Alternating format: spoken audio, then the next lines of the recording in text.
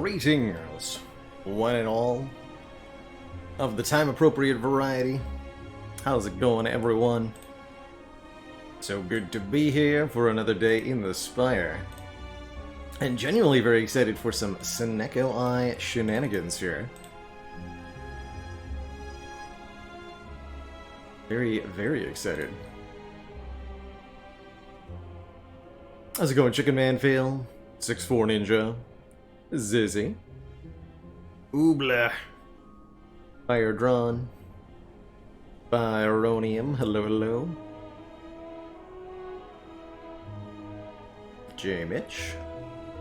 Hello and welcome. Don't run off. Grats on that Ascension 1 clear with Silent. Here's to hoping there's many more. I've always enjoyed Silent quite a bit. He has been one of the weaker characters in Spire traditionally, and I think she still does suffer a little bit from her, frankly, bloated starting deck. 5 strikes and 5 defense, that's just too many starter cards. And some kind of weird one-off synergies, but she's in a good place now as of patch 2.2, with a lot of her cards seeing buffs. I can't believe we got to take a Storm of Steel. We had an Ascension 20 run earlier this week, where I deliberately chose Storm of Steel over Wraithform, and then we got to win the run from there. That was so exciting. So it seems like she has so many different effective strategies now, and almost every card has a pretty good use case somewhere in there.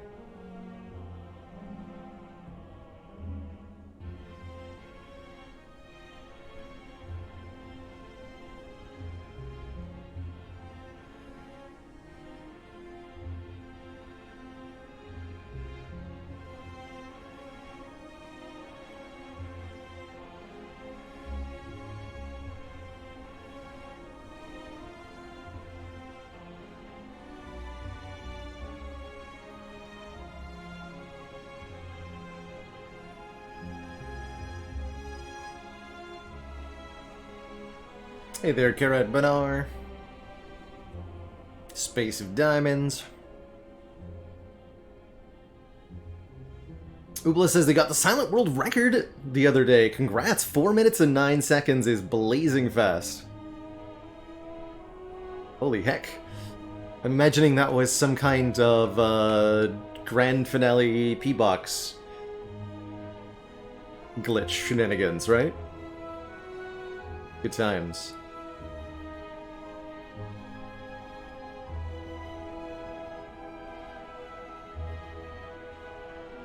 Don't Run Off says they got a bit screwed because the mod they were using doesn't read out certain attacks correctly. Interesting. So you're interpreting or reading through a mod in some way that gives you a little bit of misinformation. That's gotta be a fun challenge to play around, depending on one's definition of fun.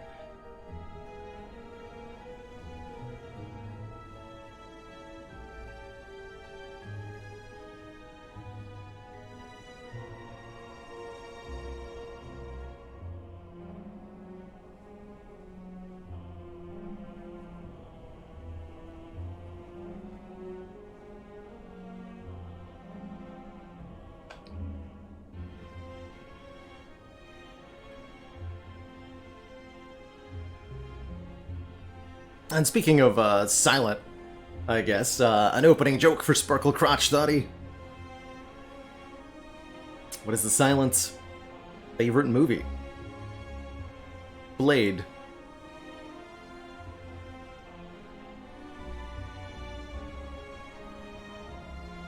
Hey there, Carpet Bread. Enjoy your work day. Thanks for dropping by to say hello. P-Box plus Finale times 2 and Escape Plan. So just instantly 3 finales. Spicy.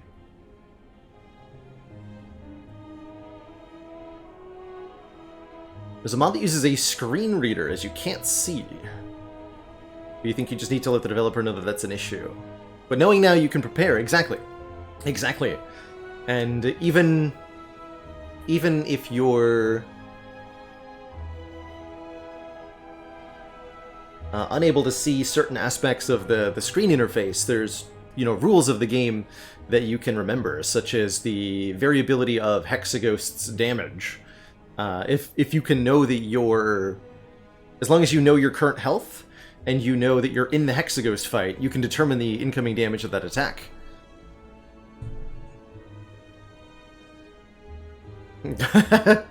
Hello and welcome, Gringariano. The big cozy chair has been a stream staple for a long time. It's been a very enjoyable piece of furniture to stream from. I don't know that I will always use this, but it's been really lovely to have.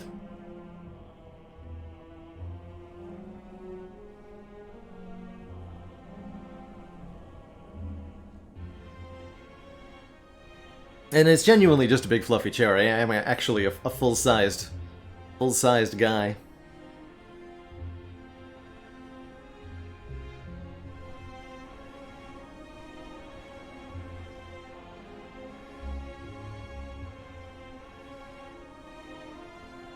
Welcome from the YouTube, by the way. Trying something new with the 4-9. No, I am not. Schmoll Baylor.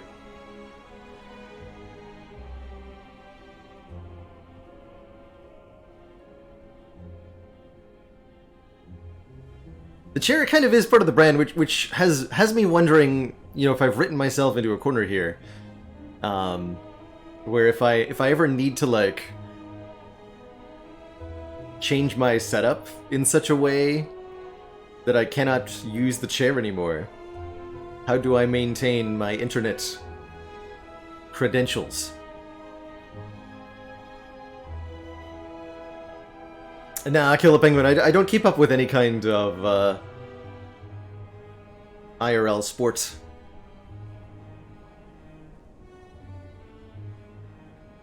Watch the digital stuff.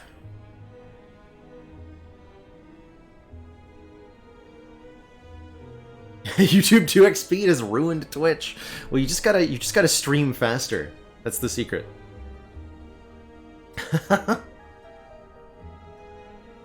Relatable though. I actually did recently watch somebody in my own personal time. I did watch somebody's playthrough of Outer Wilds on YouTube, and I watched that on 1.25x speed. So it's relatable.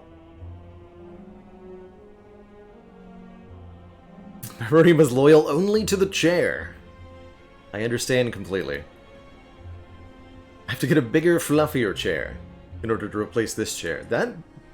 That seems reasonable. I think chat would accept that. Tim Hortons all it's cracked up to be? No, not anymore. 20 years ago, I would say yes. But the Tim Hortons of today is a pale echo of what it used to be, and now it's just another coffee chain that's pretty generic. It's the sad truth.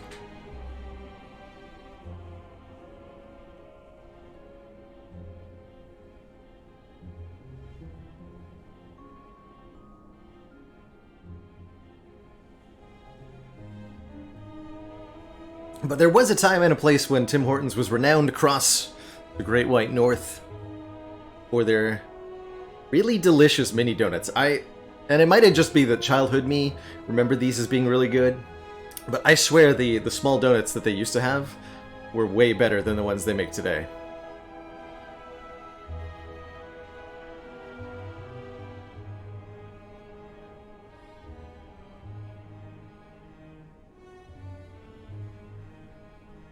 Yeah, the OG Timbits.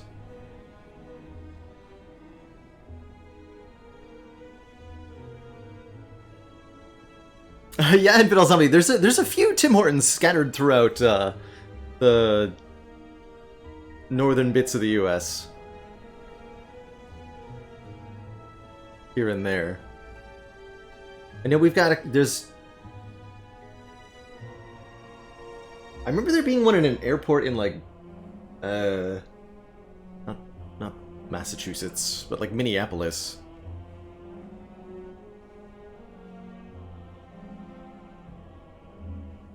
There's definitely a few scattered about.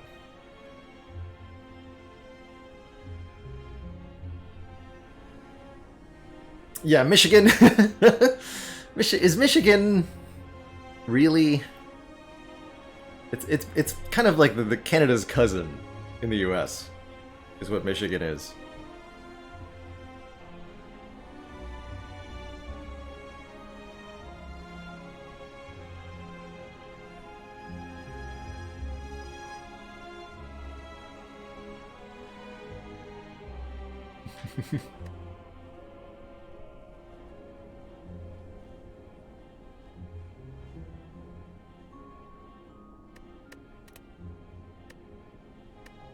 So what was our... We had some glorious runs yesterday.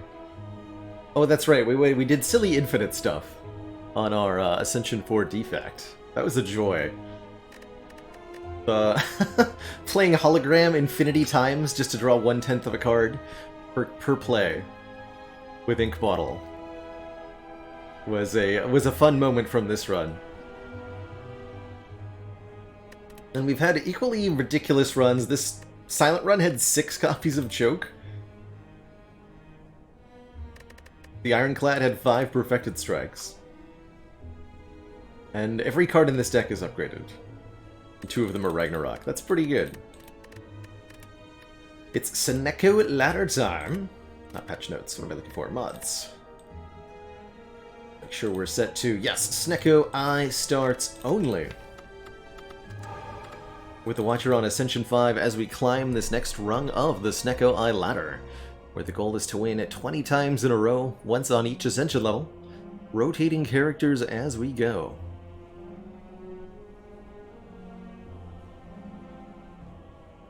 Oh, look at Mr. Fancy Pants over here with his 10 Perfected Strikes.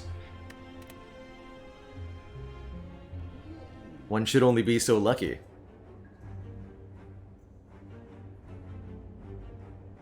Gonna have to bust out those duplicate Pandora seeds again soon and play one of the ones that starts with like seven Perfected Strikes on floor 1.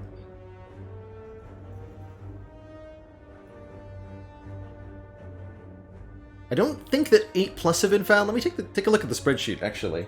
Should just be ! Seeds, and I believe that gets updated, or has been at least updated with some frequency.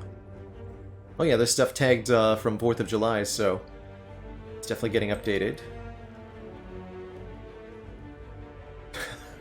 I see we highlighted 8 dropkicks. That's probably worth drawing attention to. Pull down to Perfected Strike. Still not an 8x, huh?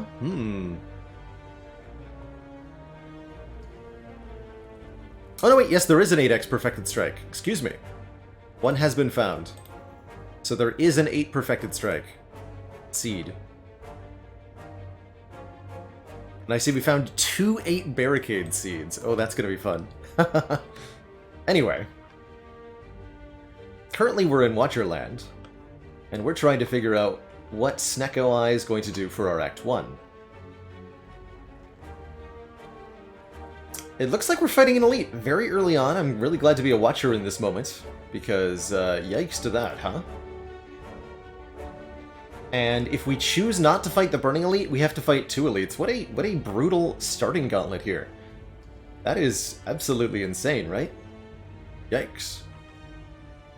And I think given the options and given the back half of the act specifically, how if I'm either choosing to go for 2 elites with no fire in between, yikes, or we're doing the fire and then I don't really get anything else for the rest of the act.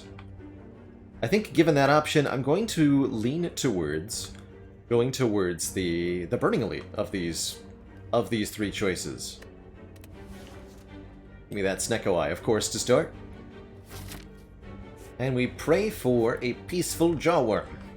We'll see how the first few combats go, and then we may opt into store or out of store, depending on how we feel.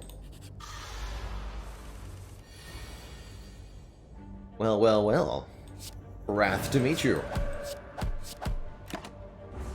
Just casual 45 damage on turn 1.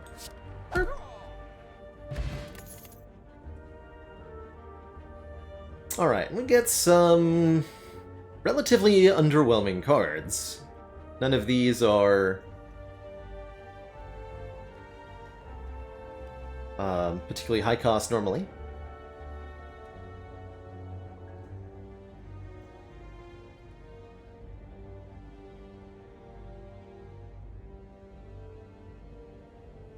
But I think at least two of these, the Crescendo and the Sash Whip, should be an improvement to the starting deck. Crescendo won't always be playable, but just simply having another Wrath card so that one of the two of them is likely to be reasonably priced is going to be an improvement. But I think the one that I'm going to take is this Sash Whip. Just get another damaging attack into the deck for us to utilize that's a little bit better than a strike. That's all there is to it. We can just kill them both.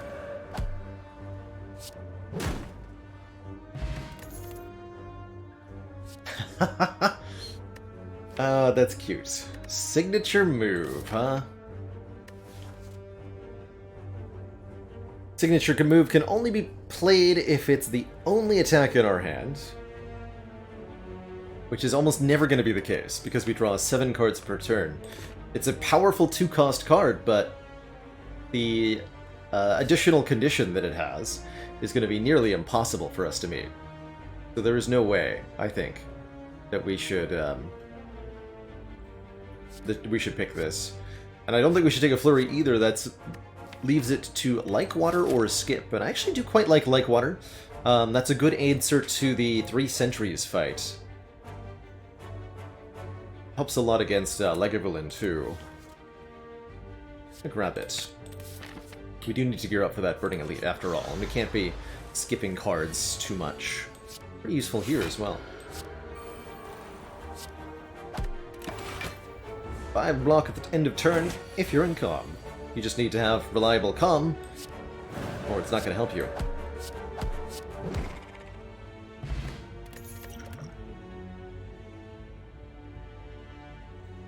Okay. Spicy, I like it.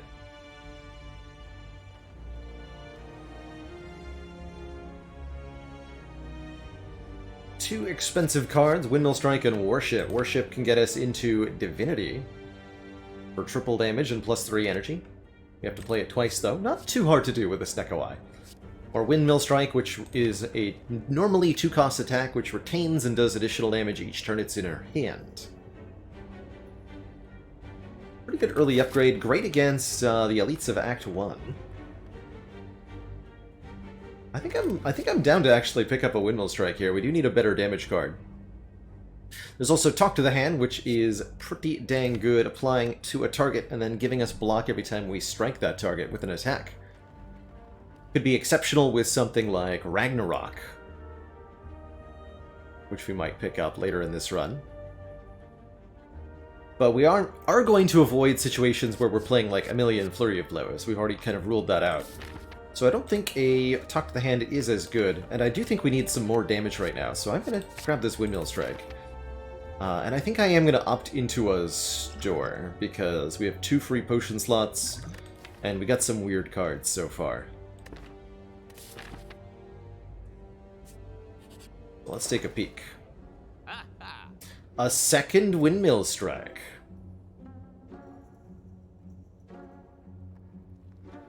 And it's on sale, you say?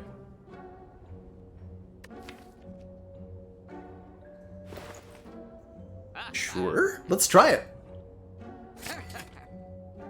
If the games say it is to be so, then it is to be so. Do I pair that with an Indignation or with a card removal? I think I pair that with a card removal. And I'll remove a regular strike.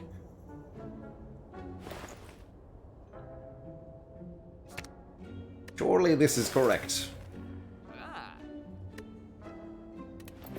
One of the benefits I really do like of going to that early Act 1 shop, something I've tended to avoid lately, but simply purchasing that first card remove, getting the starter deck shrunk down a little bit for the future is very, very impactful. Very, very impactful. Travi, thank you so much for the 1.5 years, the 18 months of generous Tier 3 sub. That's like 54 months of regular sub. That's a long time.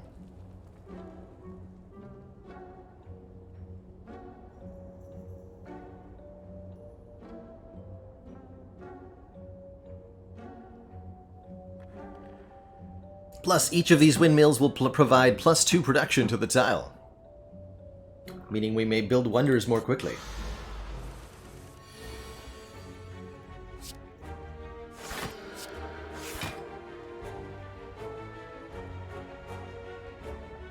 So we just hold on to the zero-cost windmill strike until we're ready to boop in Wrath stance?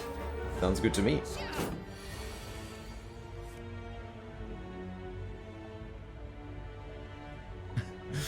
Windmills do not work that way. Good day.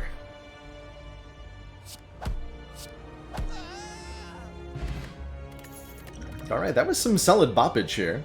Here's another Wrath entry card, Tantrum. If only we'd taken a talk to the hand. This Tantrum would be heckin' spicy. Cut Through Fate is also pretty reasonable for scry and draw.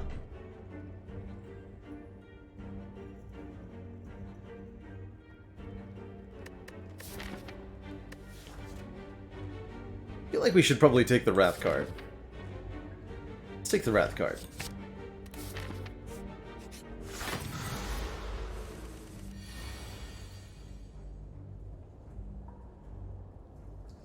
Yeah, we will build up the windmill while the poor egg sleepeth. Oh, they're nice and cheap too, that's good.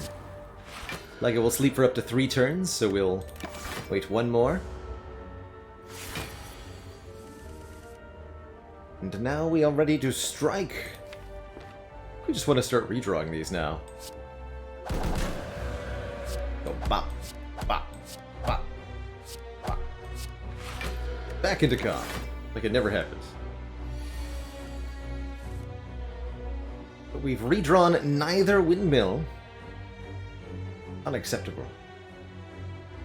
Is this lethal? 9 plus 18 plus... Well, yeah, like super duper lethal, right? Yeah. Bonk. Alright, well that went well. I actually really like a Sundial as a first relic with Snecko Eye. Sundial gives us additional energy every 3rd time we shuffle the draw pile, and we're going to be shuffling the draw pile a lot when it is this small and half the cards retain anyway. I think a Mental Fortress could be a reasonable block addition. And then we really want more comm sources from there? Sure. We're a little bit power heavy at the moment, but that's okay. Okay, I think we want more combats, more card rewards, and I'm pretty happy to go... If we go for this elite, we have to take an additional store.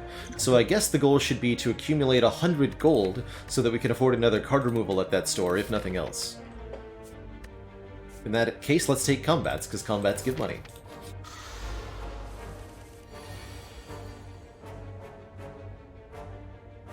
You might play only 1 card. Choose wisely.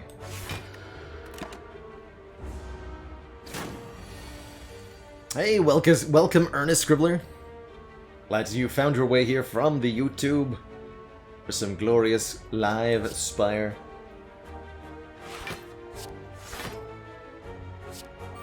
Play that. Power up the windmill.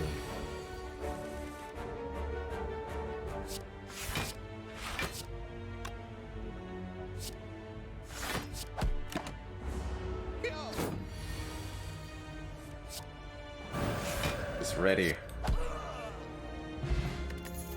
We should get those upgraded, genuinely. I would be happy to upgrade both of these right now. As my next 2 upgrades. Here and here. Collect? Question mark? Gives us energy on future turns, generating a Miracle Plus. That might run into hand size issues, but it's a nice way to generate energy, and also a good upgrade. Normally not a energy generating card that I'm a fan of, but I think with Snecko Eye it's quite a bit better, and it's also quite a bit better when we're already looking to retain stuff. Although we are going to need an answer to enemies that demand we kill them on turn 1, like gremlins and such.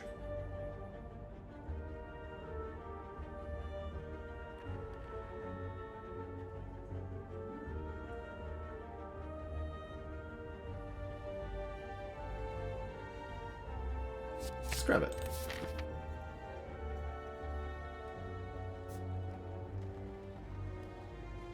Do I want an event?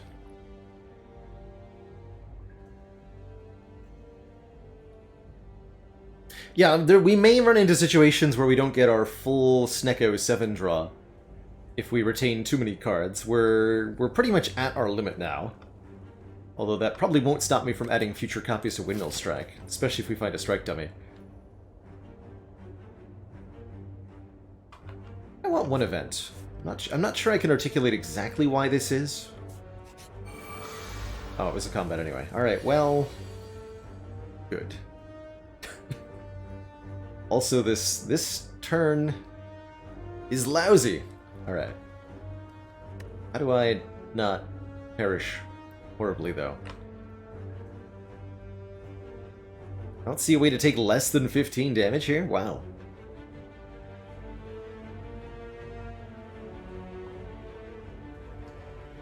And we could Flex Potion? I can Flex Potion, Tantrum Strike, kill 2 of them and still take 12 damage. If I use the Flex Potion and the Energy Potion, I could kill all of them. Actually, wait, could I? Yes, I could. But that's 2 potions. And we're fighting Hexaghost, so do I really need that many hit points anyway? Hit points are for suckers or something.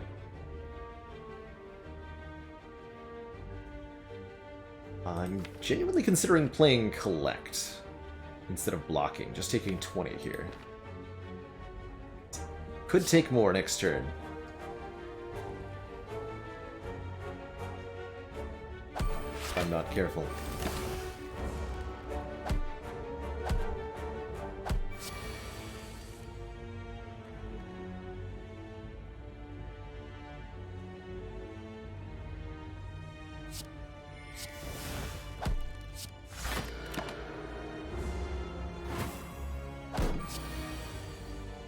The sundial's already popping off here. Good.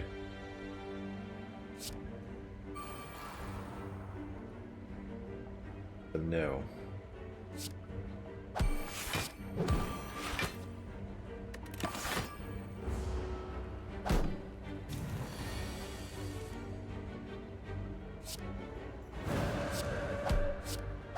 Okay, yeah, so we took the 20 damage on turn 1, but it was fine after that. Scry 3 each turn. Getting some vulnerable is good. Crush Joints is... I mean, we already passed up on the other Vuln card, which is... Indignation. So, if I want vulnerable, this is the only card that can give it to me. Okay, I'll take that then. Got a lot of cards we want to upgrade from here. We'll have to figure out how we're going to make that happen. Probably with a lesson learned. It's the best way. Oh, this is also a way to get there. By upgrading 2 random attacks. I'm hoping some... Please not Eruption. But ideally some combination of Windmill Strike, Crush Joints, Sash Whip, and Tantrum. Definitely going to pick this up here. Unfortunately, Eruption does get upgraded. The energy discount doesn't matter, but we do hit 1 Windmill Strike, so I'll take that.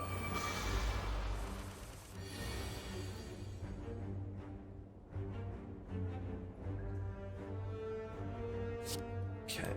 I'm going to use my energy potion to make 2 Miracle Pluses.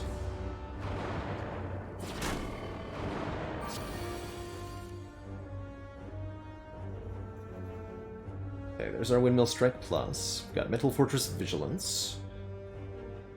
And to defend. That'll be plenty of block. We can start powering up the windmills.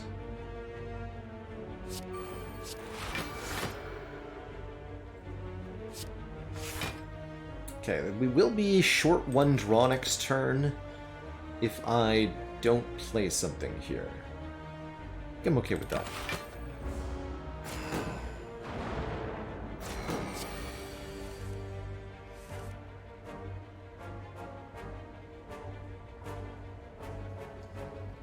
As long as we play 1 defend, we block. We'll do 5 more next turn. So this will do combined 39. So we have guaranteed kill this one next turn. Good.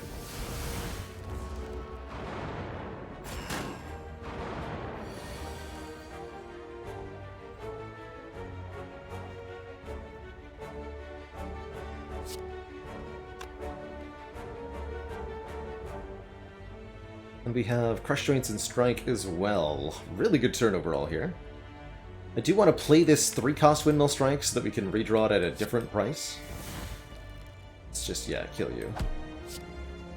Boppity bop. Bop. Alright.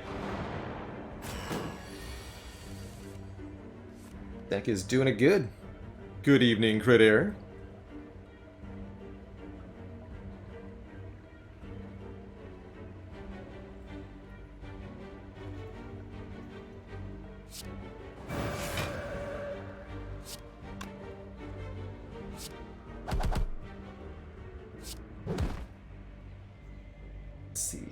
We'll just stay in Wrath. Shockingly unable to redraw lethal damage there. And there's our windmill, which does in fact work that way. Get a fossilized helix preventing the first instance of damage each combat. Second chance at Crush Joints, but we already took our first chance, so there's no need for another chance. We're out of chances. We have 187 gold going into the shop, actually enough to buy a relic. That relic is Frozen Eye. I don't want it.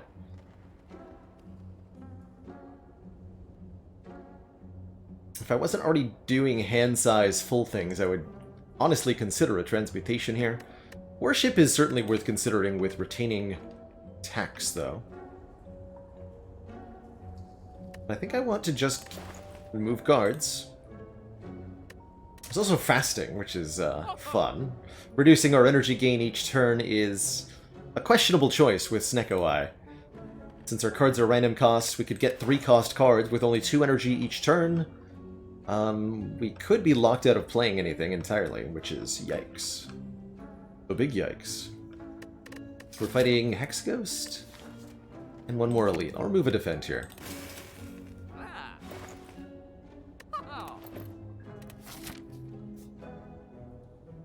We don't take pellets? Well, you'd be surprised. If you can get rid of a fasting debuff, it might be worth removing the confusion along with, and just paying regular price for stuff. Alright, I feel honor-bound to upgrade the other Windmill Strike. Let's do it. To the knob! Mobile.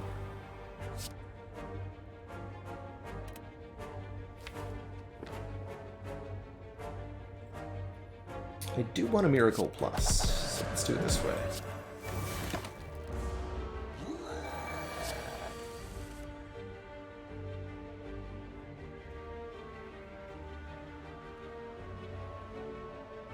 Got 18, 18, 20. I can't afford all that. And I have a buffer.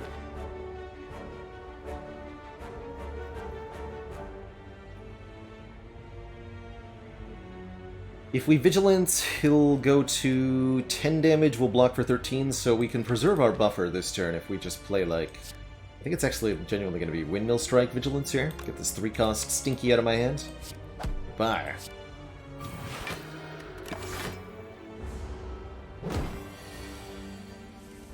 Might have been a Flex Potion kill in there. That I would believe. But what if there was a no potion kill? Ooh, we got a Teardrop Locket starting us out in Calm Stance. That makes the Like Water quite a bit better, as well as making energy a little bit more plentiful. Between Teardrop Locket and Sundial, we have excellent energy gen, and I love this Sands of Time with Snecko Eye. Sands of Time, unlike the Windmill Strikes, is charged up from the get-go, doing damage immediately at random cost, and it'll get cheaper each turn no matter what it originally costs. So if we draw a 1-cost Sands of Time and don't play it, it'll be 0 cost the next turn. Now that might be a 1 too many retaining attacks. but I'm okay with it.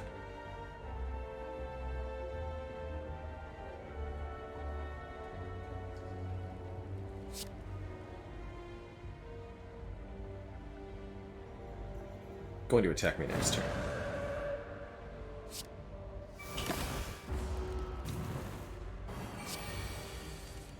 But I have double 30s. Boop. And boop. No one can resist the double windmill.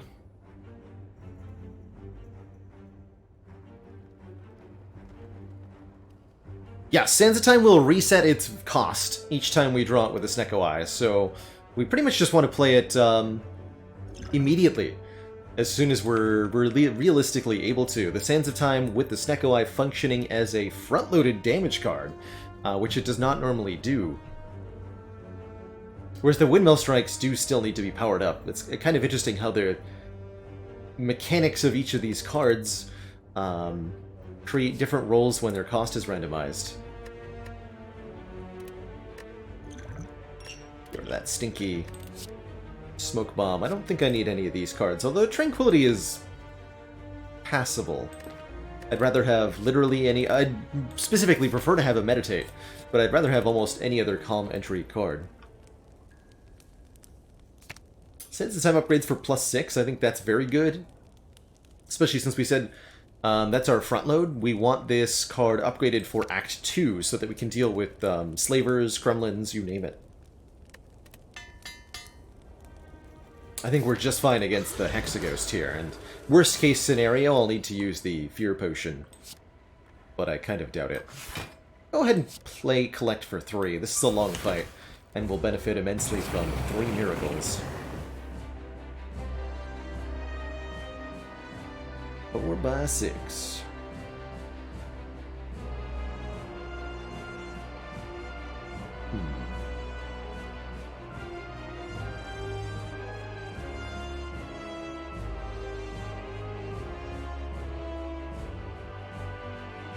So I'm going to play this Windmill Strike so that I can Sash Whip, or Weaken. Then from here we want to, like, either Mental Fortress Defend, or I can just play the Lake Water, and I think I'd rather just play the Lake Water. I've got Anorath here.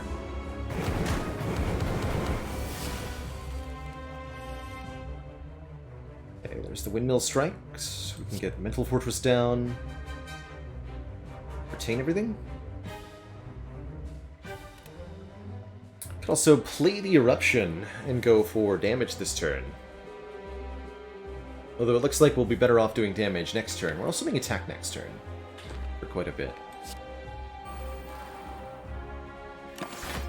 We'll retain all 4 of these. We only draw 5 fresh cards here, which does mean we whiff the Vigilance. Means I won't be playing Tantrum here. We are running into that aforementioned hand clog. That's real.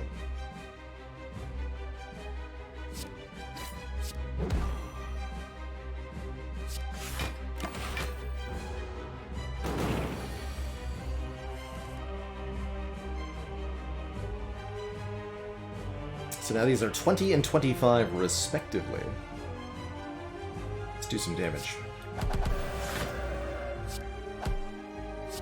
50 plus 40.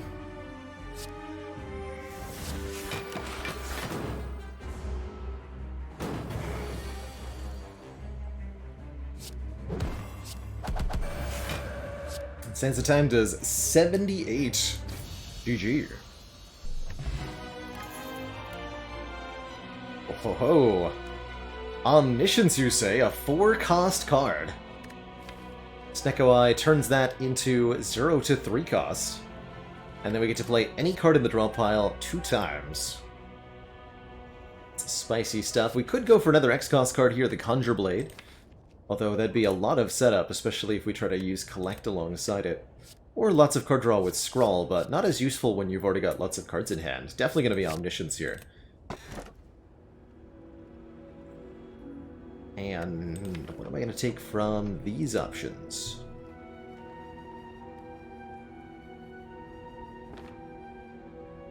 We can transform and upgrade 3 cards with the Astrolabe. Probably not going to take a Runic Pyramid. That causes us to retain our entire hand. We're already retaining the important cards. And we don't want to get stuck with a clogged hand. Or +1 strength on enemies and more energy with the Philosopher's Stone. 4 energy per turn would be pretty dang useful.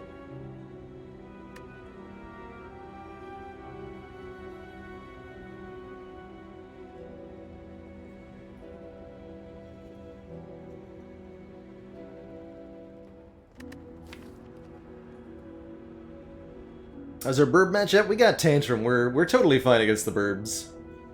Hell, we might even have Omniscience Tantrum to knock 2 of them out of the sky instantly.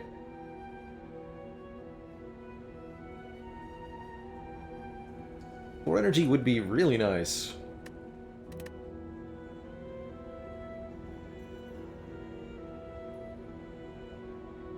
Contemplating the Astrolabe, but I think 4 energy I think would be very nice. Almost no such thing as too much energy with a Snecko Eye. Let's grab the Philostone. I think with Omniscience we're going to trend towards not allowing the enemies to attack in the first place.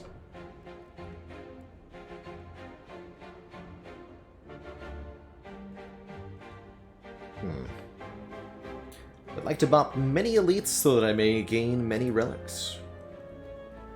Looks like the max you can fight though is 2. There's no way to actually fight more than one of these 5. Then these 2. So, okay. Well done. I guess I want the late shop. Start over here.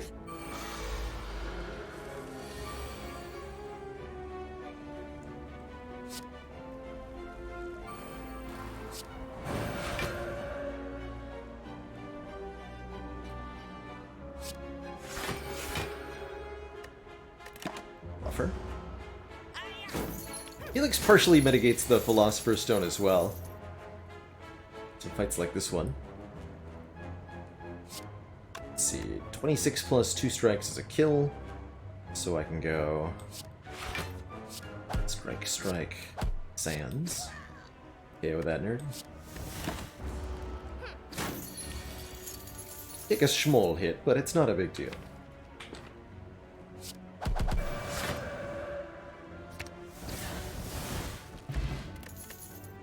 Snecko Oil is quite good, letting us reroll the cost of our hand as well as drawing more. Another chance at Indignation, but I don't think I need that. Although Indignation is pretty cool with Omniscience because it becomes Enter Wrath and apply 3 vulnerables to all enemies. So it's a very cool Omni target. Maybe that's a good enough reason to add it. You know what? Let's do it. On second thought, yes please. Here they are, the dreaded birds.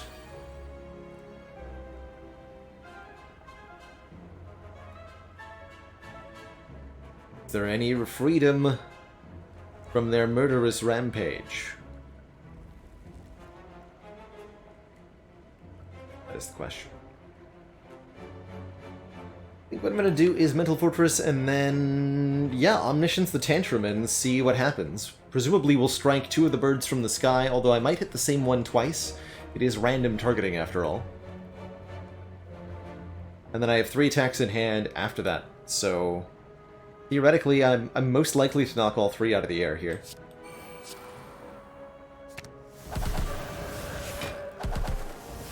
Perfect.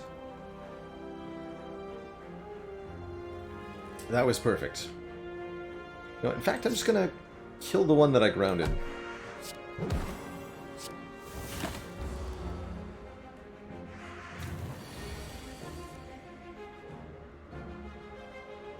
I'm sorry, are you a bird or a hexaghost?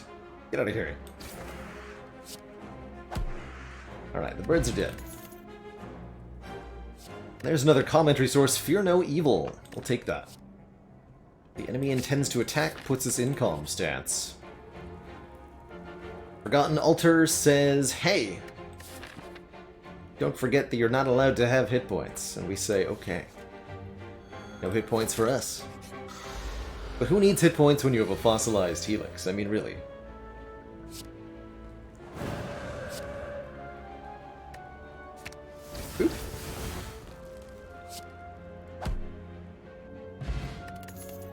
So we're doing that now. Oh, meditate, there it is.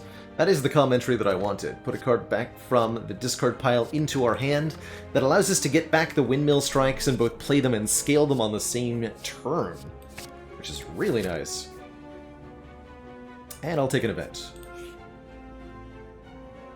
Lose Seneca Oil, 140 gold, or the Mental Fortress to Ranwood.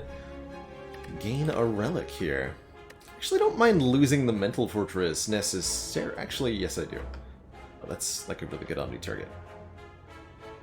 Alright, well, that's too much money, so I'll sell you my Seneca Oil. For 140 gold, essentially. That's how I'm looking at this. Enjoy your potion, nerd! You get the Bag of Preparation, 2 more cards on turn 1. That's perfect. That's perfect.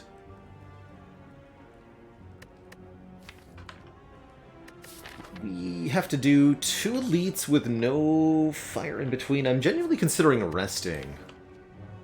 Just in case. Since we have Philosopher's Stone. We could lose a lot of hit points very quickly. Great question, Mumailon. So when that event was first added, you could discard or drink the potion. And I think glitch out the event in some way by doing that. As a response to that, the devs made it so that you can't discard potions when you're in the Ranwood event, and you can't drink potions when you're in the Ranwood event, so there's no cheating him anymore.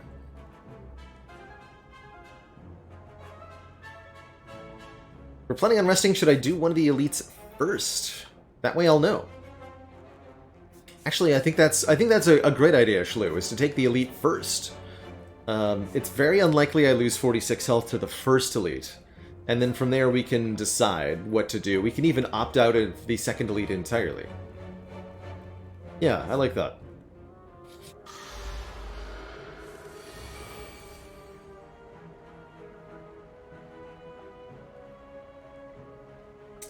What an opening hand this is. Wow.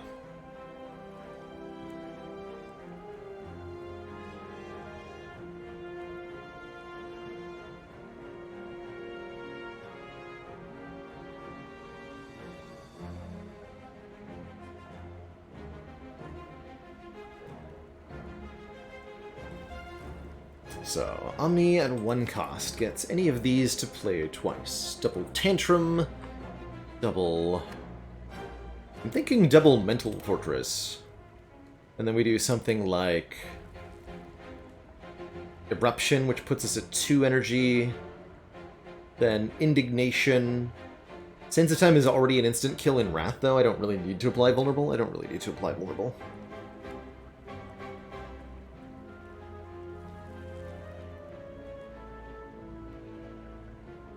I guess I could Indignation instead of Eruption, save me an energy. But I'll have 3 left. That would let me play Vigilance. I think we could full block while doing this. It's gonna be good. Could also use a potion, but I think we had such a good turn 1, we don't need to use a potion in this fight. That's where I think we've ended up here. Double Lakewater was also maybe a reasonable choice there.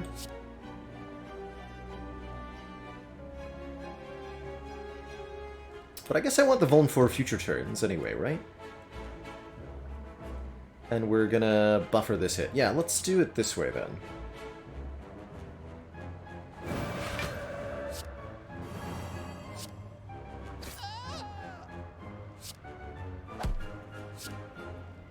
We can get back the 0-cost Sands of Time as well.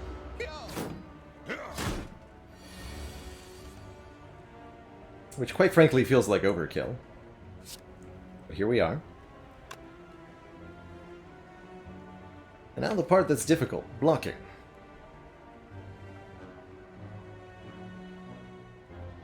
Guess I'll take 1. Something like that.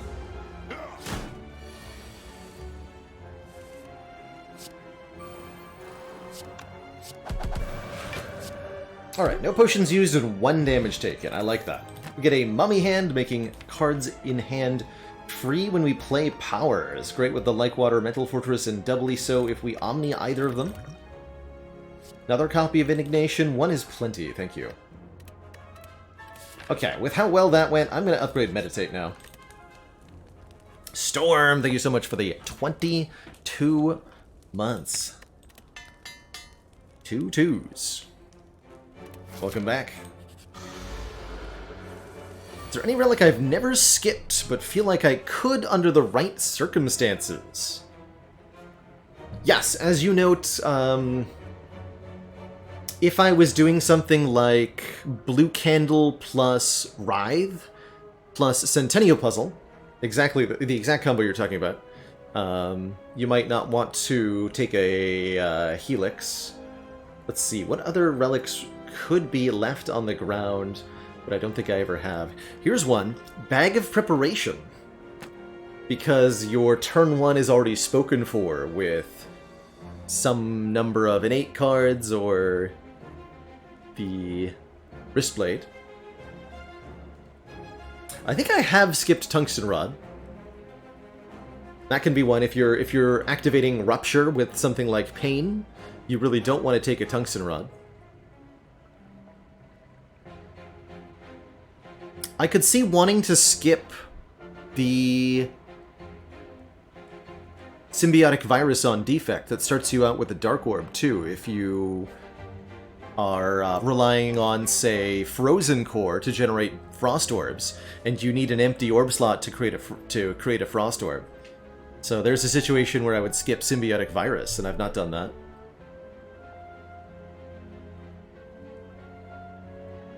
When might you skip Tori?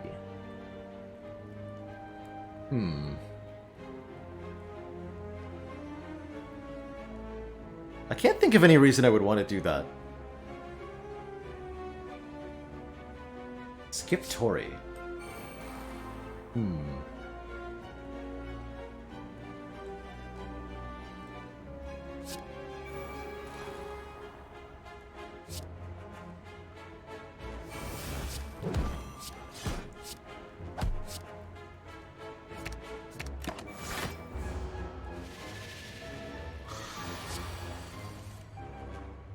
Skip Tori if you're doing Runic Cube shenanigans, but you also have Rod. Okay, that I could see. Yes. Yes. If you're doing Runic Cube shenanigans. However, Static Discharge does work with Tungsten Rod Tori. And you take 0 damage and create a Lightning Orb, so that combo is actually good.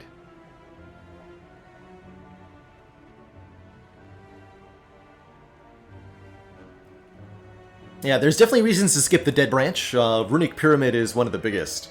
If you've got Runic Pyramid plus Shivs or something and you get extreme hand clog, you can have a problem. I've also had Ironclad decks that were like enough copies of Dark Embrace such that their infinite or their consistency was ruined by Dead Branch. Gambling Chip and Nilrui's Codex are examples of relics that you want to skip in speedruns because they take too much animation time.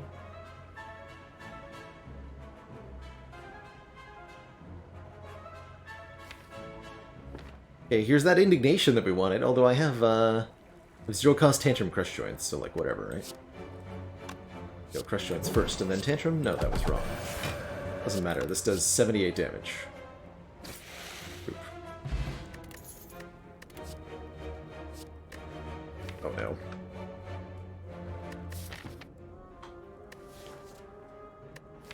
I feel honor-bound to do this. Damn it. I actually don't think that's a very good addition right now, but it's happening. It's happening. Lose the speed pot, because I don't have that many actual block cards. And I think Blue Key over Blood Vial here is a pretty reasonable pick. We're now... Recently, we've taken a couple of Blood Vials we found in Act 1, and I think that's worth it, because you get so much healing over the course of the full run. But now that we're halfway through Act 2, it's not nearly as much total, and I'm more happy to take the Blue Key. Mr. DNA, thank you so much for the 16 months and that Tier 1 subscribe.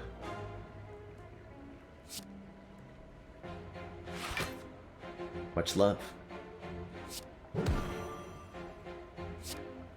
Observe as we retain the heck out of these attacks. Turn 1.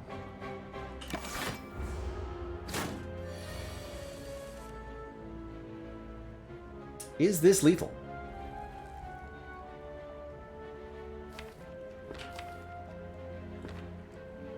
Let's see if I Omni-Indig. These will be triple. So this does 78, this does 45, this does 45. That's way more than 132. And we'll have 3 energy. So yes, that's just lethal.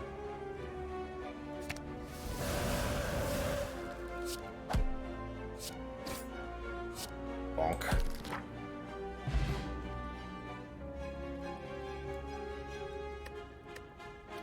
Collector bonus ladder, where I simply have to get collector bonus on something? That would be... I think that would be pretty easy to do. Although you'd end up with some really weird decks as you, like, desperately try to figure out which card it is you're going to be offered enough copies of.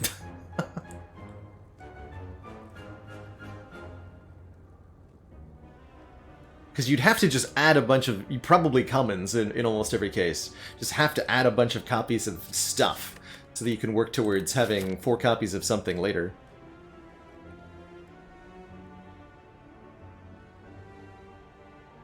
But what might be maybe more interesting is to try to do a ladder challenge where I say start with 5 copies of one random card, and I can't remove any of them, I just have to make that work.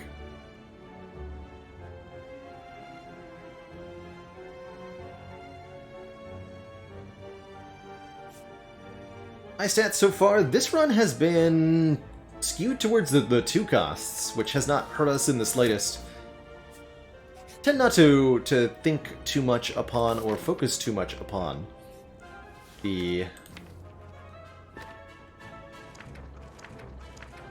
particulars of the Snecko-Eye energy distribution, because I think it could lead you to some false conclusions about how useful the Snecko-Eye is, or the reasons behind the success or failure of the run. If we're building around Snecko, especially a Snecko we get on floor 1, it really shouldn't matter what costs we get. Obviously, we'll benefit more from 0 costs, but even if almost every card rolls 3, we should be fine if our deck is solid. So what am I going to upgrade? Do I feel the need to rest? No, not with Buffer going into Champ with Nilri's Codex. It's all going to be fine. Let's get this mental fortress upgraded then, so that I might generate enormous block values. Let's add another copy of it, perhaps. Pretty tempted by Orrery here, letting us choose and add 5 cards to the deck.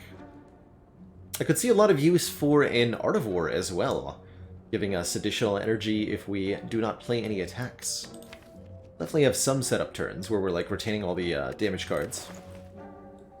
There's a Tungsten Rod, which lets us take reduced damage by 1. I don't think that's hugely useful here, although it is nice with the Philosopher's Stone.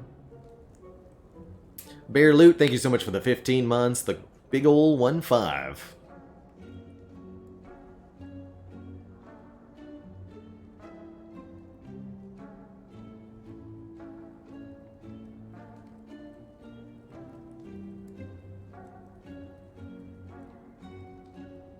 But the shortest amount of time after I've removed a card after willingly adding it. 1 floor. I guarantee you I have...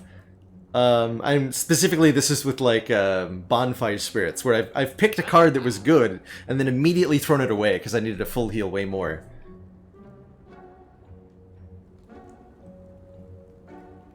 But if we're talking shortest number of floors between, like, adding something and then paying to remove it at a shop, probably not that long either, like maybe 10 floors. I've had things change. Where I, like, add a catalyst and then something else happens and I no longer need it.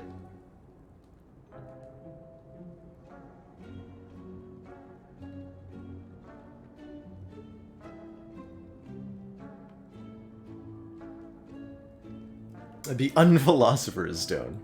Bomb's pretty good here too, by the way, as a 2-cost damage source.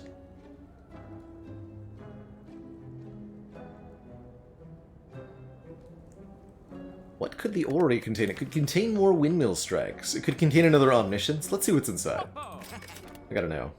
Wallop Plus, that's pretty high.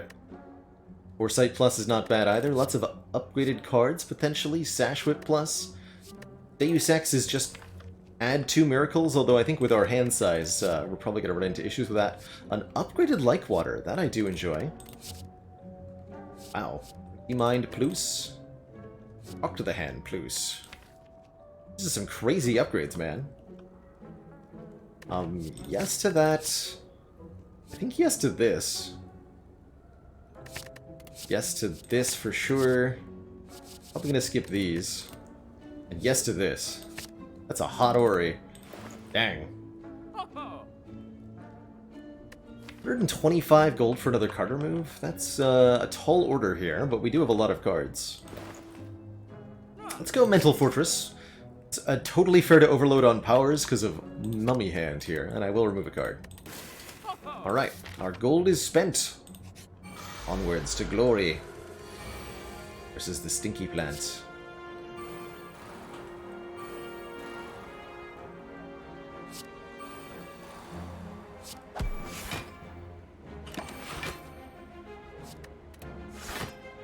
That's so much going on now. We get to look at cards every turn.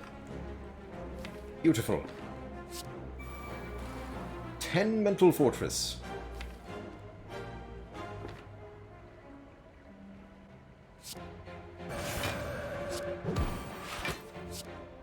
Omni the Sands of Time. The big chunk. Schwarzization, thank you so much for the 31 months. Closing in on 3 full years of support. How about a Wheel Kick Plus for big damage and big draw? It's a good Snecko card.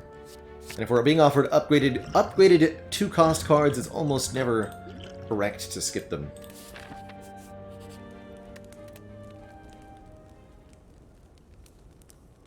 No, Nitro, Exhume cannot exhume another Exhume. To avoid easy infinite combos. That's a specific exception the game makes. I'm gonna upgrade. I actually quite like upgrading Collect. Yeah. I took it this upgraded earlier, so we get 1 more turn of Miracle. That means we can play it for 0 energy and still get use out of it, which is very helpful on some turns.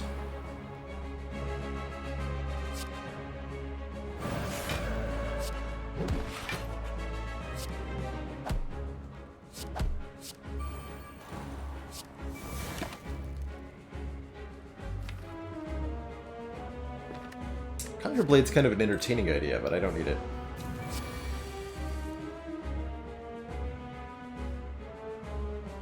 Why are my cards so expensive? It's Omni Talk to the Hand, I guess.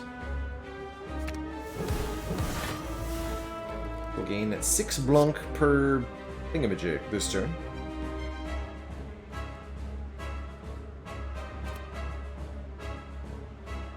If I meditate, we'll gain an additional 11 block, and this will only be 18 damage, so we'll still lose our buffer. But if I Miracle Defend Meditate, we'll be fine.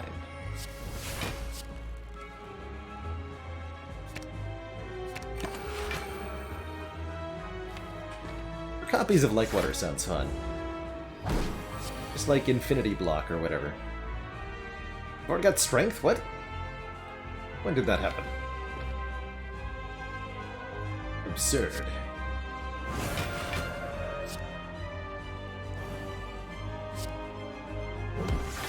Well, I see my hand is full of 0-cost attacks, so I'm just gonna, like, hit you.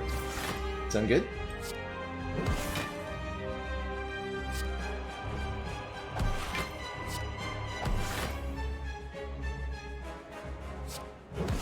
I appear to have blocked for 90. I understand.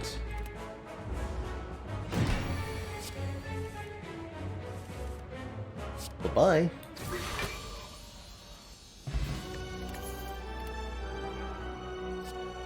Vault's so good, as usual. It's also Master Reality upgrading cards created during combat. That does include all of the cards created by Nilri's Codex, as well as the Devotion mantra each turn, although we're not doing mantra things here.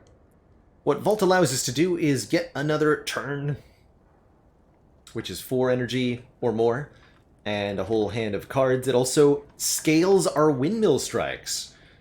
When retained, which occurs per turn, you increase the damage of Windmill Strikes. That means if we Vault with Windmill Strike in hand, the Windmill Strikes will scale their damage up. It's perfect. It's the only way, really, to accelerate a card like Windmill Strike, is to find a way to generate additional turns, and Vault is the only thing in the game that does that. Pretty sweet. Oh man, Violet Lotus, giving us extra energy when we leave Calm. We do have quite a few ways to get into Calm now, including starting in Calm, so +1 energy the first time we leave Calm. Or, I think the other good option here is the Calling Bell for 3 relics right away.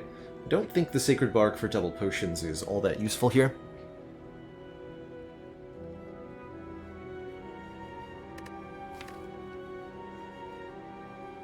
So Master Reality I don't think is particularly useful, just to upgrade the Nilry's Codex cards. There's nothing else in this deck that we're generating mid-combat. The Collect already creates upgraded miracles, so those don't get upgraded. And nothing else generates cards. I don't think that would be a good enough reason to add a Master Reality. Would a Vault Potion be too powerful? I think that would be a very powerful potion. Sometimes a skill potion is a Vault Potion, by the way. But considering that Ambrosia is a potion that exists, I don't think it would be more powerful than Ambrosia is. I think it'd be a cool potion. But yeah, sometimes a skill potion is a Vault Potion. Let's take that Lotus. More energy, please. I don't think we have enough money to justify a store. But I can go for elites this act, and therefore I will. Let's collect some relics. 1, 2, 3, 4. I'm on board. And we'll hit a bunch of events in hopes of finding Mind Bloom or double Orb Walkers to make it almost like a 5th and 6th elite, potentially. Skip a turn of your choice. I skip your turn.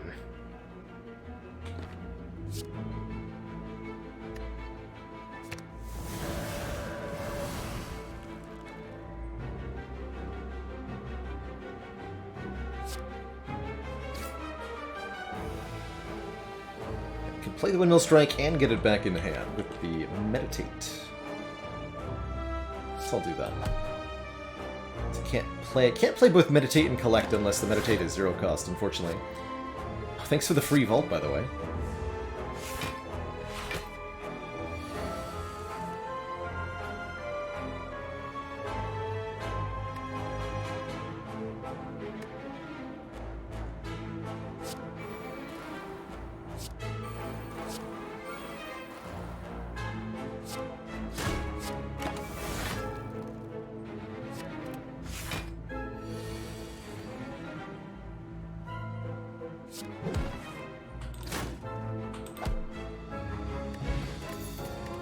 Rushed him. Falling Bash is okay. I don't feel like we need more attacks at the moment, though. Unless they're really good attacks, like a Ragnarok. Your potion feels excessive. Let's get 2 miracles instead. Okay, there's the double Orb Walkers. Fight them for a rare relic and extra money. These guys are super dangerous. So, general advice for this combat, you need to have lots of front load. You gotta be able to do 100 damage to one of them in, realistically, 2 turns if you want this fight to go well. So if you're the kind of deck that sits behind a bunch of defensive powers and slowly scales up while stalling out your opponents, these guys will kill you. For sure. Fortunately, we're not that, so we can take the rare relic. There was a time and a place where these guys were one of the elite combats in Act 3, and in those days you had to always accommodate for the front load required to deal with them, or they would absolutely murder you each and every time. Dark days.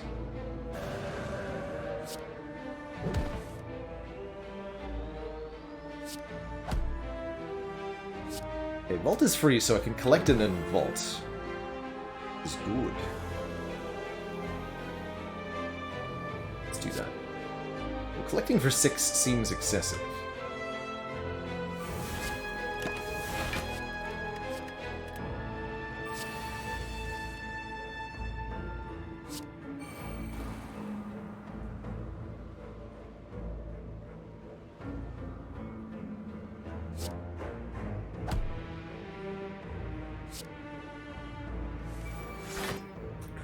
Or Giant's Eruption, Wallop, Sands of Time. Dead. Good. Get a Gurya, enabling us to lift to gain strength at rest sites instead of upgrading. That's pretty powerful. Upgraded Protect is at least an option here. But I'll skip. Glowing Tesseract, we'll happily look at 3 colorless cards. There's a few good ones that we would like, such as Apotheosis. What a Hand of Greed.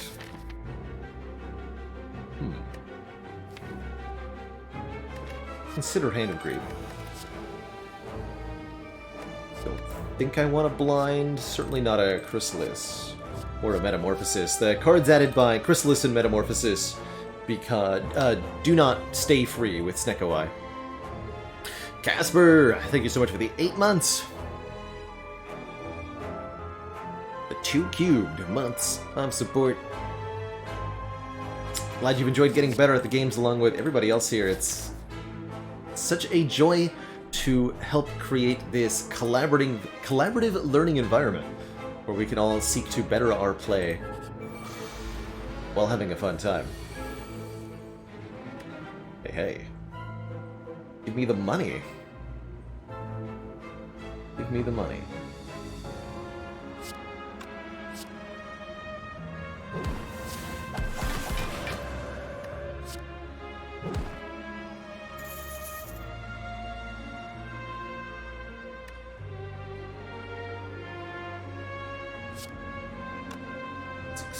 So we go Strike. Meditate the Hand of Greed.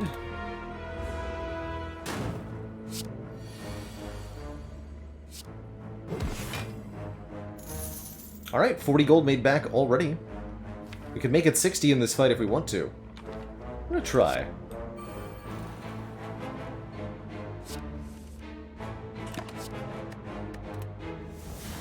Although our retaining attacks may cause me to fail.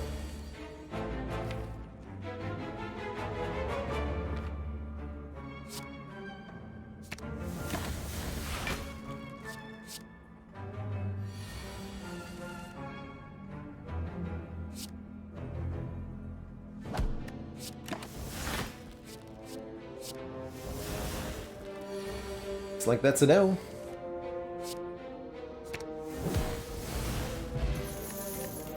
Ching.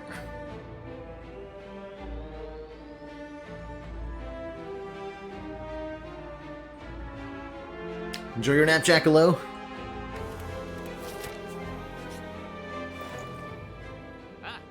Alright, there's Chemical X if we want to make Collect generate more miracles. I'm not sure that we do, though. Could even buy a second copy of Collect alongside it. Also not sure if I want that. Could upgrade 2 random skills with the Warpaint, but the random skills we upgrade might not matter. So this is potentially just a card remove.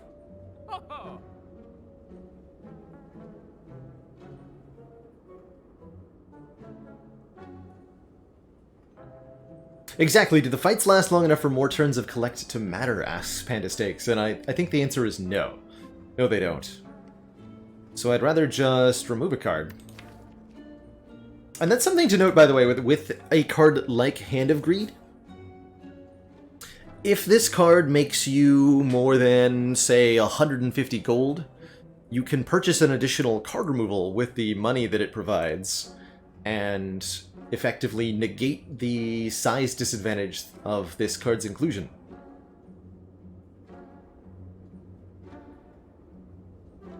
So essentially the card can mitigate its own downside That's good.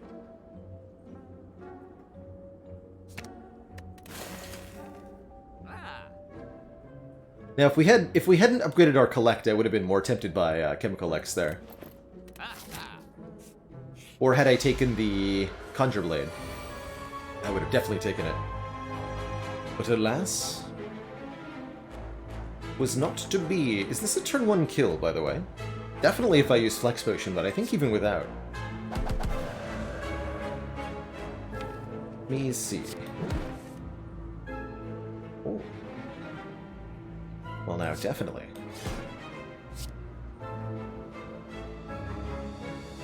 Oh, but wait.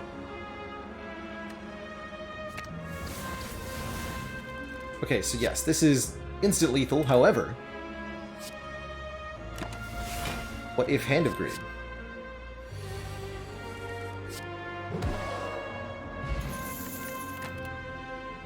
What if Hand of Greed? Flame can go well with some Watcher cards. I like it with Wallop, and I like it with Ragnarok and Tantrum. I don't think we're using those cards enough to merit its inclusion, though. I'm gonna lift.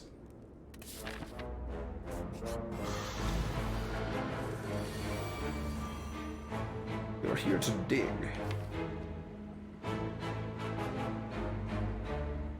Let's see, this is a fight for double Metal Fortress, I think.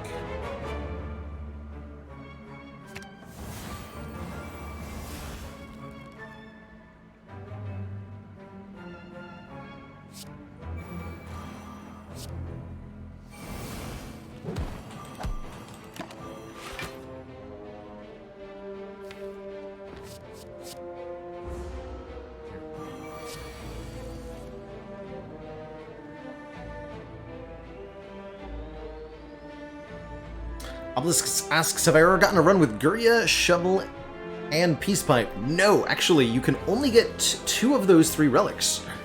There's a limit to the number of campfire relics you can find in a run of Slay the Spire. Relics that add an additional button to your campfire. There are 3 such relics, but you can only find 2. And once you find the second one, the third one is removed from the relic pool. And that does include when you do Endless Mode, yes. So, and it can actually be something that's most relevant in Endless Mode, because if you pick up the Peace Pipe and the Shovel, you can never get the Guria for the Strength bonus. Dreamcatcher and Regal Pillow are not counted there. They don't add a separate button to the rest sites, so they're not part of that category. And because of that reason, as a kind of janky workaround, the bonus relic that Blackstar gives you can never be Peace Pipe, Guria, or Shovel. You can still get them as the regular drop from the Elite, but the bonus drop won't be any of those 3 relics, so that you can't get 2 at the same time. Funny how that works.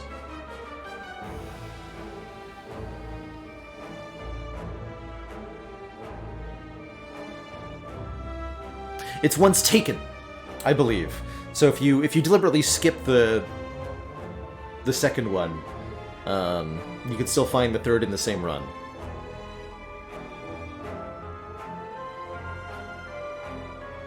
Thwack specifically awards you an uncommon and a rare relic, and you'll note that other sources of multiple relics at the same time do tend to specify the rarity of the relics. This is, in part, a sneaky workaround for some shenanigans that can ensue if you give multiple relics of the same rarity at the same time. For example, multiple bottles at the same time, or multiple dig relics at the same time.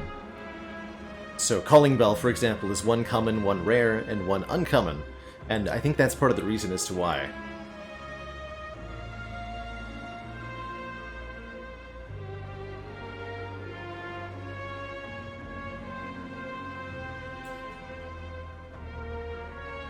Alright, let's see, we have 16 Mental Fortress, so blocking is on the table here.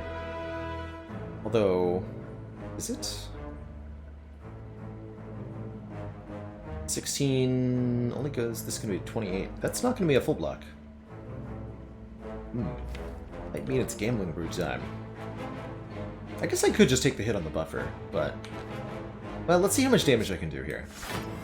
Let's not get ahead of myself.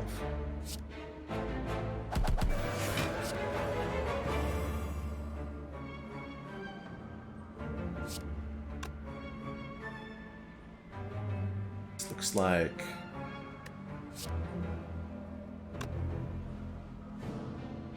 Miracle, Fresh Joints, Hand of Greed, Sands of Time? For 97? Yeah, we should be just fine.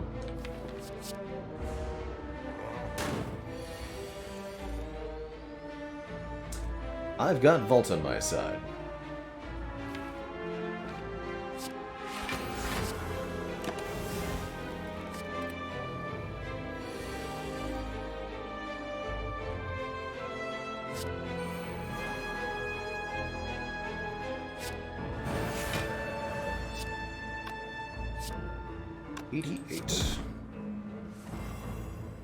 Perfect.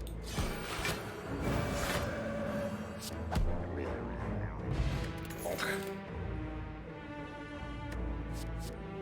Maybe I should grab one, just like one big block card, because we do need some block help for Heart. Let's grab a Protect Plus.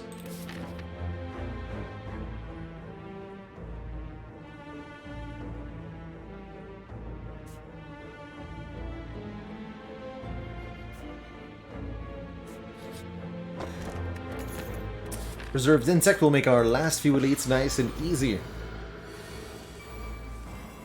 Scrappoos will never give you a bottle, that's right. That's right.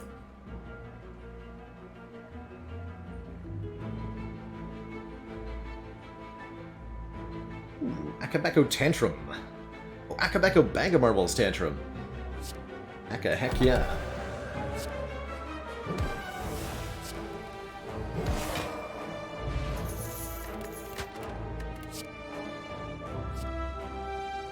Loose.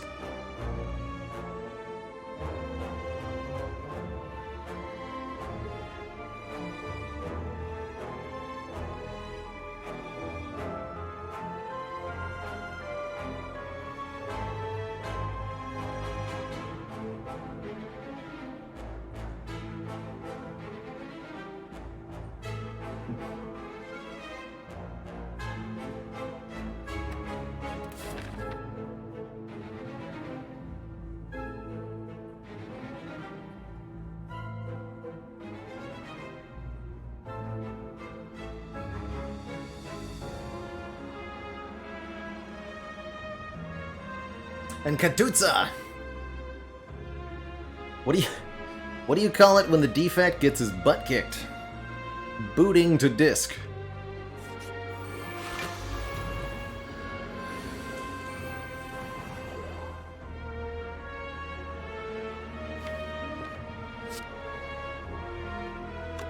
Or maybe bonking to disc.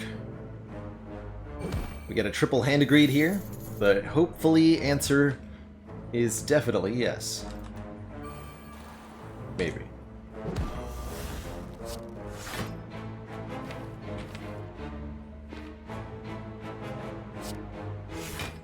Gonna Omni Meditate, which only goes off one time, but I do get hand agreed back.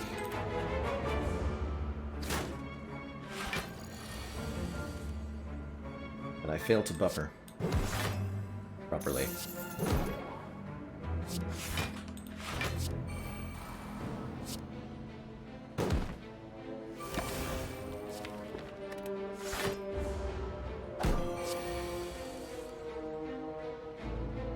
Not sure how much money we've made off of Hand of Greed so far, but I believe it has been in large number.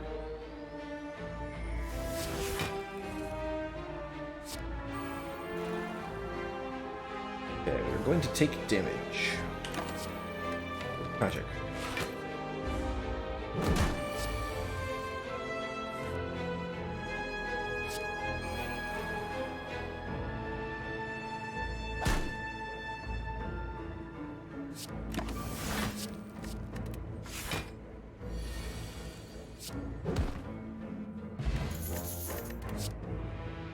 Another unupgraded devotion.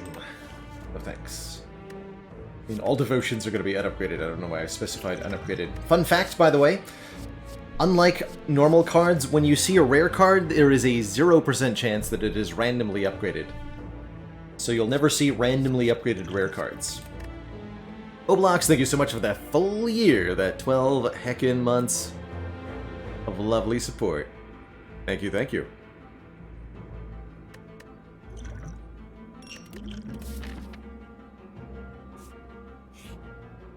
And that's why the eggs are so good. The eggs are the only way to see upgraded rare cards.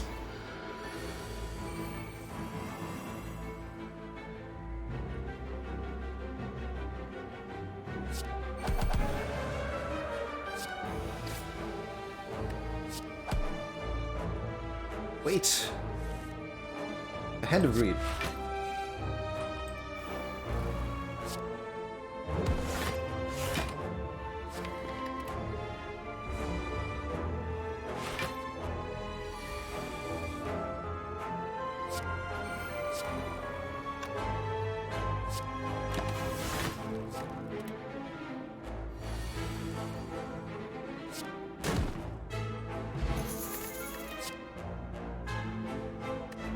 Upgraded inner piece. Yeah, I think now that we have the Violet Lotus, we should grab one more column entry.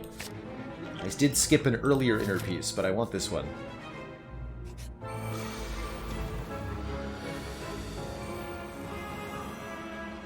Okay, no Wrath entry turn 1 here, unfortunately. As much as I would love to Hand of Greed kill Reptomancer immediately. Not gonna happen. Duras Futuror, thank you so much for the 8 months. Confusing climb. Where are we going? I'm not sure, but trust we'll get there. Somehow. Unfortunately, the Hand of Greed does not give us money when we kill the daggers with it. No cash, because the fatal keyword specifies non-minion enemies, so any enemy with a skull under their health bar does not reward you for the slaying. Truly a sad time.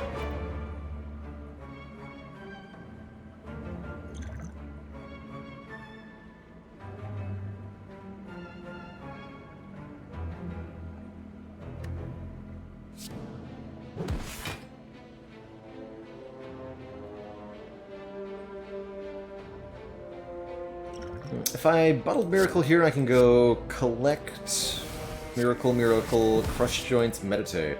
I think that's worth doing.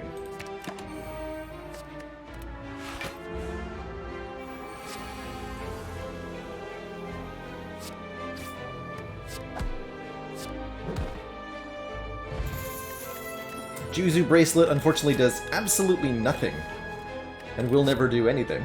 Since there are no more event rooms left in the run, that's okay.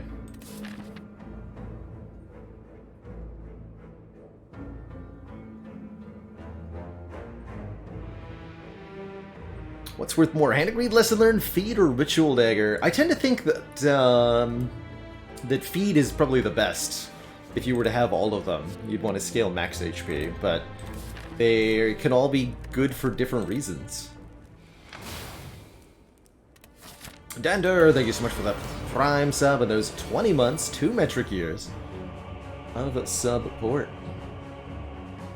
How about some Akabeko Wallopit, hey? Big bonk. Ah, we've got Omniscience here. Okay, what are we omnisciencing here? Like Water, Mental Fortress, or Talk to the Hand? Or Hand of Greed or something. I think we want more powers in play, since Time Meter will purge debuffs, including Talk to the Hand. Let's go double...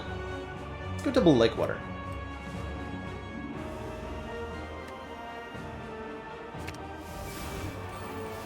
Which also lets me play this Like Water, which lets me play this Mental Fortress, which lets me play...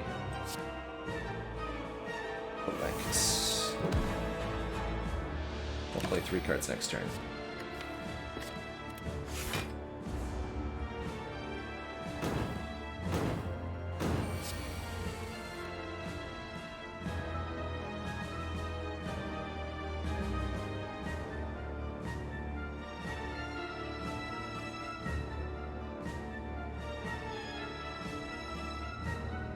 I could see there being like one event space in Act 4 with a really limited pool of events. Could be kind of interesting.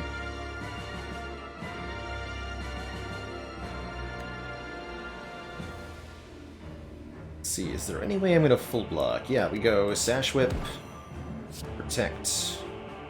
I guess I was Talk to the Hand, Sash Whip, Protect. That's fine. This is still a full block.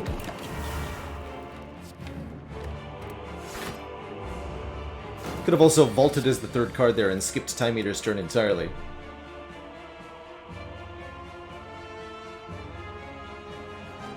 Okay, let's get this 3-cost Windmill Strike played. Boot value.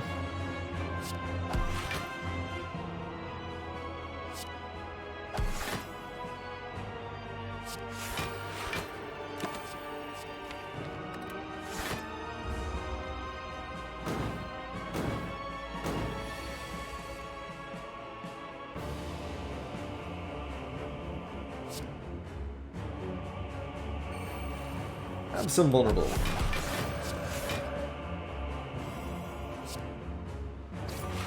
And some Sands of Time.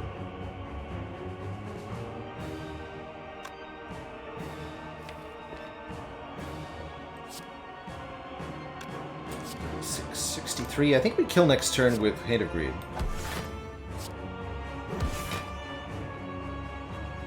Miracle, then Meditate.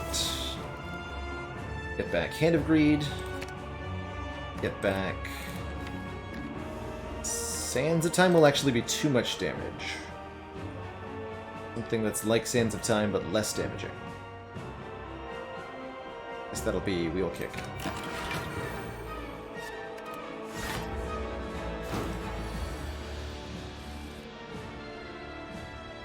Too much damage. What a concept, right?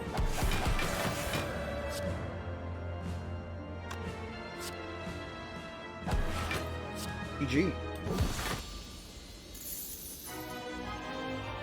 Touching! Well, we've definitely paid for the Hand of Greed's inclusion into the deck at this point. Two thump, a deep pulsing dread can be felt throughout the room. Is this the heart of the Spire, the source of all these windmills, providing clean, carbon emission-free energy for everyone? But also making that one night guy very upset. Okay, could rest here for 7 HP. That's worth considering. I think you should always consider going up to full if you're not here. Do remember to check for any healing relics, specifically the meal ticket, which heals you at the shop after you've chosen to rest. But let's lift one more time. The Strunkening. First we Strunk, then we Bonk. The Strunkening continues with +1 strength from Vajra and 2 more from Sling of Courage for the Elite fight. Heck yeah. Eternal Feather's a little late, don't you think? Here's the healing relic we wanted. Yeah. Yeah. Card removal's 175. I think we definitely want a Stance Potion. Very, very useful. So it's Stance Potion in either Sling or Remove. Let's go with the Sling. I want a Strunk. Leaves us with 91 gold, enough for a card, but not much else. We'll say no thanks. You have 5 strength going into this Elite fight, then. That's a lot of power.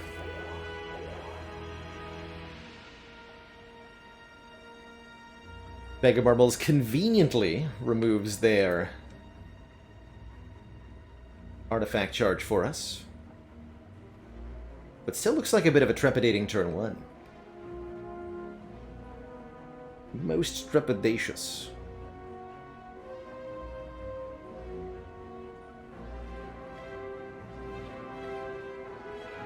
I think we want to throw the Weaken onto the Spire Shield and expect to buffer one of the hits of the Spire. Maybe look to kill the shield next turn. We could instead consider Gambling Brewing. But most of the cards in my hand are cards that I want. I want to get these Lake Waters in play.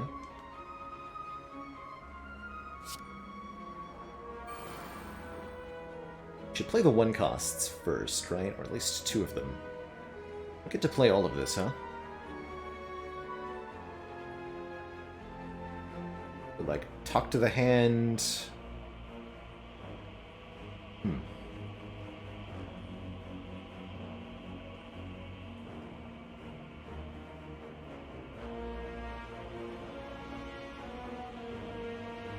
Could probably kill the shield this turn by stance potioning. Yes, we could. And maybe I should. Yeah, that's a reasonable choice.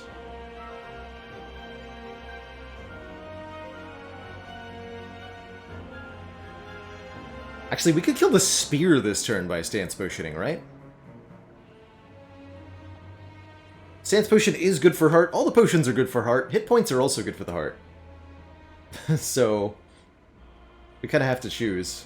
I'm cool using one potion and decisively winning this, though. That feels reasonable to me. And realizing that we can kill Spire Spear on turn 1, I'm going to go ahead and use my potion for Wrath.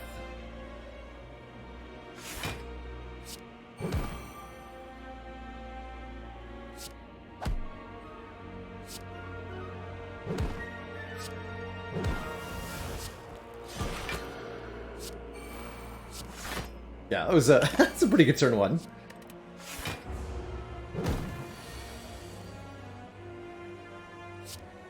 But is deep-fried bacon good for the heart? More energy and another mental fortress? That should be plenty of luck. Yes. Especially with the free upgrade on it from random.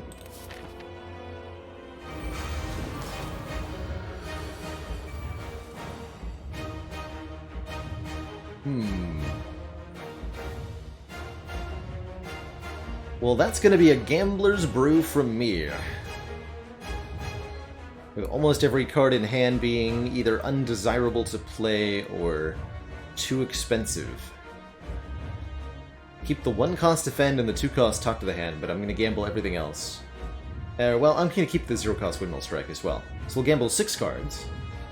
Need this to block the beat of death because I want to be able to keep the buffer intact.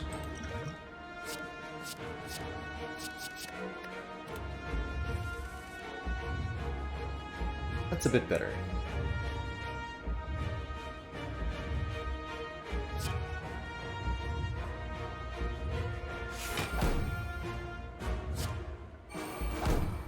Like water free, sanctity free.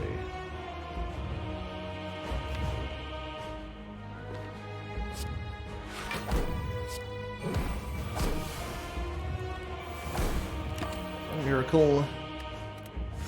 Do get the debuffs. Hopefully being hit with the single big attack first. Yes, good. So we can just buffer that. Good news.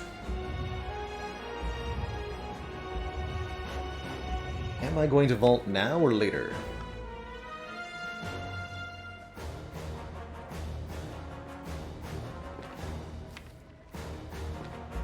I don't see a reason not to do it now. Well, it's 0 cost.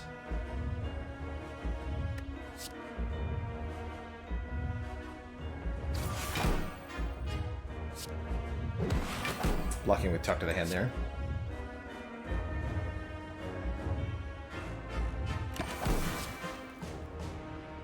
Ooh, establishment? Yes. Yes, please.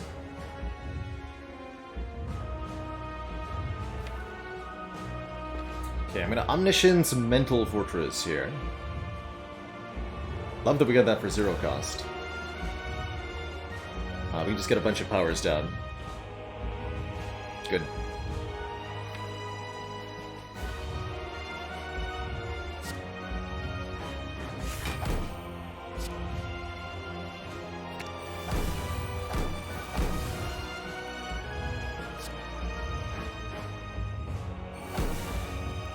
Establishment makes wheel kick free?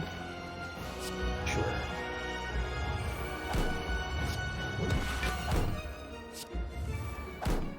Draw the void with no energy in hand. No energy, which means we don't take the penalty.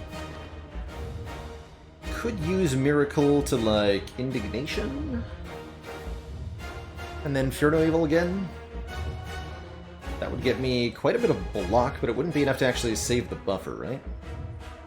I don't think so. So I think we should just Fear No Evil, lose the buffer, call it a day. Actually, wait, if I Miracle Indignation, I'll get 3 energy, because I do have the Violet Lotus, which means I would be able to actually Mental Fortress, which would then guaranteed make Meditate free, and then we can play Meditate. Okay, that is worth it.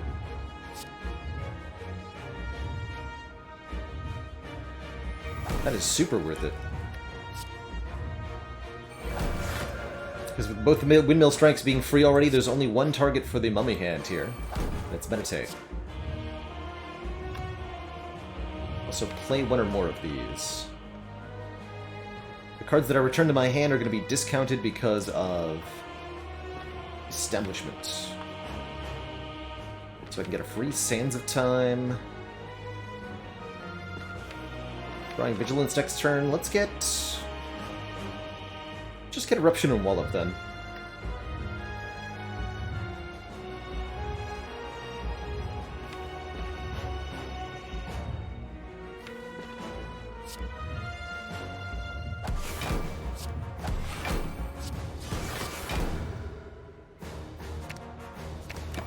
Both go down to 1 cost from 2.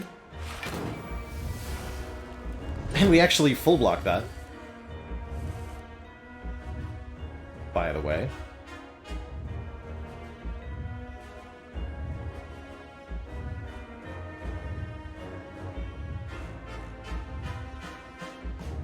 I probably should have done the math and block potioned if we were short, but we weren't.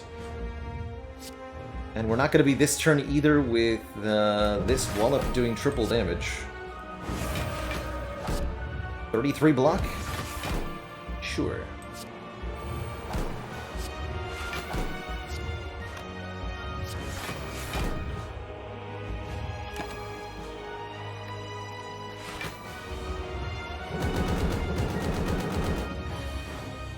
"22 Mental Fortress" is really powering this. For maximum gain.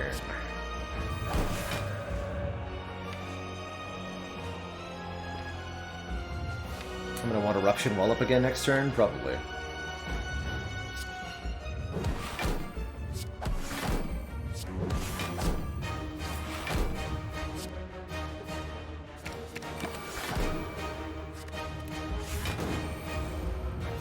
Art gains Artifact, which means it'll be difficult to apply statuses.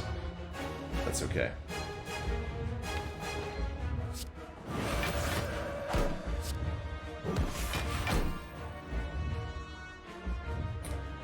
Infinity Block.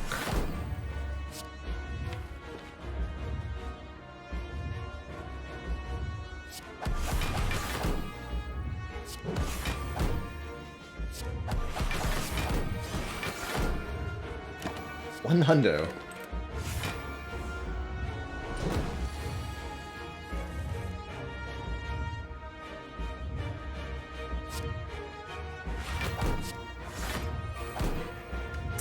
Way to back Indicom, so let's go Wrath Stance.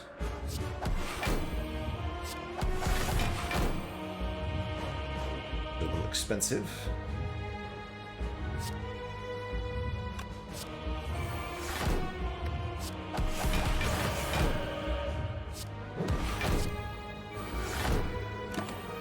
Lock for 128, no problem.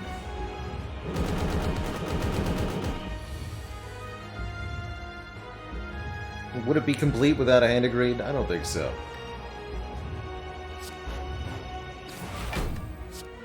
G.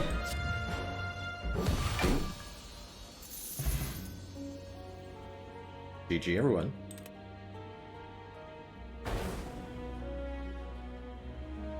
A strikingly good deck. GG.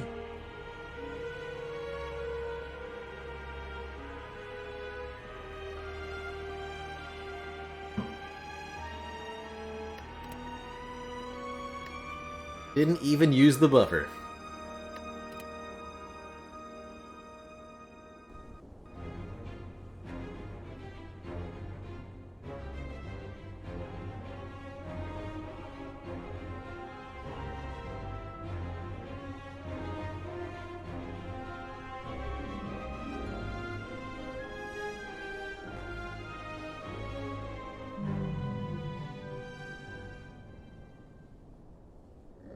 Spire sleepeth. So shall I. GG. GG. So we got to 3 windmill strikes in the end, which I think is still the most windmill strikes I've willingly added to a deck. And overjoyed that they worked out well. Vault was a great combo, especially with the vaults created from Nilri's Codex.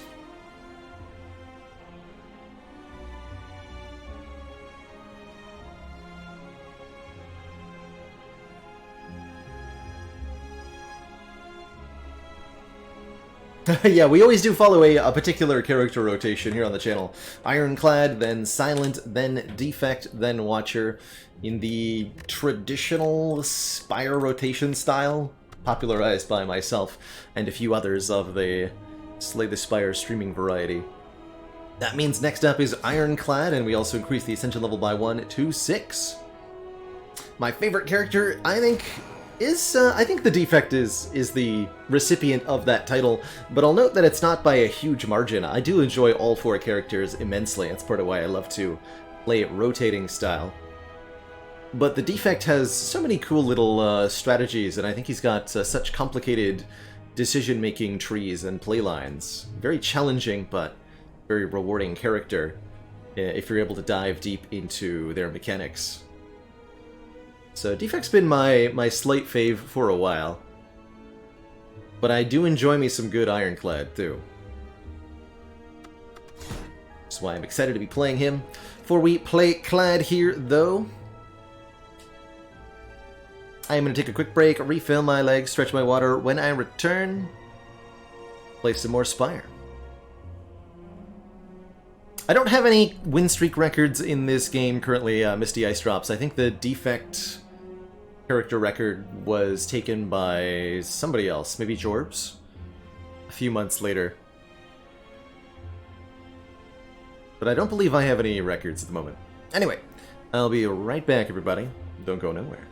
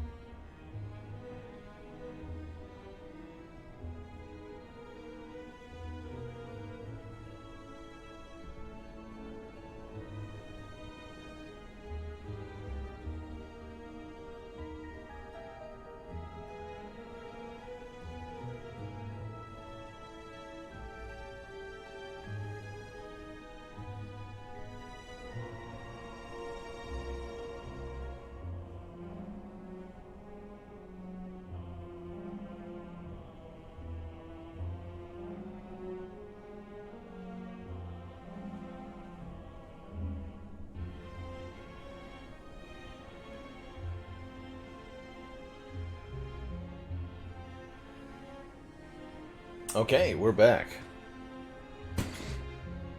And ready to slay the Spire. In the way that we do.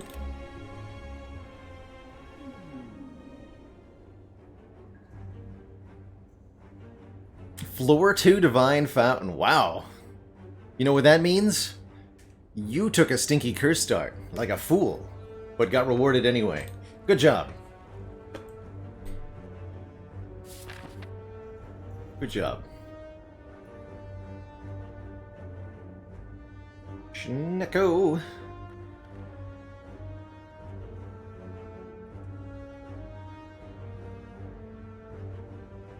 Chronometrics, thank you so much for the 33.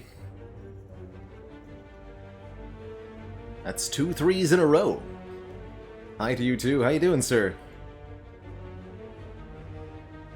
Wow, what are the odds of getting 6 Snecko eyes in a row, right? Crazy.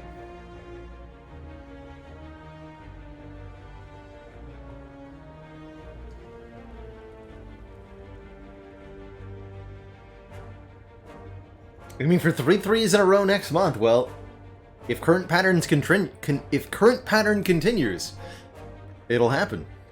And Jabastium, thank you so much for the Prime sub in those 10 months. There's 2 more to that full year.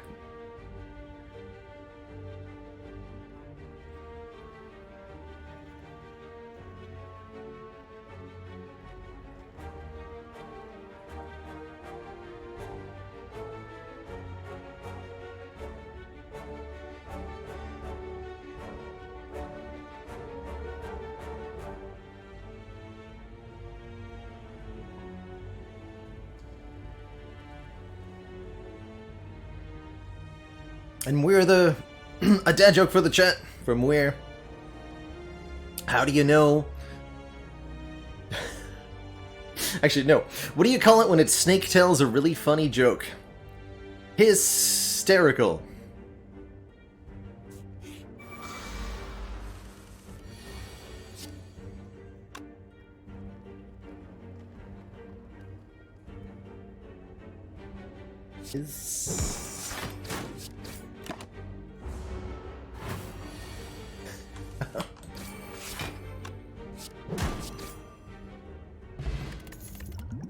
All dad jokes guaranteed to be terrible, by the way.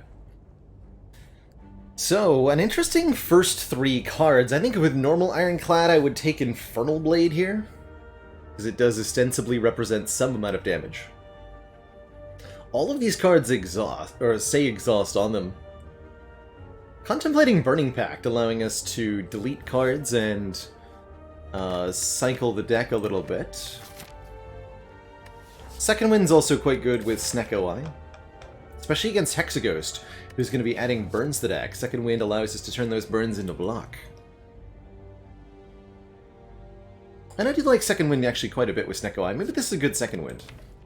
Upon further reflection, I think it is. I'll take it. But we do need a damage card next. I'm hoping it's Bludgeon, but that's probably not going to happen. Failing that, I'll take an Uppercut or a Clothesline quite happily here. Example, we can play the Second Wind and block for free. What about Third Wind? Either Shrug or Pommel are good. I think we do need the damage, so I'm going to take the Pommel over the Shrug. But they're both, you know, create a number and draw a card.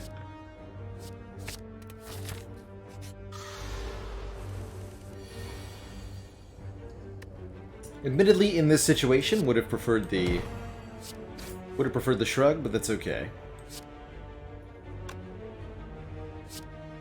Don't quite have a kill. I could kill if I Blessing of the Forge, save 7 HP, but I don't think that's necessary.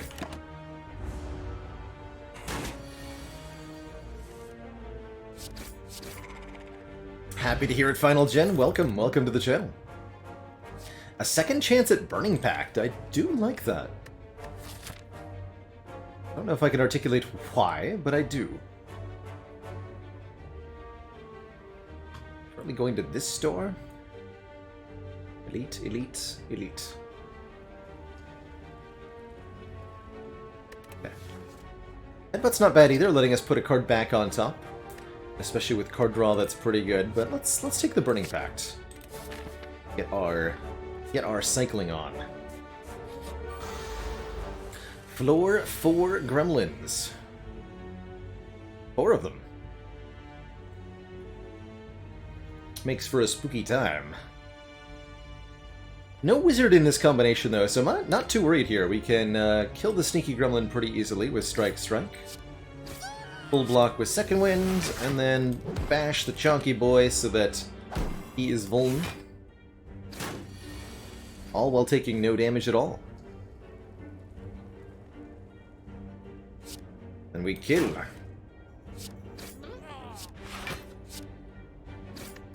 Don't strike the mad gremlin, he becomes angrier when mad. Warning, gremlin is angry when mad.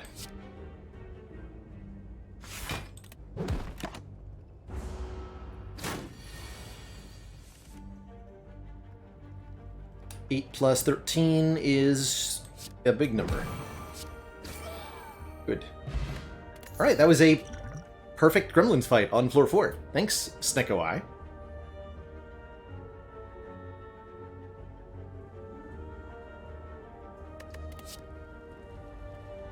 Do we want a body slam?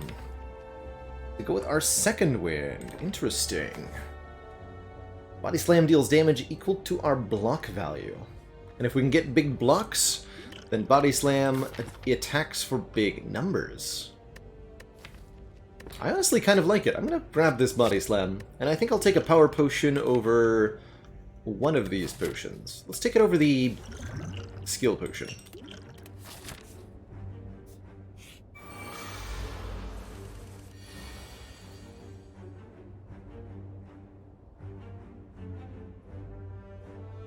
And instantly we have a use case for one of the skill potion, or for one of the upgrade potions. If I upgrade right now, then I can Second Wind for 7 per non-attack card in hand. We'll get 14 block. And upgrading Body Slam reduces it to 0 cost, so I can Second Wind Body Slam take 0 here. I'm going to do that.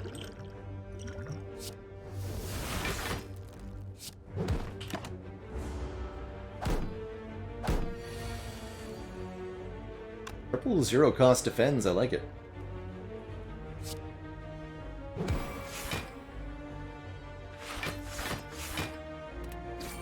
Remove the curl up block from both of them. Clean. Cleave adds a bit of AoE to this deck, which I think would be appreciated in the short term. Great question, Ungeles. When you upgrade a randomized cost card with Sneko, the general rule is that you reset the cost of the card to the upgraded cost. So a 2 or 3 cost Body Slam will still upgrade to 0 cost with the Sneko-Eye, and that's part of the reason that I was happy to take that Body Slam, and part of the reason I kept both Blessing of the Forges, is because they worked really well together. Grab 1 cleave here as a concession to Sentries. And we're gonna try to beat 3 elites here. Remove Transformer upgrade. This would be a reasonable upgrade. Getting a permanent upgrade on Cleave or Bash would both be good. Actually, Bash is an exceptional upgrade at the moment.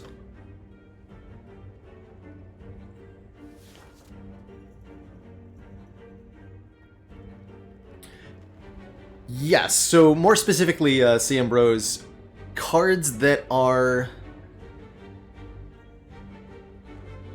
how does it work? Cards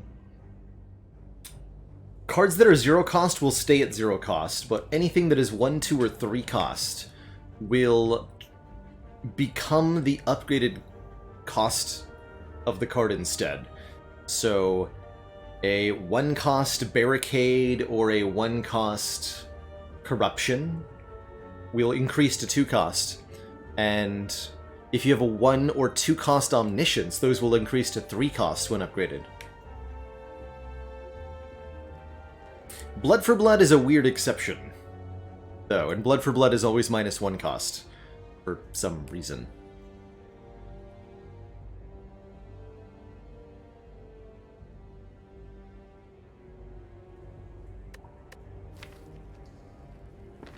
Let's grab an upgrade on the Bash. Then I'll upgrade Cleave next. Oh, wrong order. Should have upgraded Cleave first. My mistake. How foolish of me. Oh well. Go for the one at the back. We'll second wind body slam here, but we won't like it. That would have been a good hand to Blessing of the Forge, if we were so inclined, by the way. Looks like a pretty good bash, strike, defend kind of situation.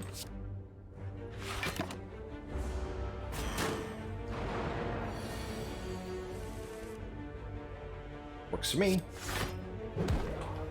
Striking this one so that we have a chance to kill it next turn.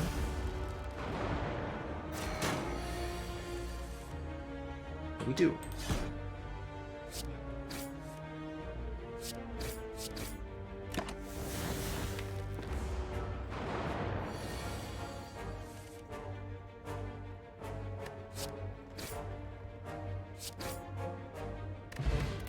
The letter opener rewards us for playing 3 skills in one turn. And hello, is that a demon form to give us incredibly powerful strength scaling each turn at the low price of 0 to 3. Heck yeah. Demon form, normally a slow and unwieldy card, but Snecko Eye sure makes it better. Let's just go ahead and upgrade that right away. And Lagavulin is going to have the worst time imaginable against this deck. Warpaint, pretty good. Upgrade Burning Pact, Second Wind, or 2 Defends. I'm okay with all of those, because we got a letter opener, sure. Second Wind and a Defend. Love it. Love it. It is indeed Lagavulin, and we do get Demon Form turn 1. Oof. For the poor egg. Bad times are about to happen.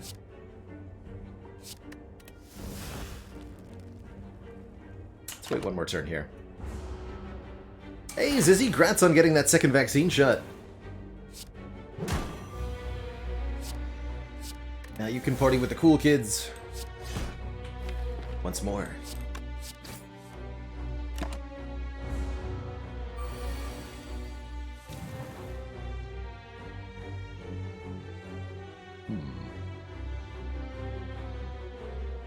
Minor amounts of oof? This doesn't ever kill, right? No.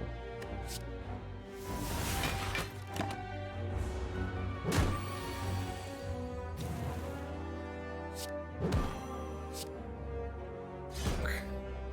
12 strength is a lot, as it turns out. Meal ticket will heal us for 15 at shops. Do we want a second Burning Pact? Interesting. Try it. 2 Burning Pacts instead of an Evolve. We just kind of delete the deck as we go.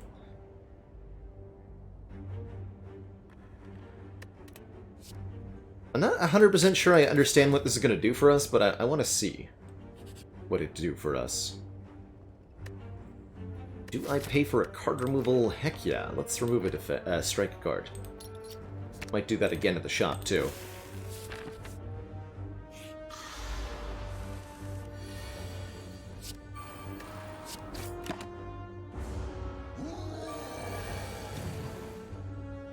How does a fiend do his taxes? By filling out a demon form.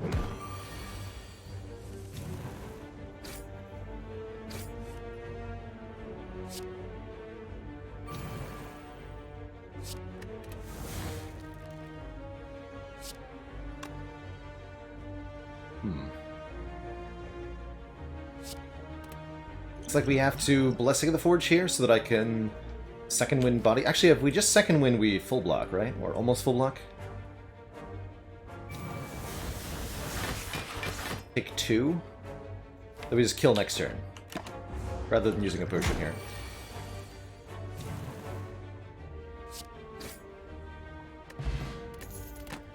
And we're heavily rewarded for so doing because we get the Toy Ornithopter now healing us 5 when we use a potion.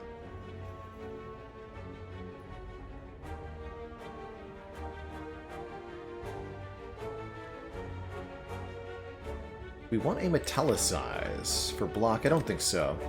Sword Boomerang is okay with the demon form. We would genuinely prefer a heavy blade. I love that I get to say that in these Snecko runs. It swaps my preference of the 2 strength scaling commons.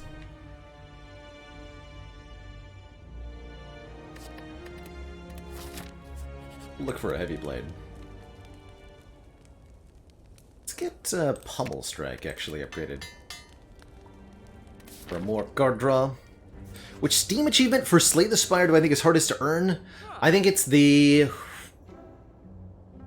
Minimalist achievement for having only 5 cards in a winning deck. Or that or Ascension 20. Ascension 20 is a pretty challenging achievement too.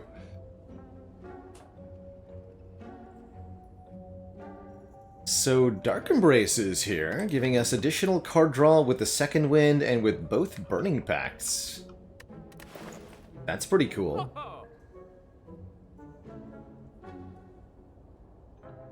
For Minimalists, does it count if you exhaust during the fight? No, the actual deck screen must have 5 or fewer cards, and that is what's so challenging about it. You need to get lots of card removals from shops, or events, or even your starting bonus from Niao.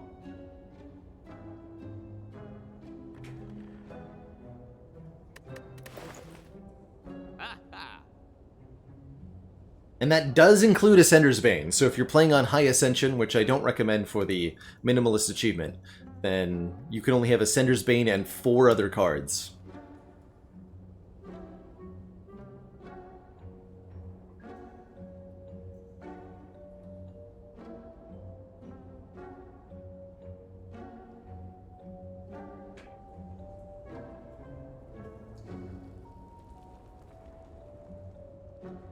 Could also take a Hand of Greed here. Actually, that's extremely good.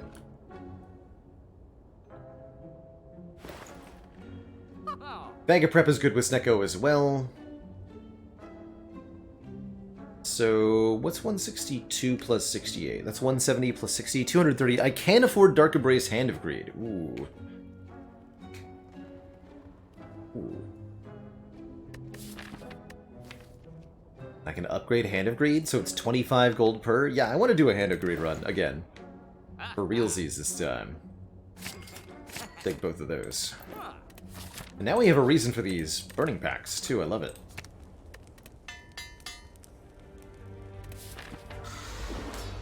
That not only gives us a really chunky attack, but lots and lots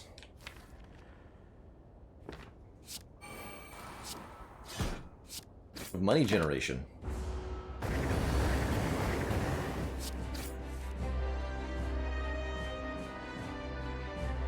Ow.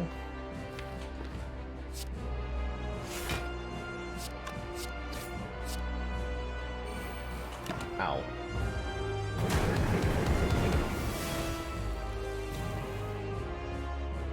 Sometimes you gotta take a big hit against Hexaghost. 'Tis the way of things.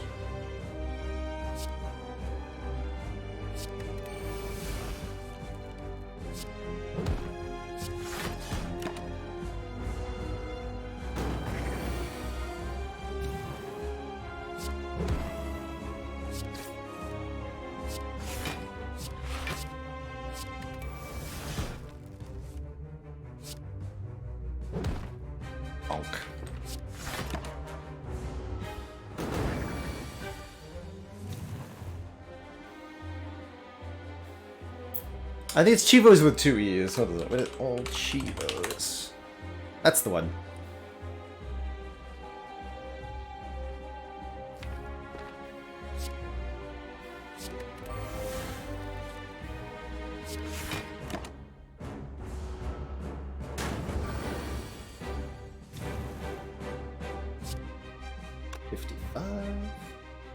Draw some cards.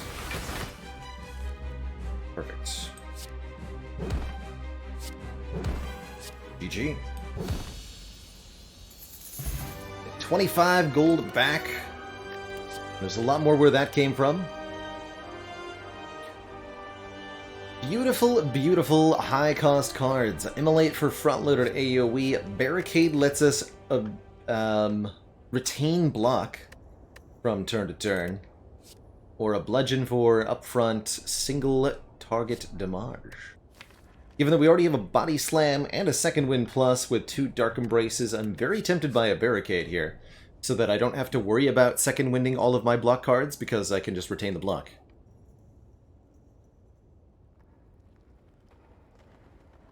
Yeah, let's grab a barricade here. Now we just need a mummy hand. Or a coffee dripper. If we want to go up to 4 energy, this would be the way to do it. Prevents us from resting at rest sites, but we have 2 sustain relics already. Meal ticket healing us 15 per store, and Toy Ornithopter 5 per potion, plus an 80 base is plenty good to go forth with a coffee dripper. Otherwise, I'm transforming and upgrading 3 strikes with the Astrolabe, getting who knows what. Or taking the old bunch of stuff with Tiny House. Potion, 50 gold, 5 max HP, a random upgrade, which might be nothing, right, if it hits Dark Embrace or Barricade, or a Strike, or Body Slam. Actually, most of the random upgrades are pretty bad.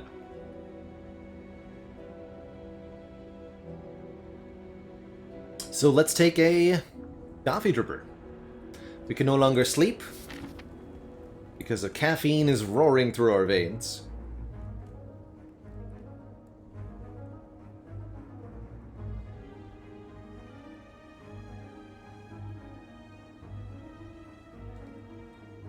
But sleep is for the weak.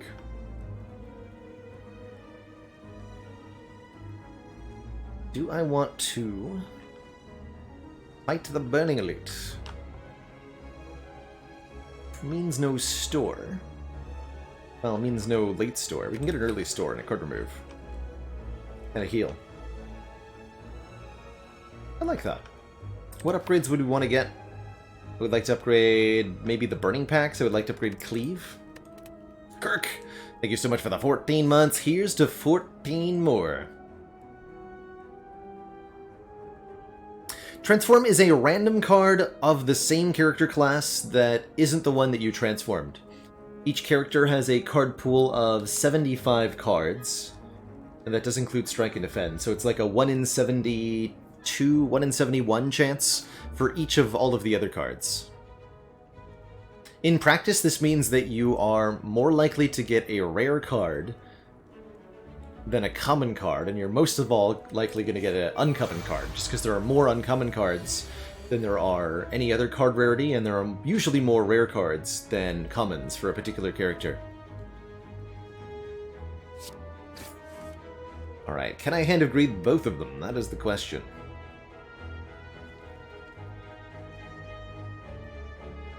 I can get one of them this turn. Defend, Strike, Body Slam, Hand of Greed kills one. Then I can Demon Form the other one. Perfect.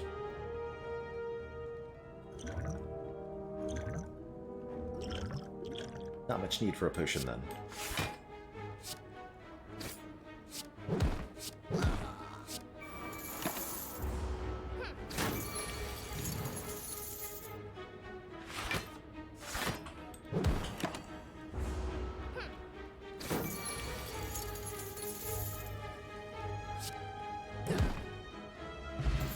$50 gold in that fight from Hand of Greed alone.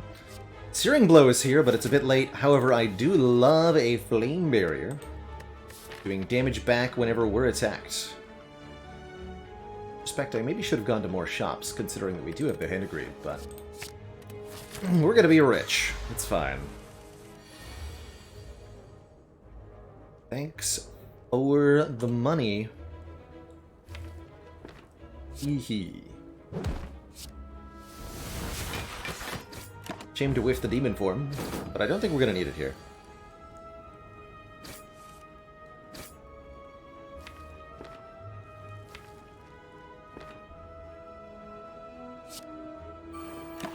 Dark Embrace.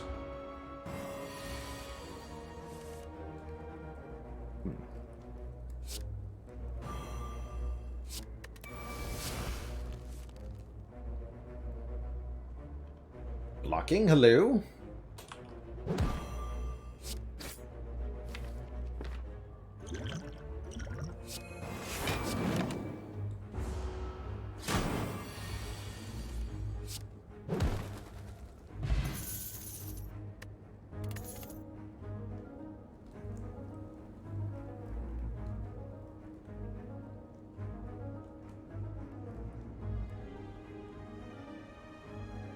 Hey, yo, Newling? Sorry if I butchered that pronunciation, by the way. Welcome from the YouTube. Thanks for the good luck on the snack wishes. Good snack luck wish. Yes. Wood. Armaments here. Could upgrade cards in hand. That's actually kind of useful. With cost reduction upgrades like Dark Embrace and Body Slam especially. Having a way to upgrade Body Slam, I think, is invaluable. I'm going to take that.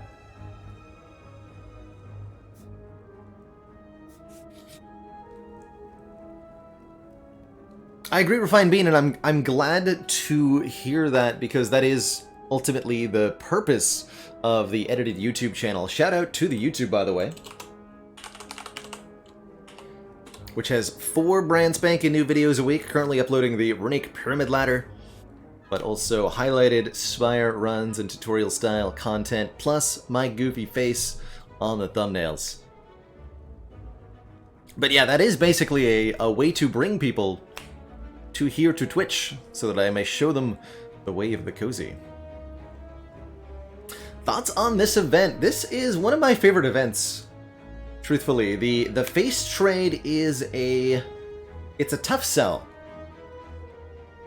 because the bad faces do sting a bit. You miss a relic or you get weak on turn 1. However, the good faces, I think, are so good that the equal odds are worth it. So the way I kind of think of this is 50% chance you lose 50 gold, 50% chance you gain 300 gold kind of deal, essentially.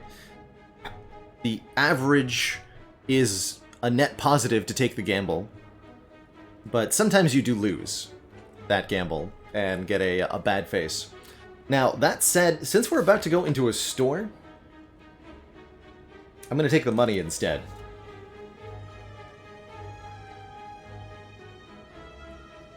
The earlier in the game you see this event, the better it is to trade face, as the good faces are really, really, really good if you have a lot of floors left. If you find this event in Act 3, I don't think it's very worth it to take the faces.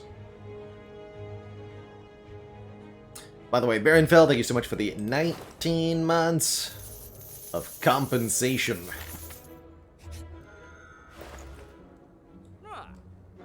Oh man, we did find a whirlwind. I could have had Chemical X Whirlwind. Well, I could have Paper Frog.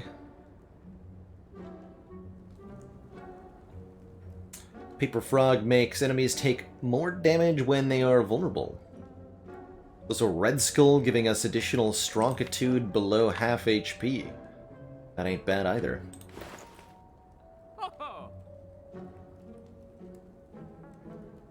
Not thrilled with this store. I wish we could afford Paper Frog and a card remove. That's what I'd like to do, but I can't get them both, so maybe I go Red Skull card remove.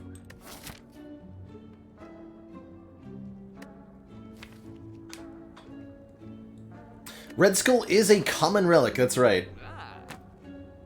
Common. Small skulls covered in paint!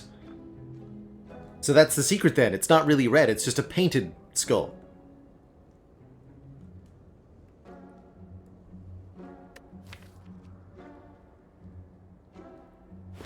Yeah, we'll take the Red Skull.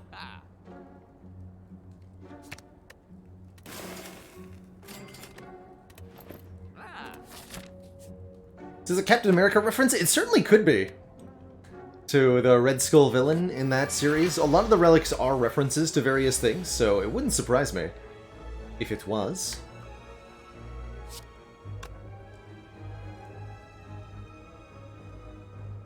Would not surprise me.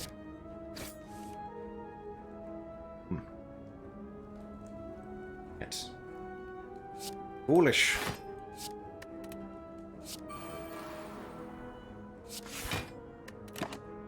Couldn't quite land the hand agreed there. Truly a sad day.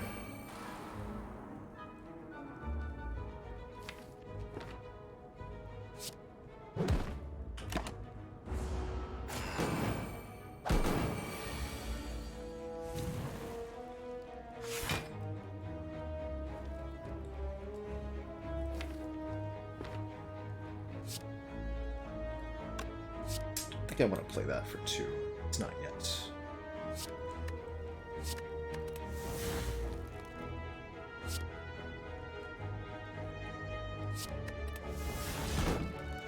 No! The letter opener betrayal. No.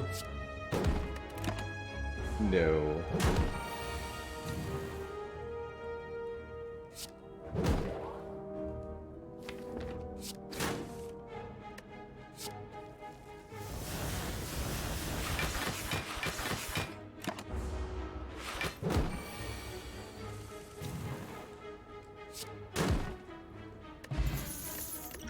Yeah, we got one of them at least.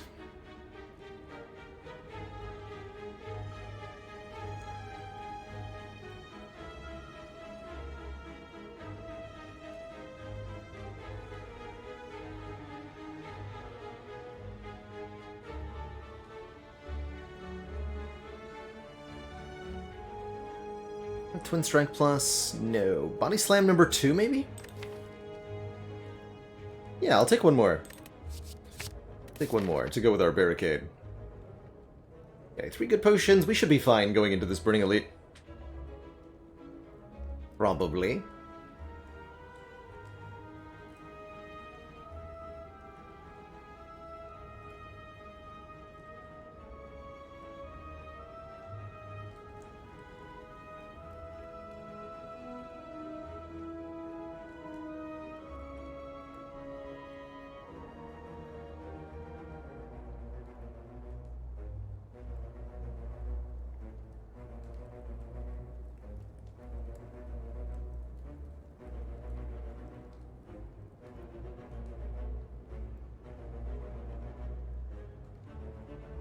Prozac TV. Did you know that the defect can speak English? Just a bit. I do come up with these on the spot. Yes, Tego. Long ago, I used to plan out the jokes ahead of time, but I've always had a fondness for improvisational humor. Growing up, this is probably very revealing about me. Growing up, one of my favorite television shows was Whose Line Is It Anyway? A fantastic show starring Colin Mockery, Ryan Stiles, Wayne Brady, and a few others, where the goal is to make up funny on the spot.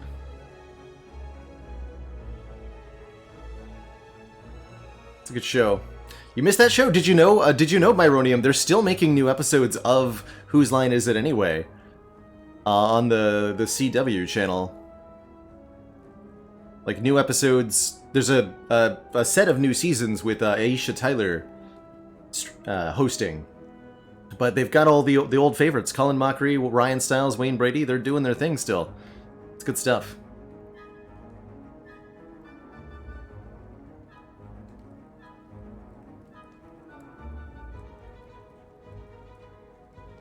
Sissy improvisation? It sure is. It sure is.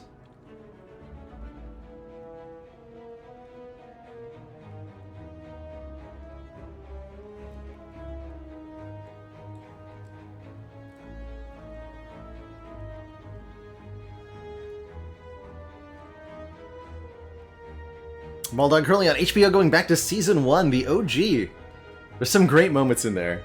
There's some great moments in the original series. Many good times. Alright, we're fighting... let's upgrade the Arma. Let's say we're fighting slavers, so maybe I upgrade other stuff. But we're not actually fighting slavers, we're fighting this thing. It's horrible. What is this? Dark Embrace, then Second Wind, then... Yikes. That sounds good.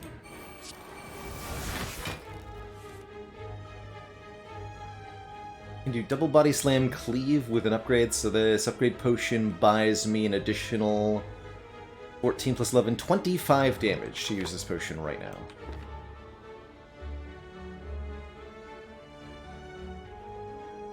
A turn, an Arctic turn. Maybe I should use 2 potions. We also power potion here on turn 1. Give me a corruption, please. Sure. Okay. If I have a corruption, I shouldn't need to Blessing of the Forge, so let's stop there.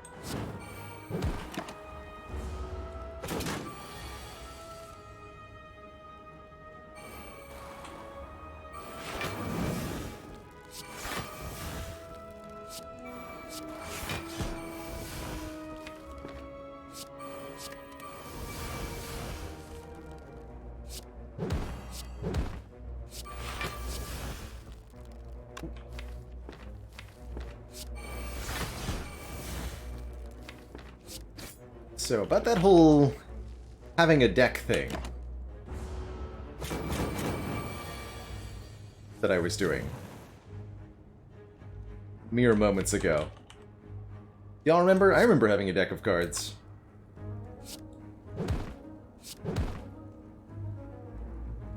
Do I pay 8 life for 25 gold? No. I guess I could have just done that in a different order and had the money, right? What am I doing?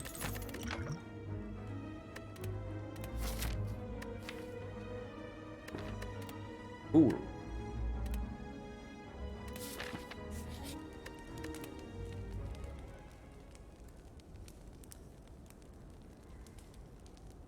Okay, upgrades that matter. Not many. Dark Embrace, Barricade, Body Slam are all upgrades that are irrelevant. Let's upgrade the barrier for more blockage and more return damage. And let's happily take a White Beast statue, giving us a potion after every single combat. I only want to go for the Centurion first.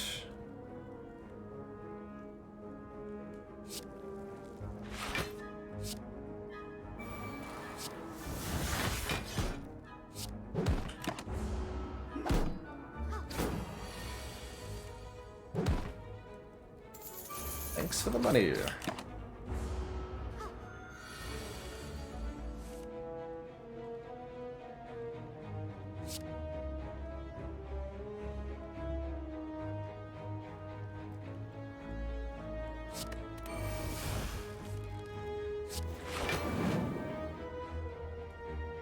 Can't kill. Can I? 5 plus 8's not quite.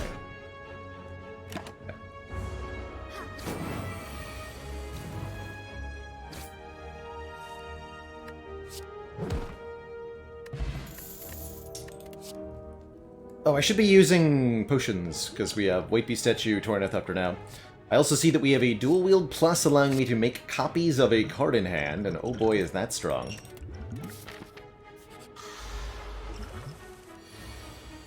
For example, I may now make a bunch of copies of Dual Wield Plus, or of Body Slam Plus, excuse me. Which means we're not going to get money from all of them if I kill one, but I would like to kill one.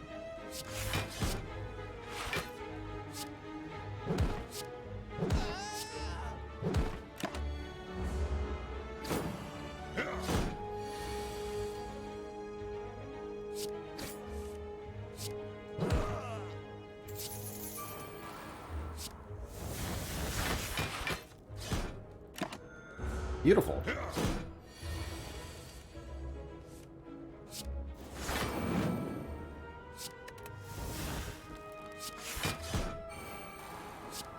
Get him down to hand grenade range. Coach! Life Coach and folks, thank you so much for the generous raid. Welcome on in, everybody. Of course, the legendary Life Coach has been playing a ton of Slay the Spire these past year and a half or so, achieving some seriously legendary win streaks with his very deliberate play. Welcome on in, everybody. You're in the right place if you like Slay the Spire. The name is Baylor. And we're in the middle of a ladder streak challenge, where the goal is to defeat all 20 Ascensions of Slay the Spire in a row, so win streaking 20 games, with usually some kind of additional challenge. The challenge this time, start with Snecko Eye every single time, so I get to do 20 Snecko runs in a row, and boy is it fun. Let's grab an uppercut here to add some Vuln to this. If you're just joining us, we've got Demon Form, we've got Barricade, we've got Hand of Greed, and with the Snecko Eye, it's a fun time. A real fun time. Welcome, welcome, everybody. Let's see, can't benefit much from uppercut. Stinky Snake Plant, bit of a jerk here.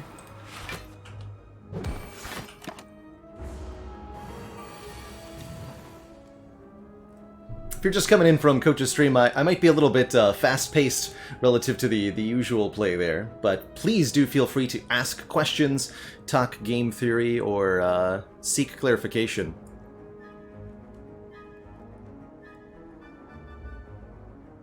First Degree Nerder, thank you so much for the 4 months and that Tier 1. Yes, Dilivan, that is Baby Squid from Dicey Dungeons. Well spotted. Can we kill with this hand, though? These are only 21 each. Sure, we can make a bunch of copies of Hand of Greed, but is that enough?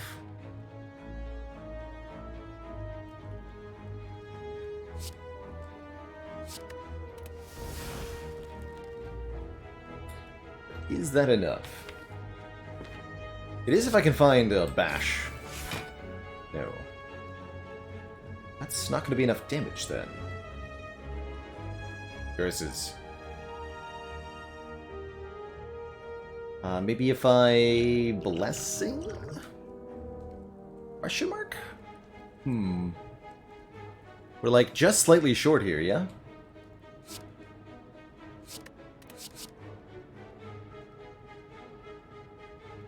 Is it the weaken? Letter opener is on 2 now.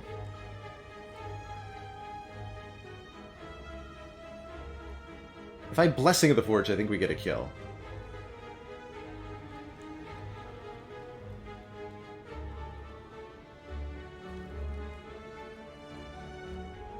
I rotate through the characters Twainaga in the order Ironclad, Ironclad, Silent, Defect, Watcher is the order there. And I can go Strike.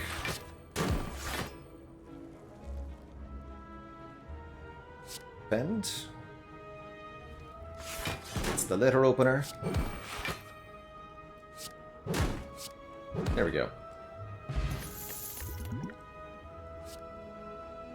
Wow, wow. All of these are pretty hype. All of them randomly upgraded, too. Heavy Blade scales with our Demon Form. Good dual wield target. Feel No Pain allows us to get more block on exhaust with the Burning Pacts and the second win. We get to keep that with the Barricade. It's a good dual wield target. Scales the block. I think my personal pick is going to be Feel No Pain here. Or a third Body Slam. And the upgraded version is actually worse. So let's take a Feel No Pain. And let's go for one more Elite, please. 75 gold incoming.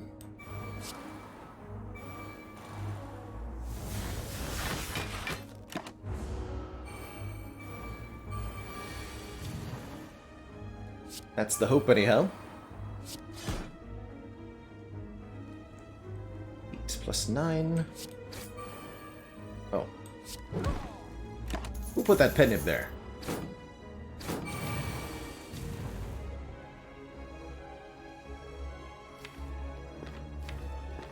Okay. Defend uppercut? Kind of a meek turn. Might have to only greed one of these two. Unless we can draw with dual wield, of course. Do I Feel No Pain first? No.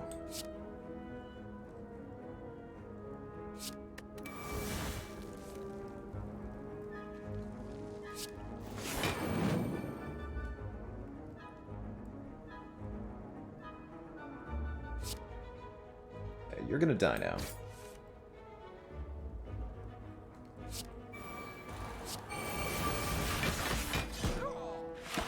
Oh no! I hit the intern button.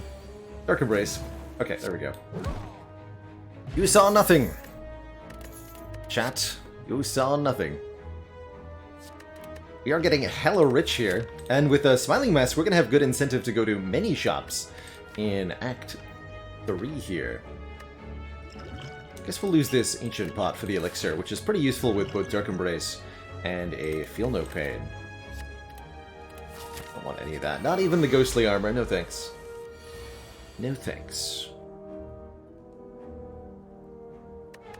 Alright, do I Burning Pact? No, this looks like Bash, Uppercut, Cleave, Strike.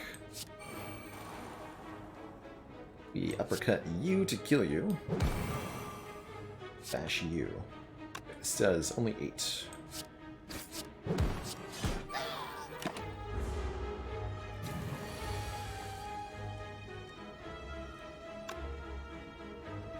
I dual wield the Dark Embrace. I can't play the Barricade. I'd rather play the Barricade.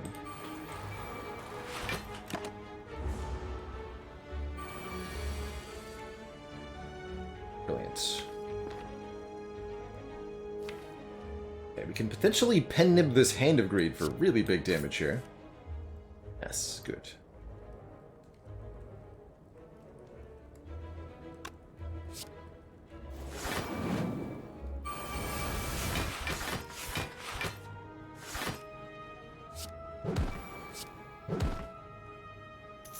Ka-ching! Foob, thank you so much for the Prime sub and those 4 months, closing in on that half year. We'll add a second Feel No Pain to go with our Barricade. And an Entropic Brew is 3 potions in 1. You love to see it. It's a lot of healing. Seems like we have more than enough with Coffee Dripper. Let's get this Uppercut upgraded for more turns of Weaken and Vulnerable. Well, there's a number of upgrades that could be good. I could have seen upgrading the Feel No Pain or maybe the Cleave as alternative options. Turn 1 Demon Form should be enough. Since we're getting a potion anyway, let's also use the Power Potion turn 1. And 1 turn of Vuln for more energy with a Berserk? Let's try it. Surely I won't regret that, smiley face. Do I dare play Burning Pact here? Delete a strike, but we draw 2. I could draw cards that I want to play like the Barricade. I'll pass.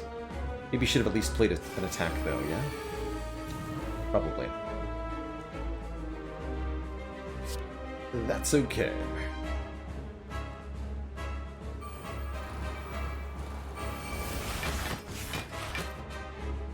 There's our Botislam. We are going to take a bit because of the Berserk that I played. But that's okay. Looks like we're probably fine here.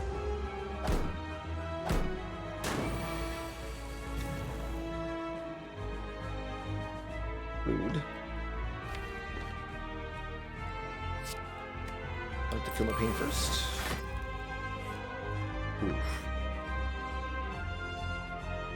Alright, well, I know what to do.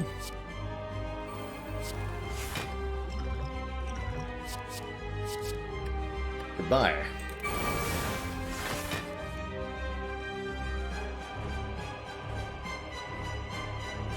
Okay, now we have a pretty good looking hand here. We can dual wield this Body Slam. Do lots of damage that way. Let's do that.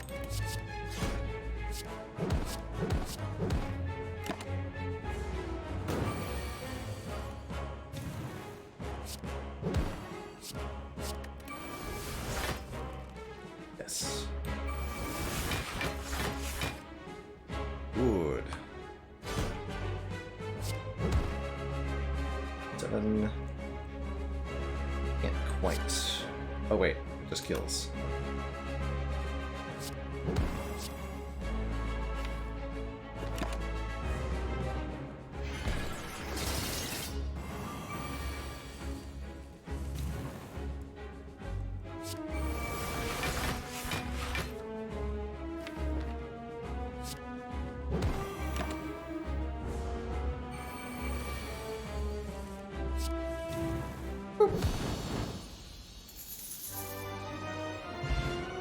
No problem.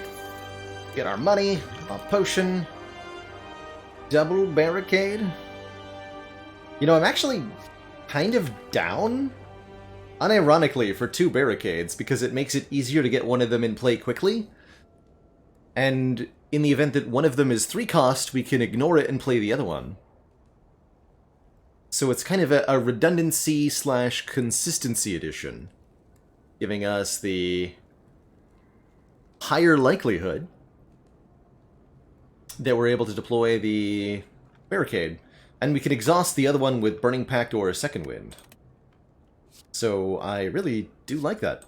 The Jackster, thank you so much for 9 heckin' months of support. A to you too. You know, most of our upgrades have felt pretty lackluster. I would like upgrading this one Feel No Pain, but that's really about it. Which means a Fusion Hammer feels pretty reasonable to me, although that is Fusion Hammer plus Coffee Dripper. A little bit awkward when you can't do anything at fires. The other options are, I think, a little bit worse in their downsides. Velvet Choker limits us to 6 cards per turn. I really don't like that with the Dark Embrace, and certainly not with the Dual Wield. Or Philosopher's Stone giving enemies additional strength. That's fine, but a little bit contrary to Barricade strats. So let's take the Fusion Hammer. I think that's the freest of the energy options here.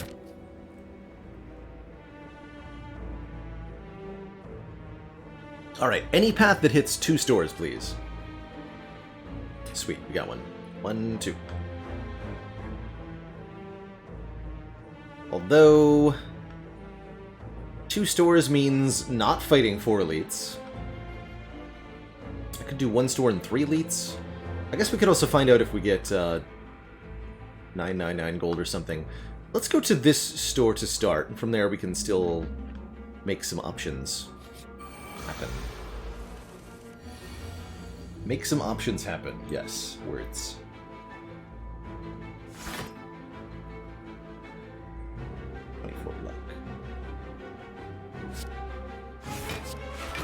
Let's go. That.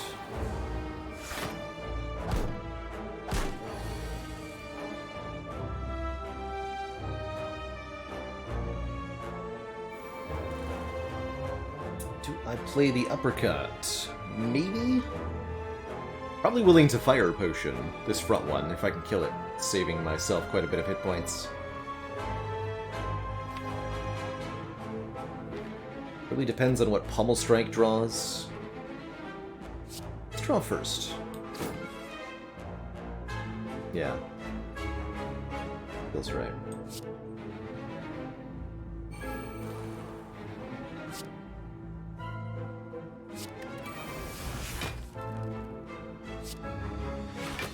Bit of damage taken. Nothing I can't get back.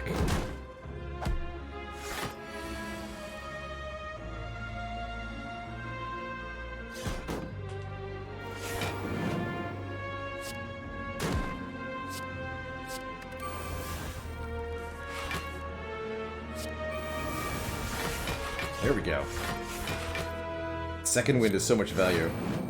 12 Flame Barrier this turn. Yes.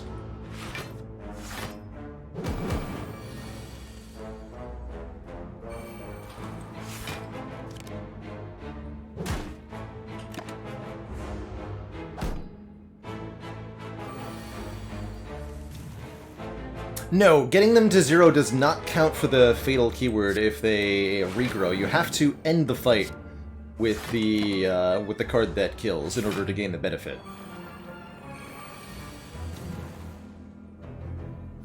Tis the truth of it.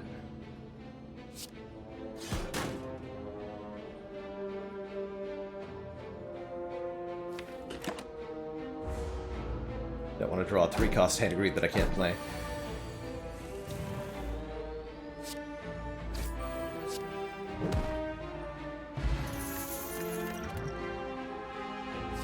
Don't think we need another body slam.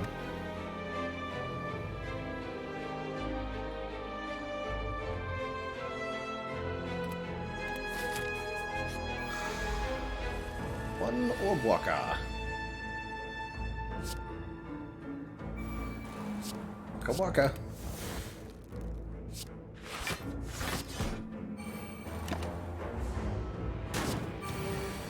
Might have been correct to play Bash there, actually.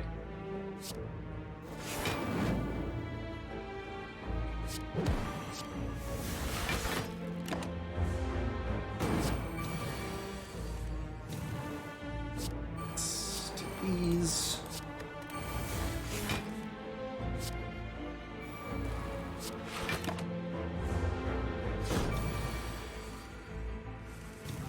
See, you're getting stronger every turn. Trying to tell me something.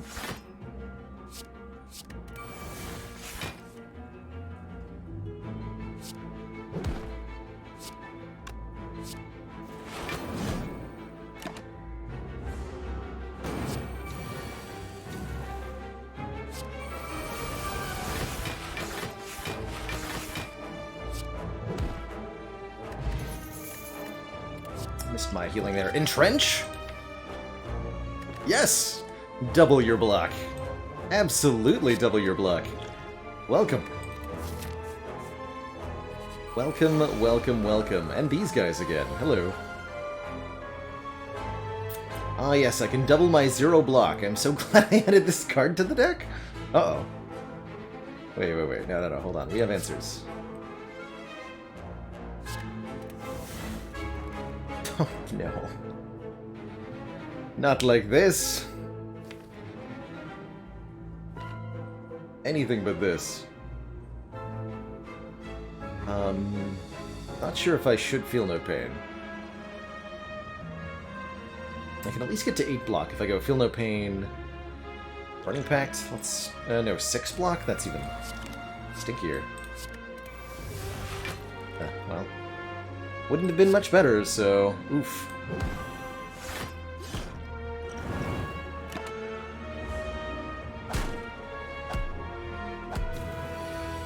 Now you've activated my angry mode.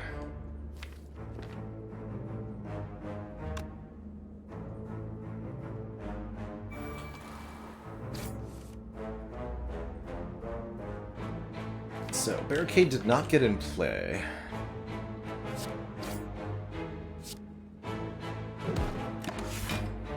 Let's just stall for a few turns while we accumulate powers and such.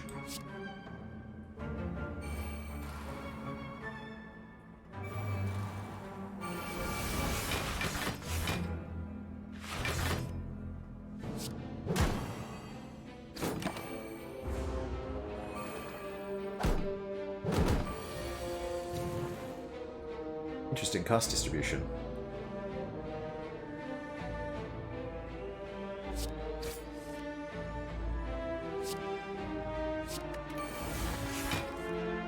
There's Barricade, but will I play it?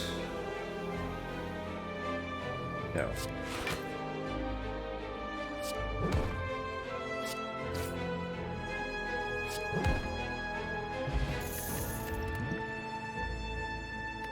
No thanks to a dropkick.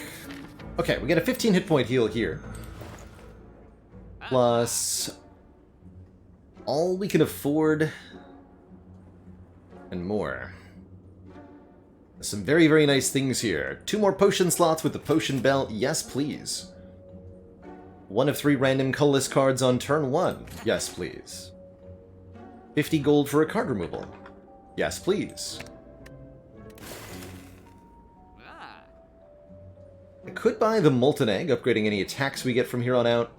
I could take a Magnetism for a random colorless card each turn. It's better than you'd think. But I feel like I have enough powers.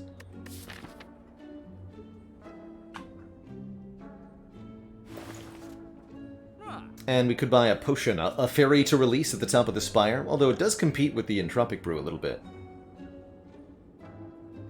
Or a duplication potion, or we can buy nothing and go to the next store. And I think with the costs, or with what we got in this shop, it's probably worth it to go to another shop here.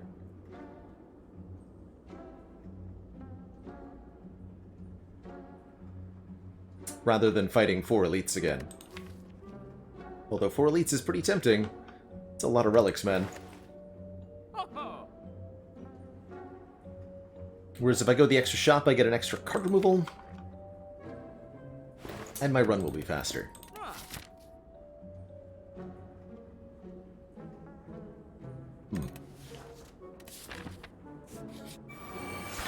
Probably go to the extra store, especially with 75 gold from this floor.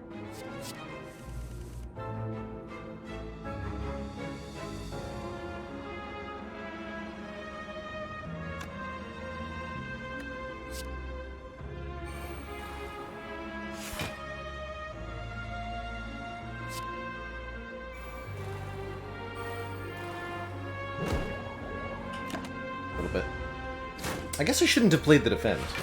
Save or Calcum, so I cost myself 1 hit point there. Oops. Entrench and Second Wind are kind of sad together.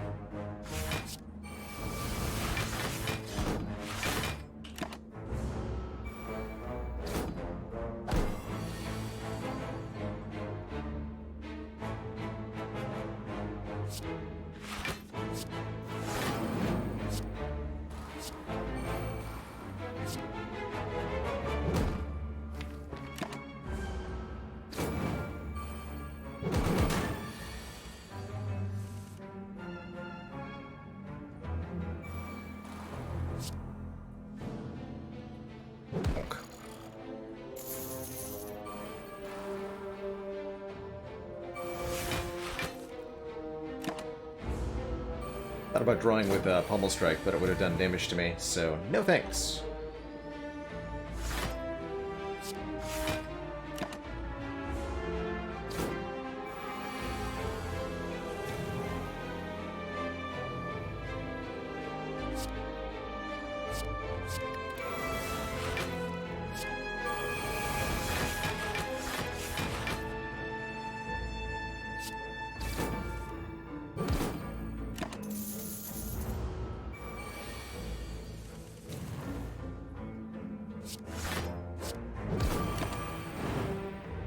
Right, sadistic nature. That's a thing I did. Zoom can get back, well, all sorts of things. Sure. I did decide I was going to go to 2 shops, yeah? Yeah.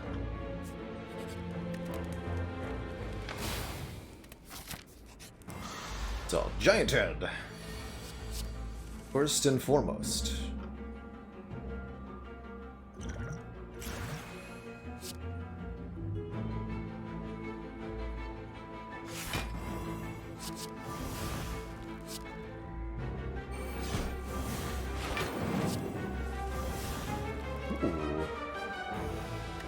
Alright, alright. Some more demon forms, why not? 9 strength per turn. Feels good. Exhaust pile contains Jack of all trades plus? Get back in here.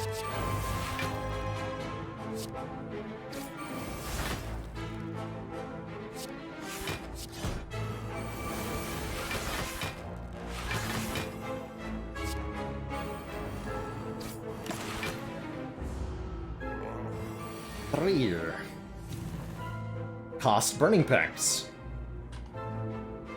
Apparently. Or just take 100 damage.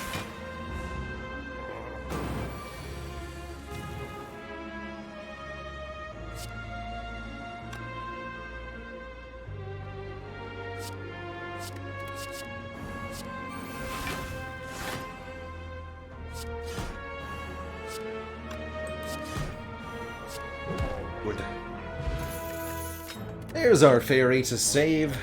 We would die, heal 2 at 3rd instead. Do I take a second exhume? I don't think so. One is fine, but I'll take a shrug.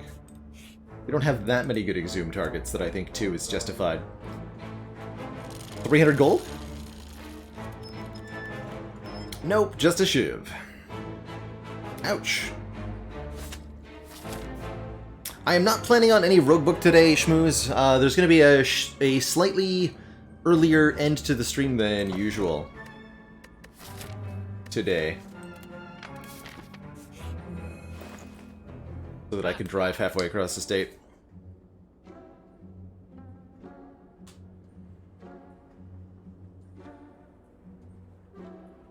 Third Feel No Pain is here. There's also Dolly's Mirror, which could be a fourth Feel No Pain, or a second Demon Form, or another Dual Wield, or another Entrench.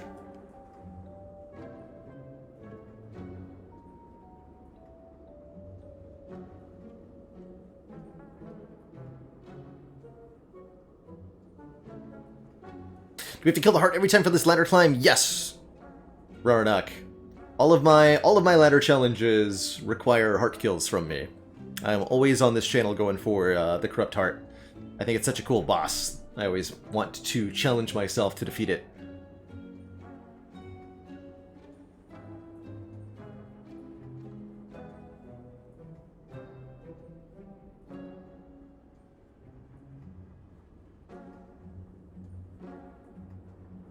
Yeah, it does depend on the state. It's only like an hour drive.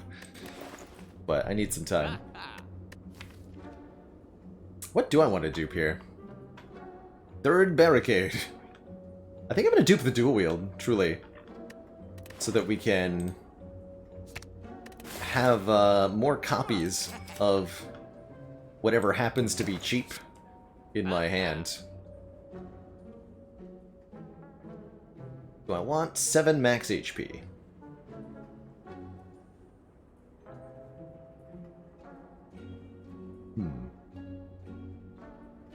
It's a reasonable addition. I think we'll have an excess of money, especially if I go this way, which I'm probably going to do. We'll keep the rest for that final store in Act 4.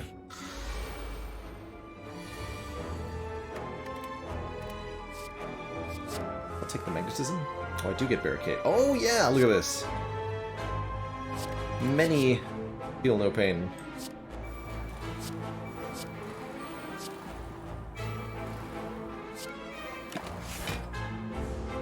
And I even get to retain the Orichalcum block. Beautiful.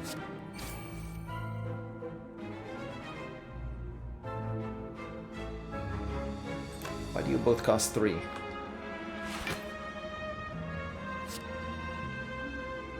Sad days. Good.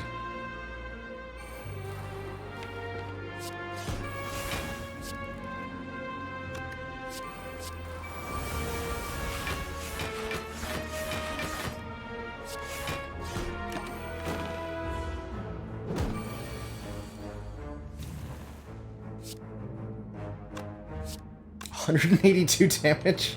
Oh. 358 damage. Well then. I understand.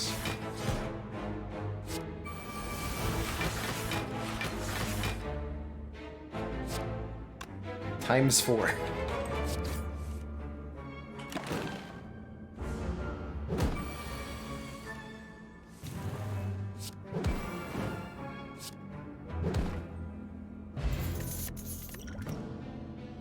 And another Second Wind. Second Wind is probably the best card in this deck. I would love to have another one, especially another upgraded one. Keep taking combats for more Hand of Greed procs. Surely this is correct.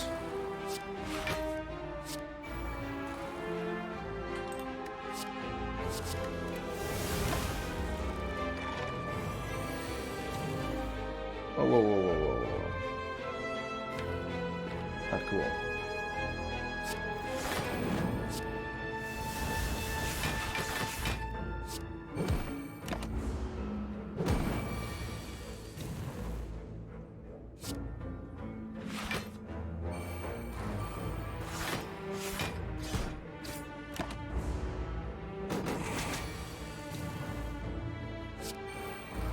Okay, let's bring back this. Play the Entrench. Second Wind the rest.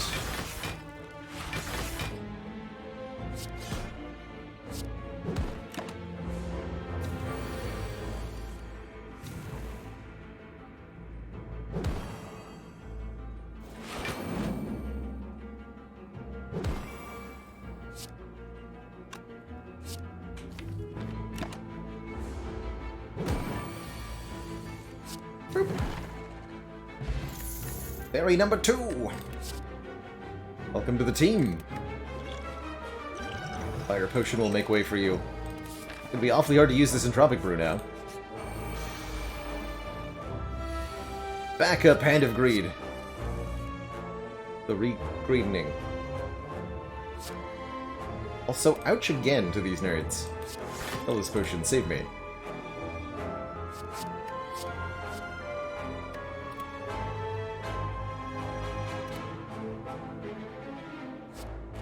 Am I gonna draw 1?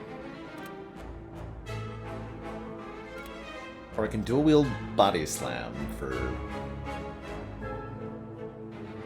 Actually, that'll be enough, right? Oh, it's only a 1 copy? Eh.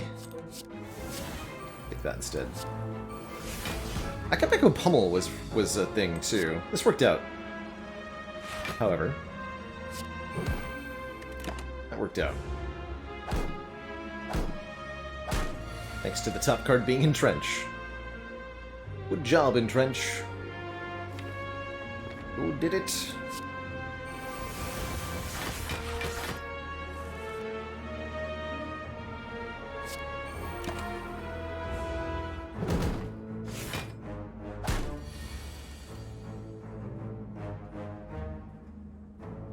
Can we stop harassing me now?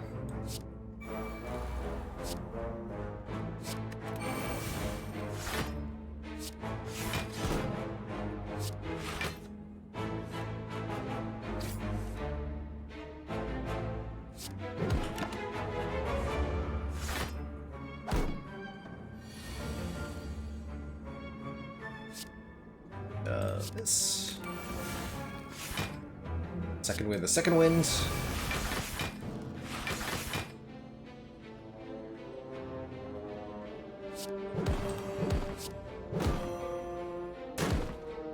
Collect our money.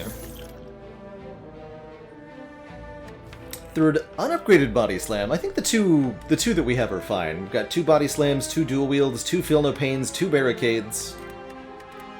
It's a really solid pattern. And 1 Stinky Writhing Mass. This enemy changes their attack intent every time they take damage. Which is sometimes good and other times not so good.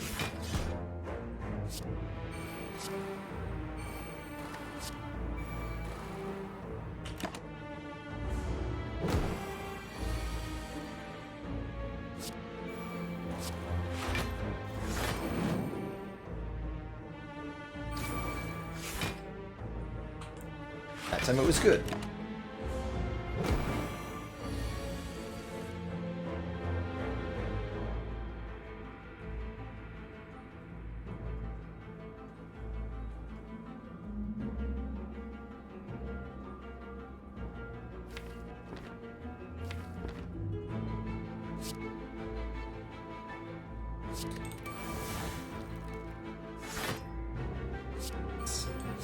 This? Already have Barricade in play? Yes, we do. Okay.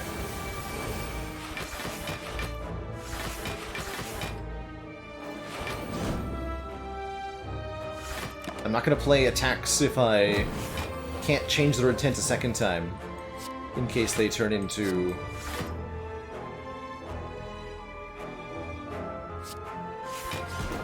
the thingy.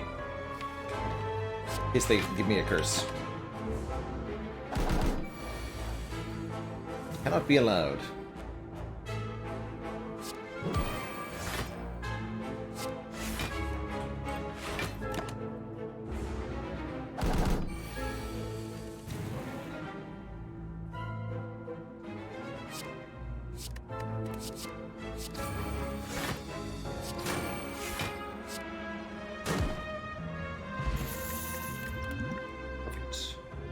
Power Through creates cards to destroy with the second wind. I actually quite like that.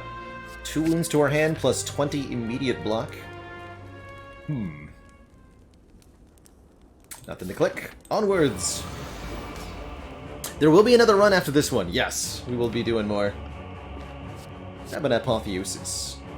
And then upgrade that Apotheosis with armaments so that it's cheaper. Brilliant.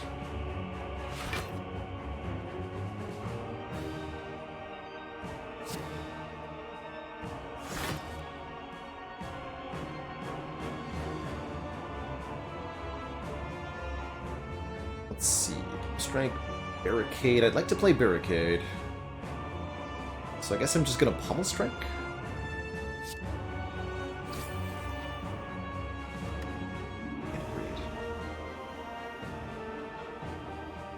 I guess I'll play Barricade later.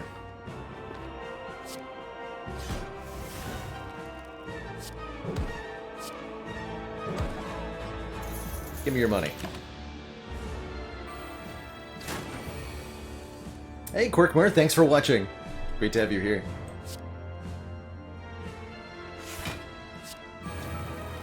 Let's see, Defend Entrench. Burning Pact Entrench. Burning Pact Entrench, Second Wind.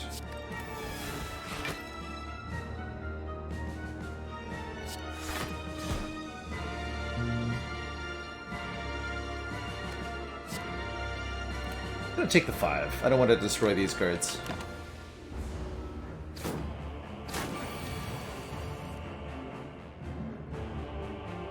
Okay, this is starting to get a little scary. In that my cards are not free for some reason. Not sure why. They just aren't.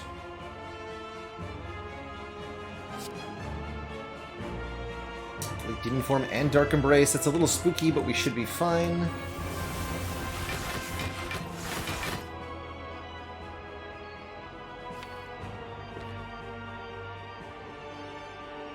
I should probably kill this bird. Alright, I'll do that. Thought about getting the 25 gold, but it seemed like it would be unlikely. Seemed difficult.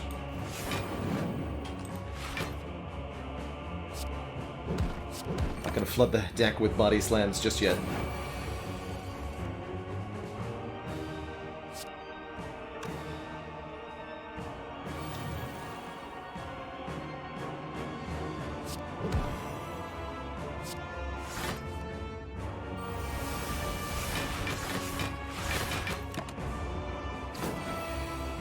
Destroy all that.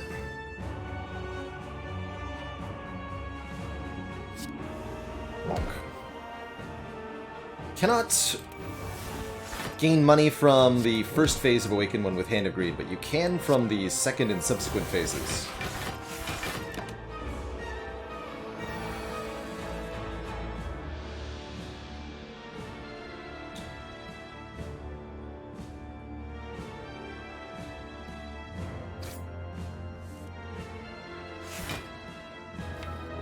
What if I just destroyed the entire deck?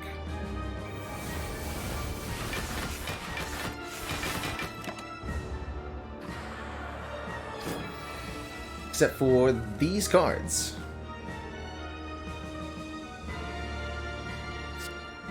Convenient. GG. Two thump, a deep pulsing dread can be felt throughout the room. Is this the heart of the Spire, the source of all this blunkening? You ready your stonks? Make some money. Single best card in the Ironclad kit. Ooh, tough to pick just one. Feed would be something I would nominate. Corruption, of course. Excellent. Battle Trance? Depending on how you look at it. Or Offering. I think we can just start listing Ironclad rares, and probably that's pretty good. Speaking of things that are pretty good, how about Clockwork Souvenir for Artifact on turn 1? We want to go double Thorns Potion against the Heart. I don't think I want a Kunai, although we could actually use the Kunai.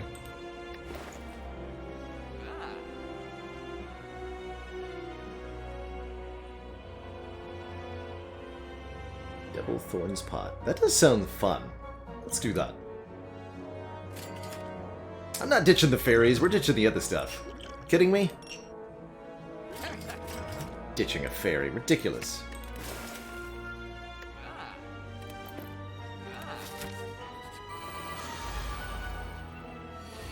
Don't be ridiculous. Let's take the thinking ahead here. Lets me reroll the cost of a card by putting it back on top. Also, ouch, I think. Yeah, I'm gonna go ahead and declare ouch.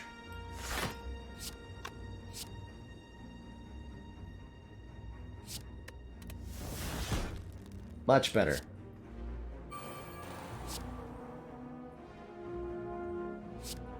Guess I don't need the hand greed necessarily, but it is good damage, so that's nice and all that. Arma makes both of these body slams free. Okay, we'll go armaments, second wind. Got some damage here, but it's not enough. It is enough damage that I think we put it all into the Spire shield to maximize our chance of killing this particular enemy next turn.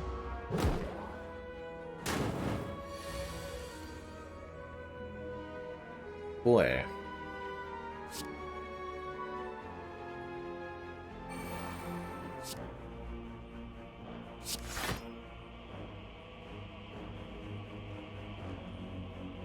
It's the same block either way. 40, and then... yeah, so we can full block and play this demon form. Okay.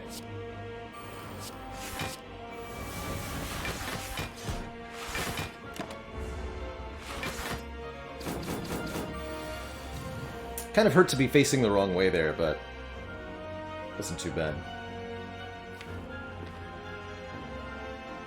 Okay, as much as I want to dual wield this Feel No Pain, what I'm looking for is a way to not take 38 damage this turn. And unfortunately, I'm not seeing that.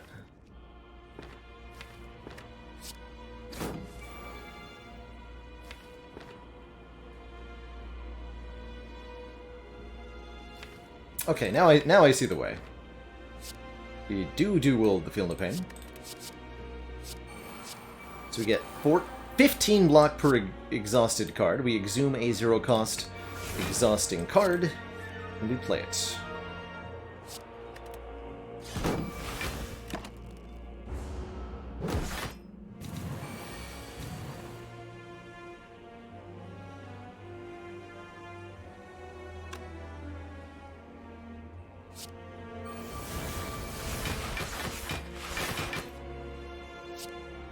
Bonk.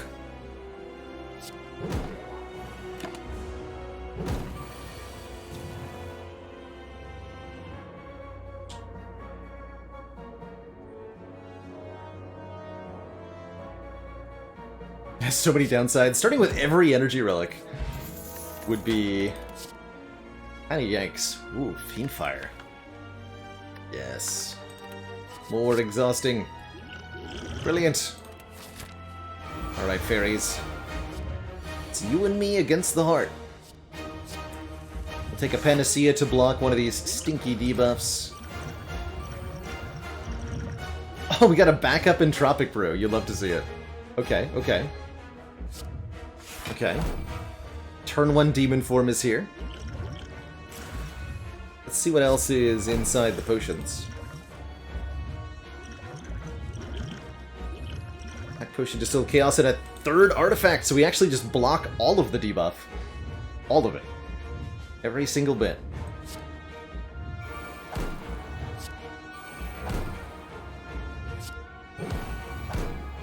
Guess I'll get the Dark Embrace down as well. I could even exhume Panacea and have 4 artifacts. It's pretty wild. I think I'll just keep the block for the moment. Negated. Take your stinky buffs and suck it. Mr. Hart.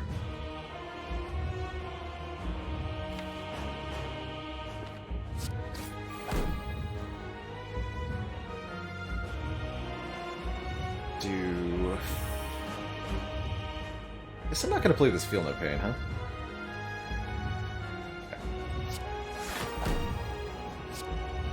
Sorry, Hand of Greed? Question mark? No, let's go to that.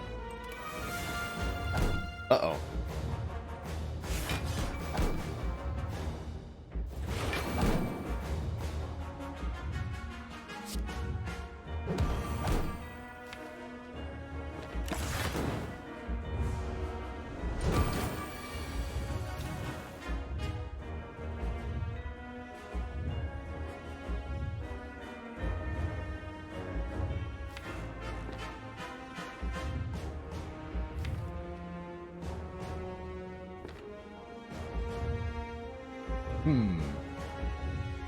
Awkward.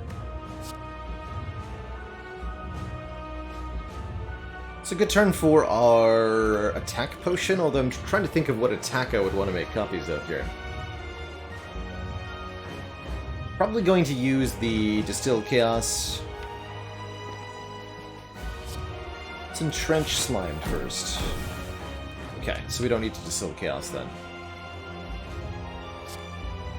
See you later, Dual Wields.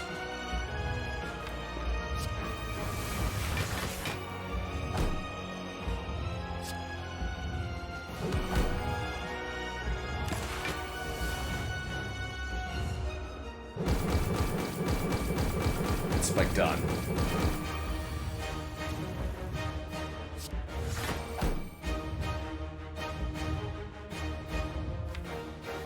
Feel No Pain, hello. There you are. Good. Let's just get rid of some stuff.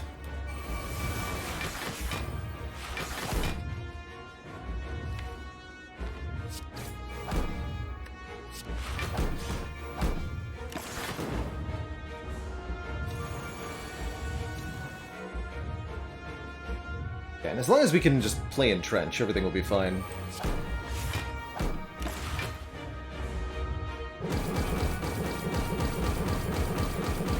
So much Blanc.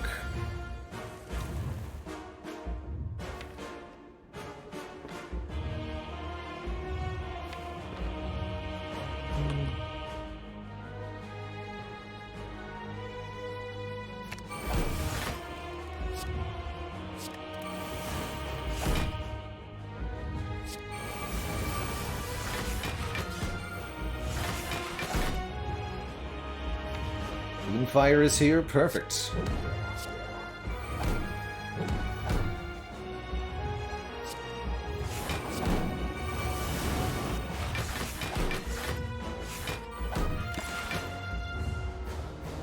F? No!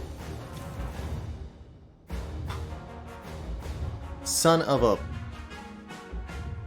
Alright, I think we're back. We're back! Sorry for that quick little interruption there.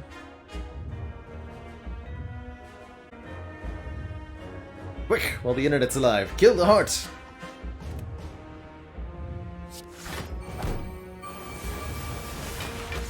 Gabonski, thank you so much for 5 months. Much love to you.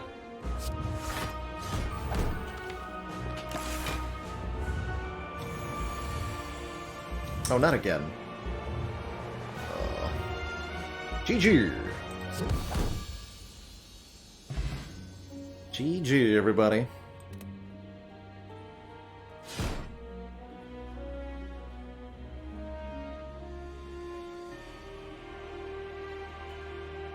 GG.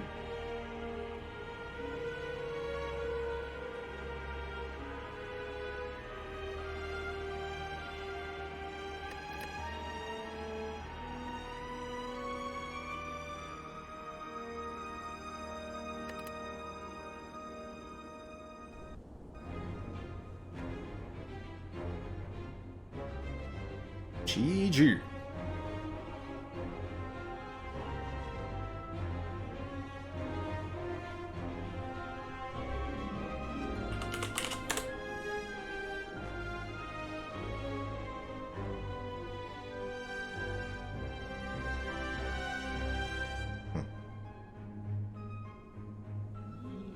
Real Kenny Cap, thank you so much for the Prime sub and the 3 months. Much love. Much love.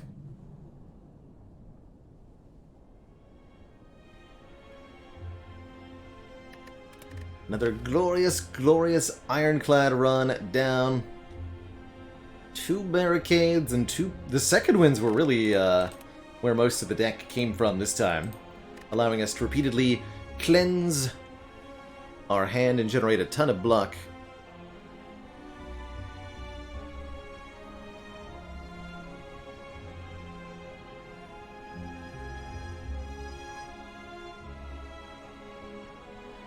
GG. Next up, the Silent. We'll be playing on Ascension 7 before we jump on into another run. No, it's definitely my internet and my connection that has a problem here, not Twitch. This is a long-standing issue. It's some kind of far upstream congestion, as far as I can tell. It's related to traffic in our area.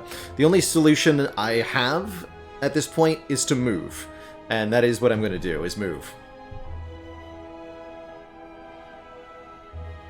Anyway, I'll be right back.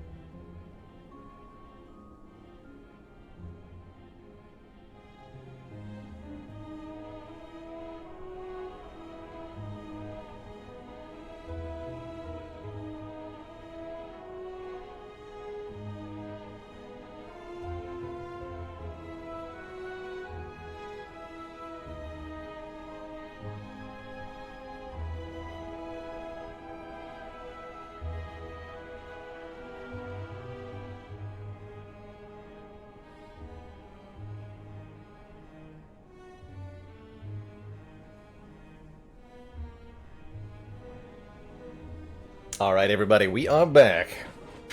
It's time for some more Snecko nonsense. Let's begin.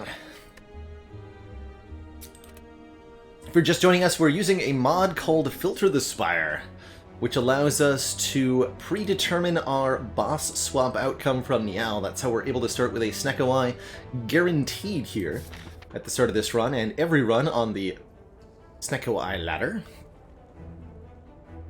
Shunjo, thank you so much for the 19 months. It's almost as high as I can count.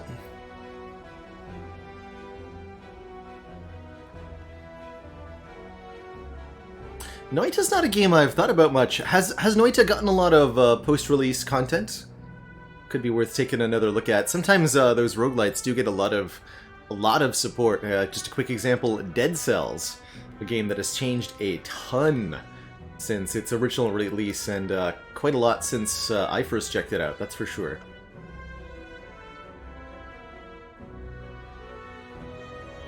I appreciate that you continue to support the channel even if you're not stopping by as frequently. That really does mean a lot and helps me do what I do here full time. Have added a crazy amount of stuff, including hotfixes that are actually entire features. Wow. Well, there you go. And Grotlash, thank you for the Prime sub as well. Looks like it's going to be a 2 Elite Act. We must fight one early, and then can fight one late. If we're going to fight one early... What are these shops, by the way? What?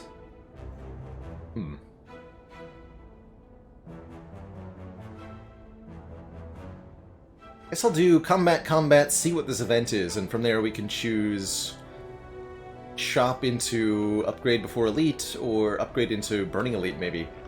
Early burning elite's quite reasonable. And Sir Van Buren, thank you so much for that gifted sub. And for your long-standing support and viewership.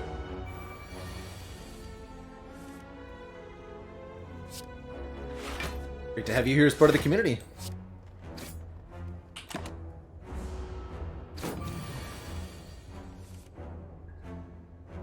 Uh-oh.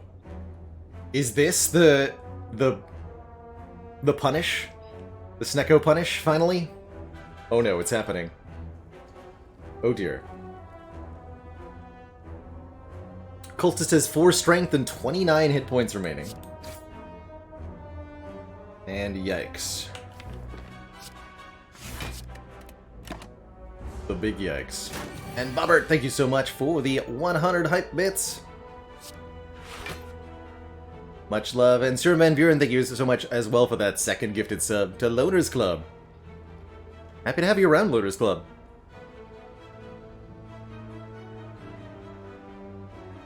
Okay, so we're gonna go defend, strike.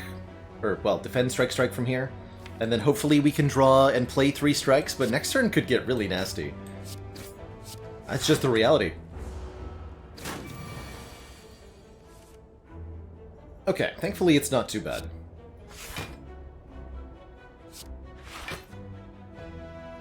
Let's card that. I can't play both of these, so I think I should defend. It's very likely I can play 2 strikes next turn. Smiley face. The hype train is real. Cheesy Bob, thank you for the 100 bits.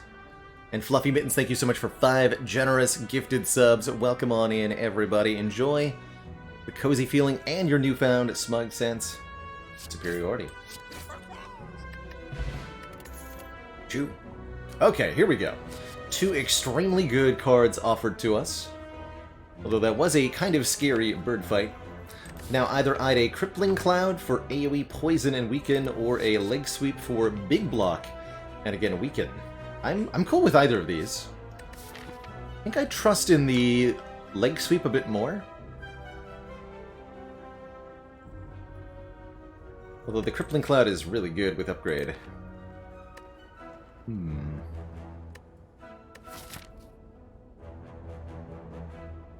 Ace Kev, thank you for the 83 bits. And GeForce Train, thank you so much for the tier 1 sub. Keep it cozy. I think Neutralize on one of those turns was worth considering the Shoveler instead of a Survivor or a Defend in order to trade a little bit more health, essentially. Yeah, Bane cries from lack of consideration. Well, that's just unfortunately going to be the way. I probably should take the card that does the damage. Let's take the card that does the damage. And then I'll draw... Yeah, would have preferred Leg Sweep on this turn, notably. But I'm okay with what we got. A ton of strikes is what we got.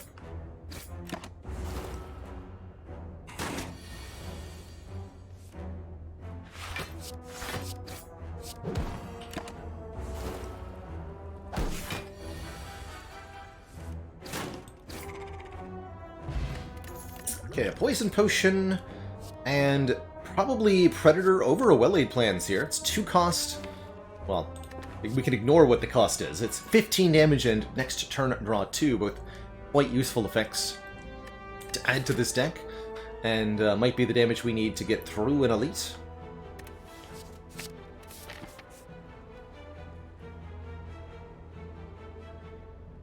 And then our first event is a Merchant, which pretty much rules out going this way, right? I don't want to go double Merchant. Oof to losing membership card here. Gooseberry, thank you so much for the Prime sub and those 4 months of support.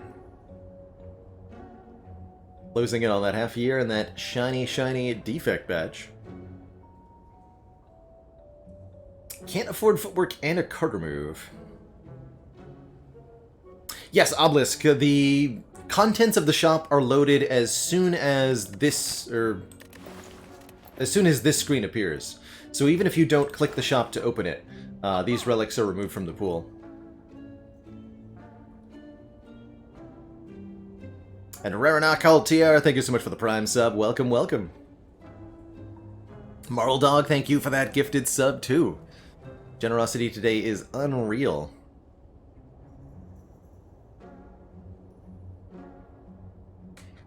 Some acceptable damage commons. Flying Knee, I think, is pretty decent with the Snecko Eye. I think I'm just going to remove a Strike? Question mark? Yeah, I'm just going to do that. I could maybe buy a potion, too. Actually, an energy potion sounds like really good insurance. Let's do that.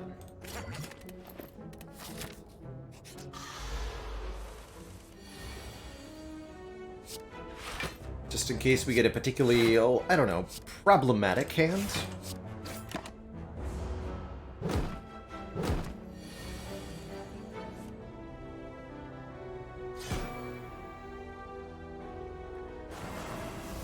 And then we... like that.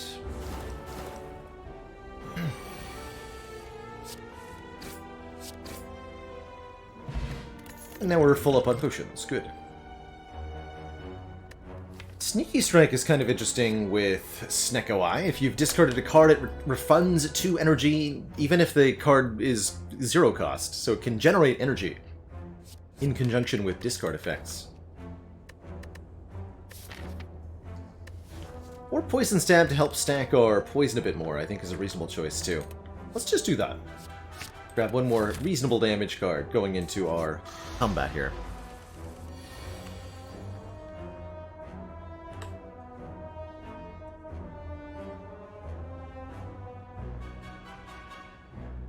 Although this fight looks intimidating, it really isn't too bad here. We got a pretty gentle combination of gremlins.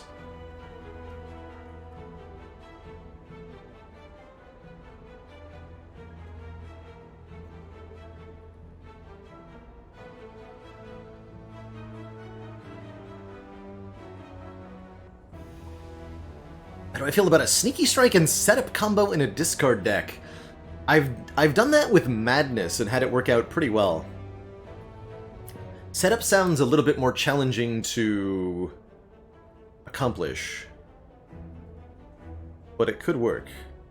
You'd want to also add maybe expertise to that kind of deck for some serious card draw. So we gotta kill the Sneaky in the Fat Gremlin first to make sure we're not weakened here. Could use a poison potion to kill them both this turn, or I can, like, Predator, Strike, Strike, Survivor. Or no, just Predator, Strike, Survivor. Take 0. Maybe we don't kill the Fat Gremlin at all, we just put all our damage onto the wizard. Worst possible combo of gremlins, I think, is one wizard... Wizard, Fat Gremlin, Sneaky Gremlin, and then either a second Fat Gremlin or a second Sneaky Gremlin. You can't have two Gremlin Wizards spawn in the Gremlins combat. It's a pool of one Shield Gremlin, one Gremlin Wizard, two Fat Gremlins, two Angry Gremlins, two Sneaky Gremlins, and you pick 4 from that. So you can get duplicates of only 3 of the Gremlin types: the Fat Gremlin, the Sneaky Gremlin, and the Angry Gremlin. So I think the worst is then either 2 Sneaky plus Fat and Wizard, or Sneaky plus 2 Fat and 1 Wizard. There's also situations where, like, Shield... Like, this combo can actually be the worst if the Shield Gremlin repeatedly blocks on the Wizard. That's the other option. Anyway. I think I'm going to use... Yeah, upon reflection, I am going to use a Poison Potion here, just to make sure I don't have to deal with any of this. I guess this means that we're guaranteed to shield the Wizard?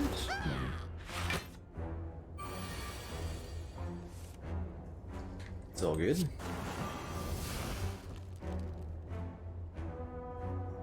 Four is 11.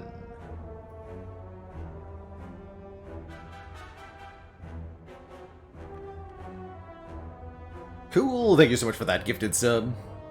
Choo-choo, everybody.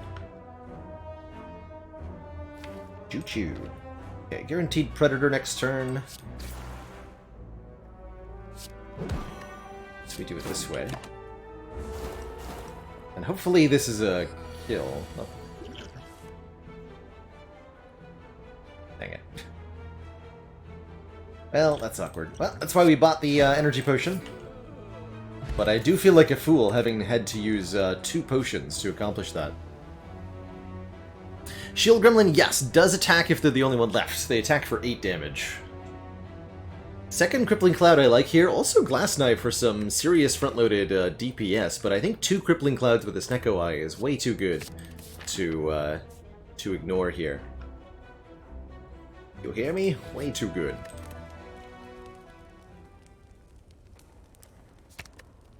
I will upgrade the Clouds first. It's also a really good duplication potion target. First up, Sentries. And I think that is a good reason to dupe Crippling Cloud.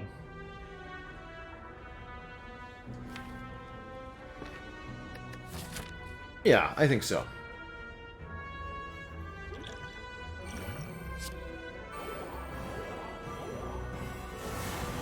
You get 4 weak and 7 poison on all of them.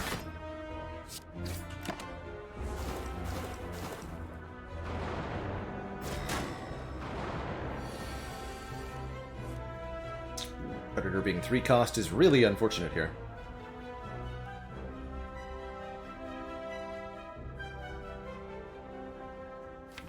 So I'll play the other Cloud then, huh? Should wait.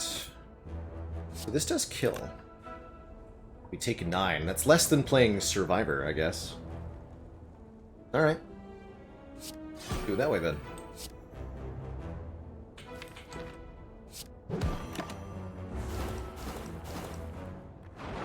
Figure we're probably not killing the middle one next turn, so I'll look to block this turn and kill you next turn. We'll take 4 more as I play Predator one more time just to ensure that that happens.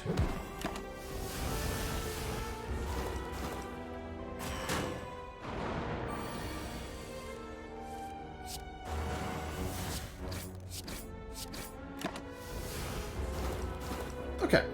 We've been a little bit aggressive... Oh, I was gonna say, we've been aggressive with our potion use, but that's fine because we now have a White Beast statue. And I think we're going to be just peachy from here. We'll get 2 more potions before our next elite fight, so 2 potions before any potential Gremlin Knob, and I think the current deck will be just fine against the hard pull combats of Act 1, since we have all these crippling clouds. Although not if I draw like this. Ouch.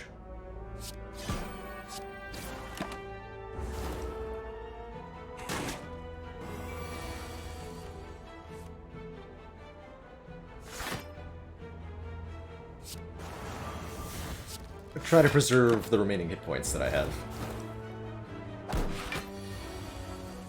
Be great.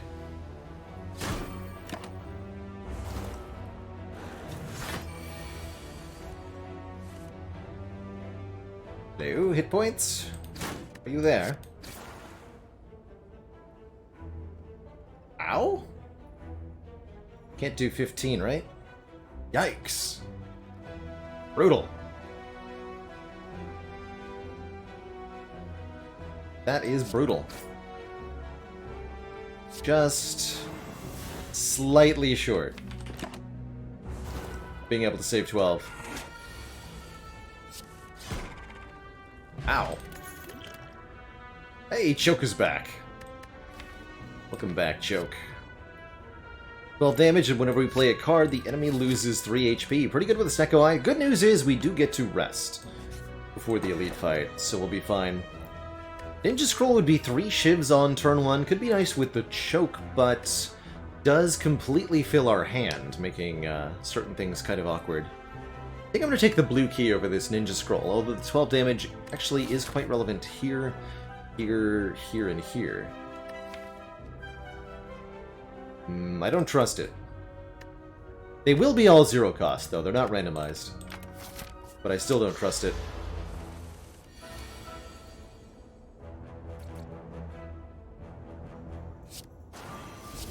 One bit.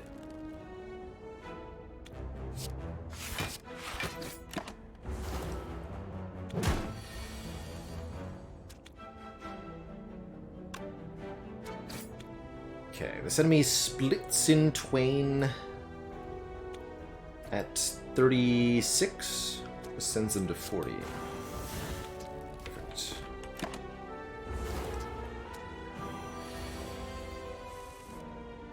Yeah, exactly. What if Bag Prep, though? Precisely a good reason to take the blue key instead of the scroll.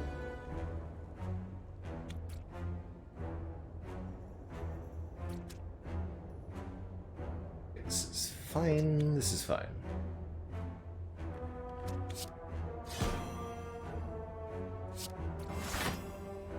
There's a predator here, though. More. But then we're through.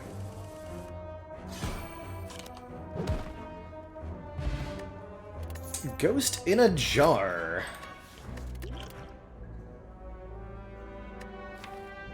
Makes it kind of tempting to upgrade, truly.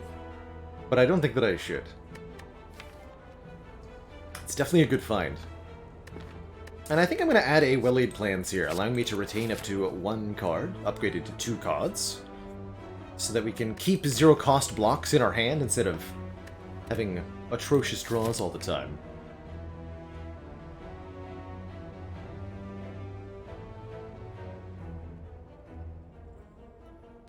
So we'll have a sleep. Sleep sounds great. More relics, please. Alright, numbers. We're gonna get lots of potions, so I'm just gonna go ahead and use the power potion now with the intent of trying to keep the ghost in a jar. After Image seems the best here. Helltrap's the only one that does any damage, but block that does not make Knob angry sounds great. Pretty good damage turn 1 as well.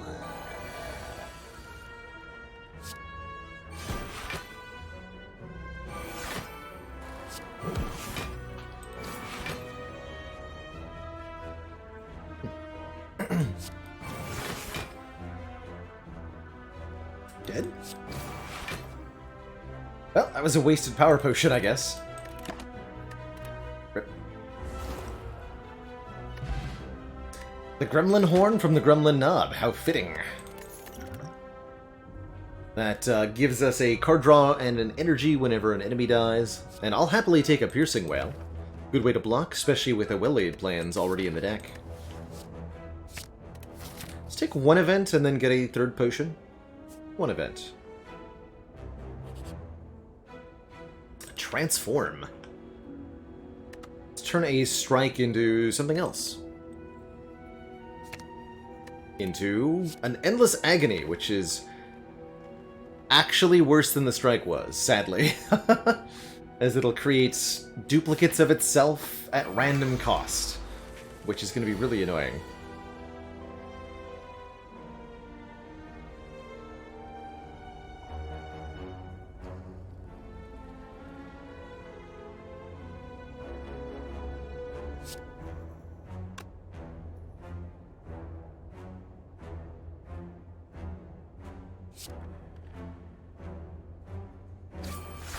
These two.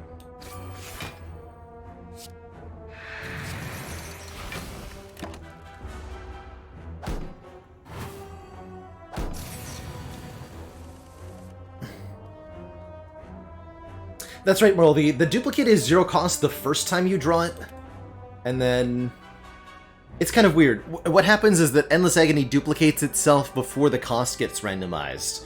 So the first time you draw it, you get a 0 cost version in your hand and a random cost version. The second time you draw it, you'll get a copy of the previous cost of the random one, and then a new random cost on the original card. It's odd. So strange.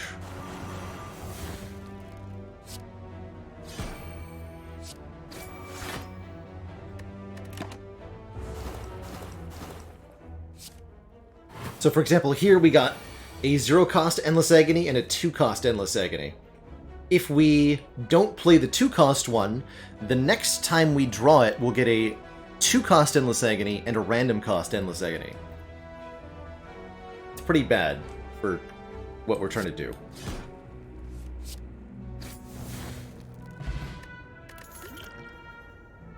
There's still a 1 in 4 chance that they're both 0 the first time you draw it. Do I want an Acrobatics? I'll take one that says plus later, maybe. And let's upgrade the second Crippling Cloud. 2 upgraded Crippling Clouds will dominate Act 2. Okay, so for example here, we got 2 0-cost Endless Agonies. Good. Invisible Tramp, thank you so much for the Prime sub. Welcome, welcome. Please feel free to keep it cozy.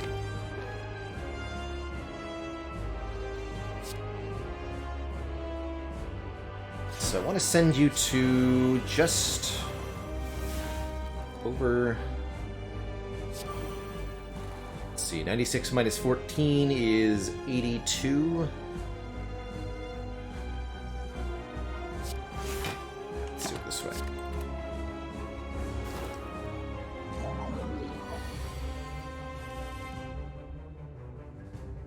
Bleh.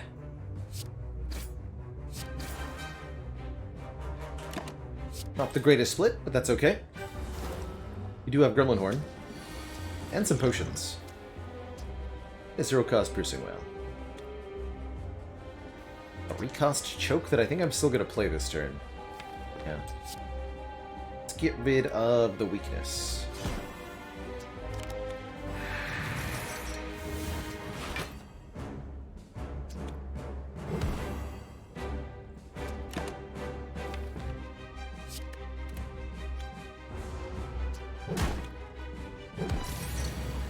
Yeah, One True Leaf. The volatile gauge in Monster Train was originally way better than Snecko-Eye was. But they nerfed it by removing 0 cost as an option.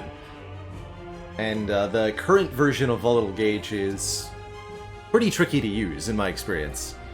It's definitely not like Snecko-Eye, where you just get free cards all the time. This looks like a bit of a situation. Glad we have a Ghosted Shard.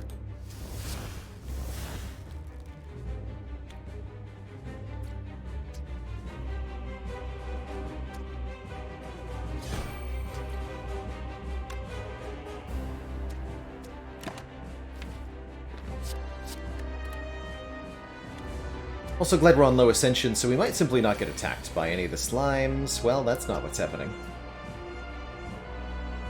Okay. Ghost in a jar it is, then.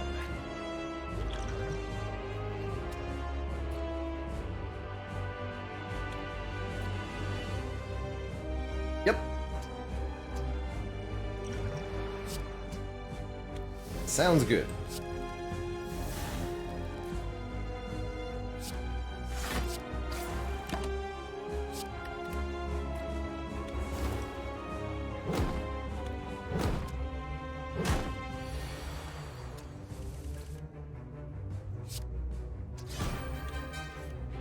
Okay, and Gremlin Horn carries us home here.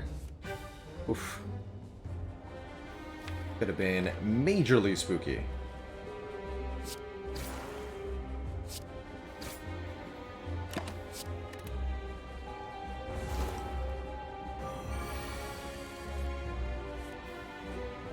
Choke the slime.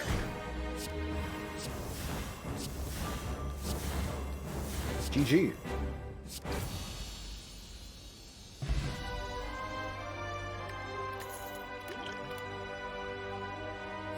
Ooh, Corpse Explosion. It's a good way to get some more poison in the deck. And it turns one enemy into a bomb. Could also take an Alchemize, giving us more potions. We're already getting 1 per combat. 2 per combat is more than that. Would be good reason to take, say, Sacred Bark. Envenom is by far the worst here. It is a 2-cost card, but only 1 poison per attack is really not that much. Certainly not compared to Corpse Explosion.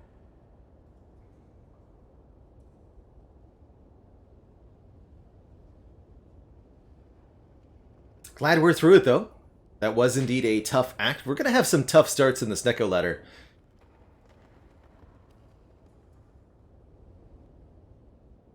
Give me the Corpse Explode.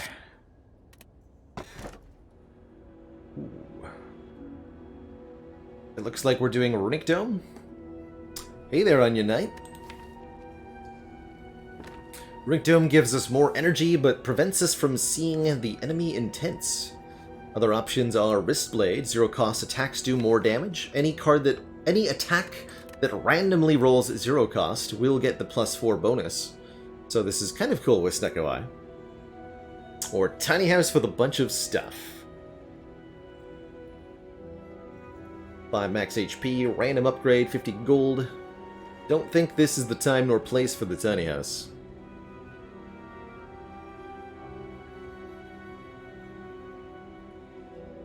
So let's take a Runic Dome. We're going to be unable to see what our enemies do, but for the most part, we're able to deduce what they're going to do anyway. Many enemies have a fixed attack pattern with little or no randomness.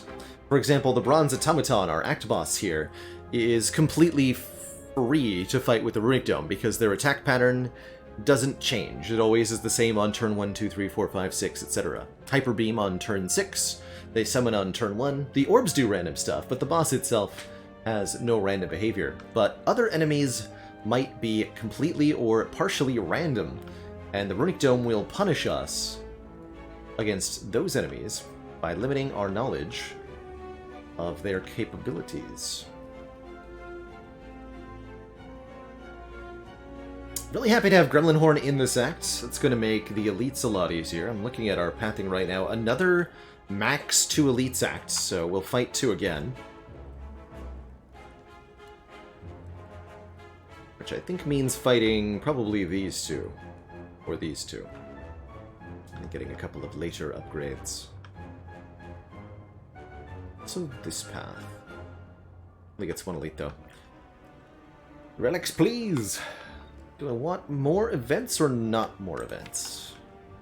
I think not more events. Combats are good because potions and such.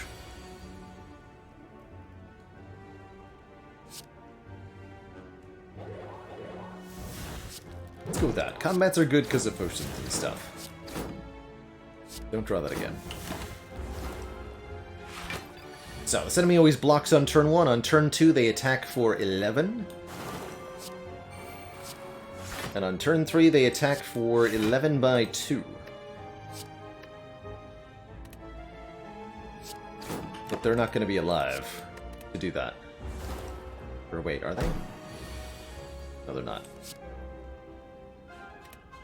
Do you know that Choke goes through block, doing damage directly to the hit points?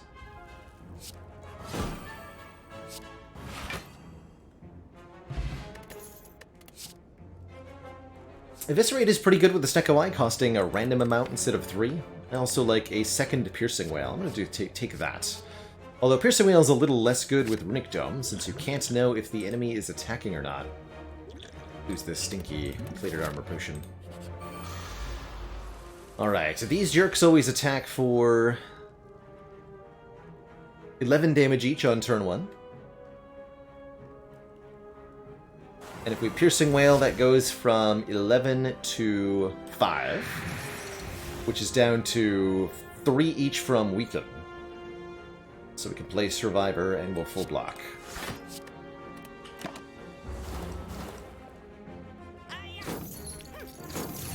We have 2 Explosive Pot. Let's see what we draw here.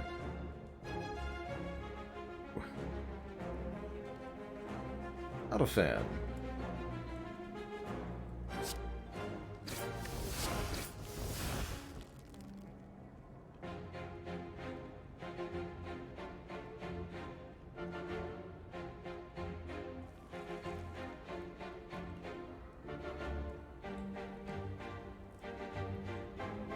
Full damage Ascension happens surprisingly all the way down at Ascension 4 Kaiser roll. So almost basically all enemies will do their full damage starting at Ascension 4. There's some differences on Ascension 17, 18, and 19 for enemies that increase strength gain, like cultists. But for the most part, Ascension 4 is the max damage.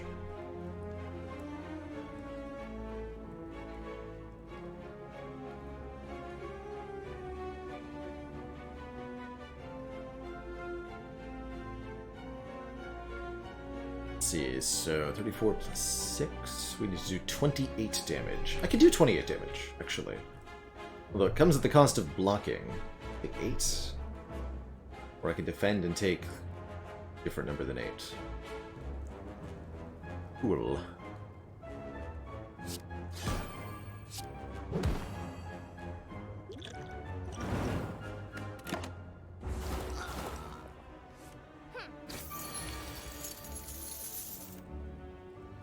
And then this enemy might be attacking on this turn for more. Or they might be blocking and preparing to flee. I think I just killed them either way.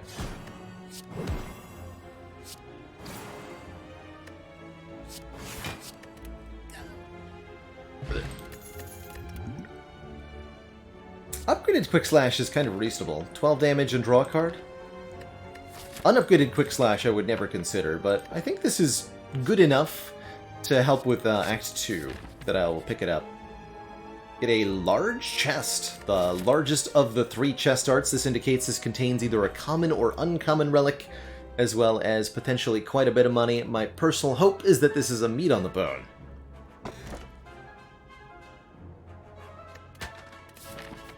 Easy.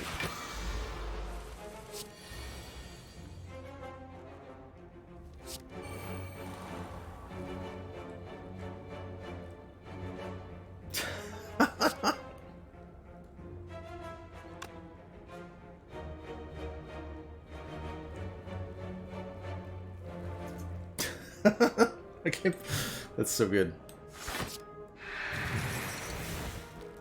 I'm like genuinely surprised that happened.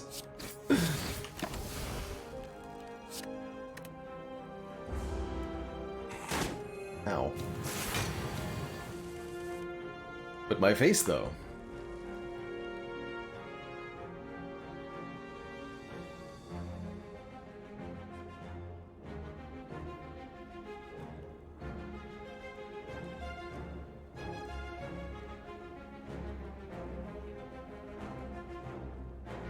So we'll become vulnerable if we kill the little guy, but we'll also draw a card, because we have Snecko Horn. Or whatever. So I guess I'll just kill it with Strike. OQ. Perfect.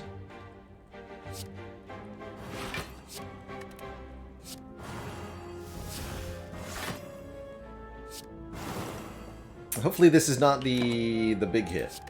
Could have blocked that. Actually, should have blocked that. Do take 1. But I should have used Ancient Potion, knowing that we have the White Beast statue. Now it is too late.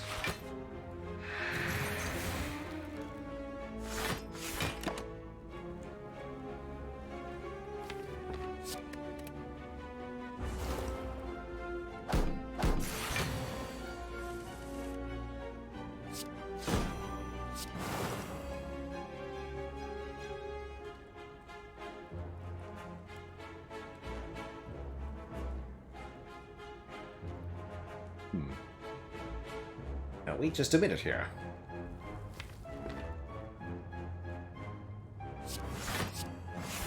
Can't actually kill, not quite.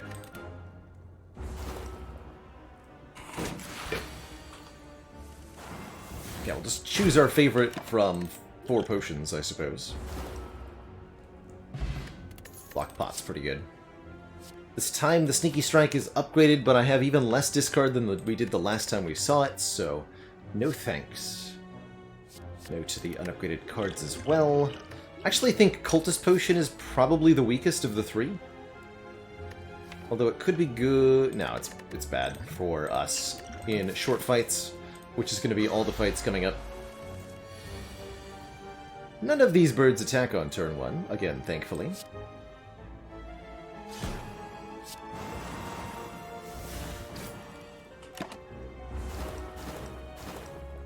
Fortunately, Crippling Cloud is a ton of damage. As is Corpse Exploge.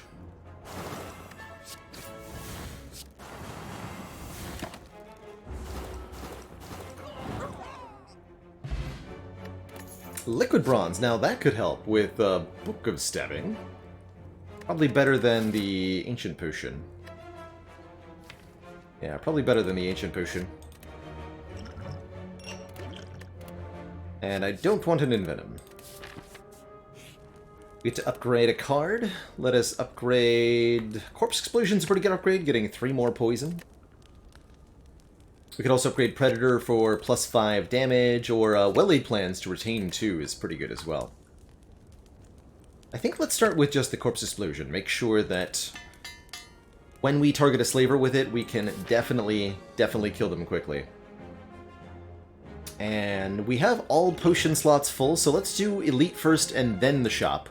We'll get some bonus money from the Elite, potentially allowing us to buy a rare relic in the store, and we can restock potions if we had to use them all in pursuit of this kill.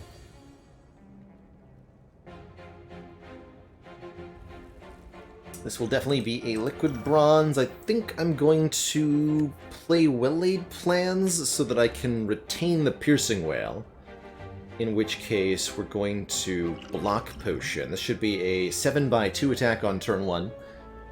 Neutralize brings that down to a 5/2. This could also be a single hit for 24 with a 15% chance. Book of Stabbing is very slightly random in their pattern. We're hoping that's not the case, but if it is, oh well. And then we'll play the Piercing Wail probably next turn. Because this is now a 7/3 multi-attack. Really good set of card draw here.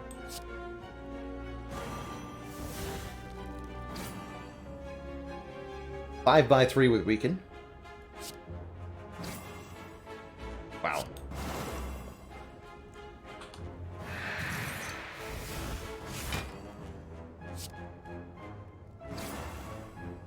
And then just keep the Piercing Wail. Again. Now it's guaranteed to be the singular big hit, which will be 24 base, weakened down to 18, and we can easily block for exactly 18 with Defend, Defend, Survivor, and we're good.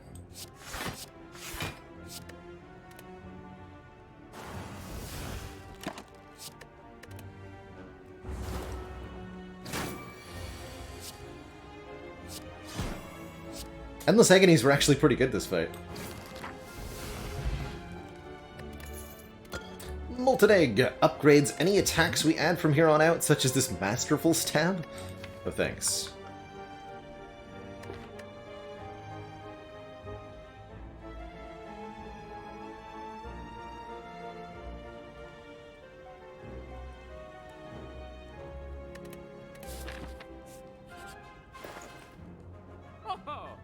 But what about Bane Plus?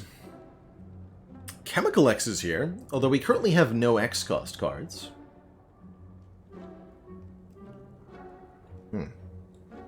Is anything in this store actually helpful? We could buy fruit juice for 5 max HP. I'm probably going to buy this explosive potion because we might be fighting slavers shortly. Yes, Marl Dog, Masterful Stab gets rerolled each time it's drawn into your hand. If you take damage while it is in your hand, such as from Beat of Death or Pain, then the cost will go up by 1 each time. So you can still end up with a very expensive Masterful Stab.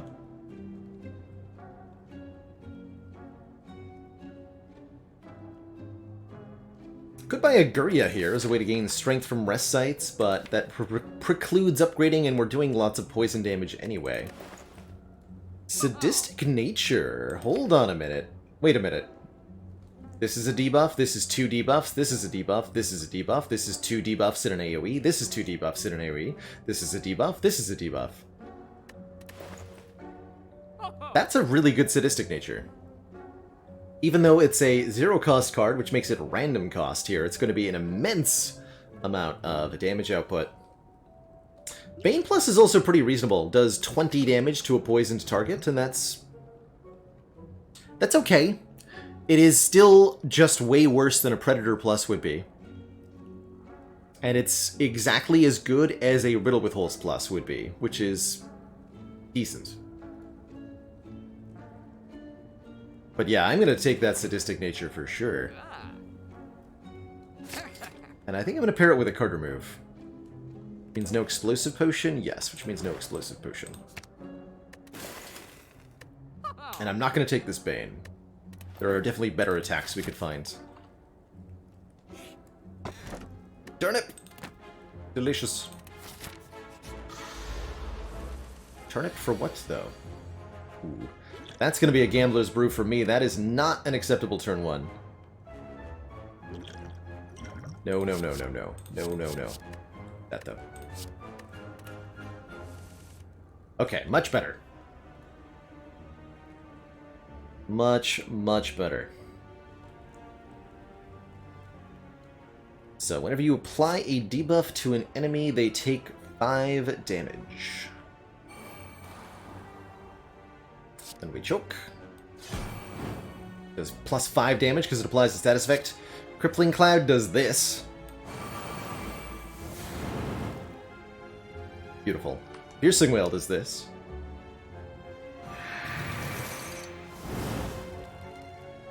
And exactly lethal with the choke. Beautiful.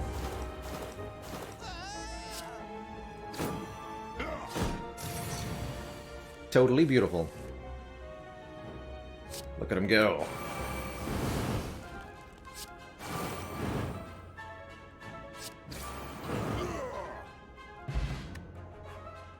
GG, nerds. Get 29 gold in the courier, making shops cheaper and restock when we buy stuff. As well as a regen potion for some healing, and we could get a Bane Plus for free instead of paying for one like a chump. But even so, I think I won't be taking it. Let's transform a strike instead into a Bane Plus. Oh, into an accuracy? Wait, that's worse. Oh.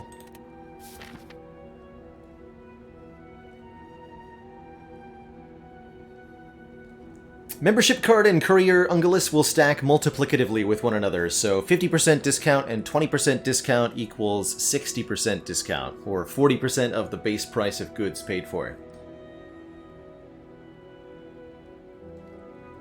2 events or an upgrade? Want to upgrade Sadistic Nature and Well-Laid Plans? Yeah, I'll take the 2 upgrades.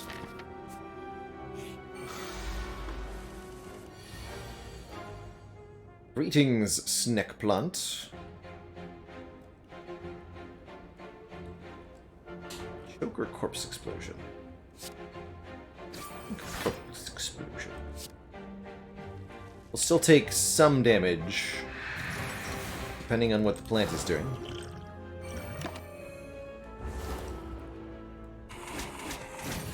And it could be debuffing or attacking this turn.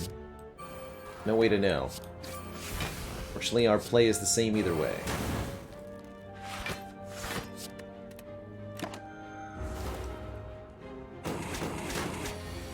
Was attacking again. That means on this turn it will buff.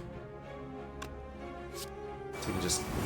Oh, I just cost myself 2 health. Whoops. But I had meat on the bone anyway, so...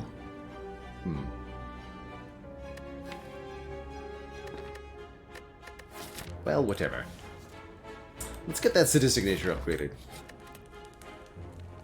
7 damage per debuff.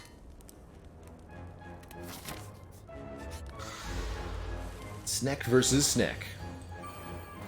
Who can snack harder? After that, turn 1 debuff, Snecko attacks for either 10 or 18. So those are the numbers we have to block for.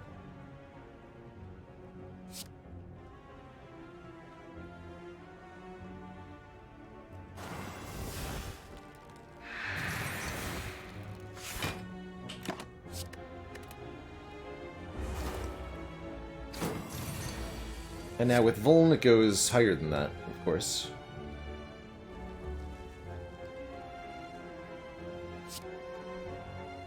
Do I ever kill on this turn? That's a pretty good choke.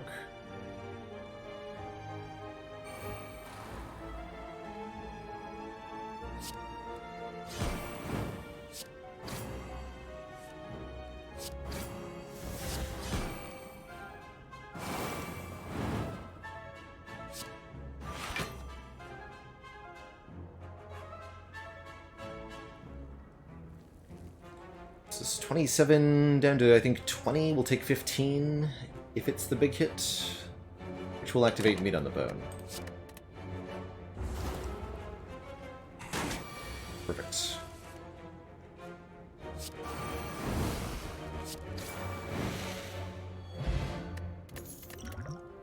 Thanks, Meat on the Bone. Sucker Punch is a debuff, although I think I have enough weaken with 2 Crippling Clouds. I don't think I need more. Not taking a Storm of Steel. Don't want it all out of stack. Alright. It's upgraded.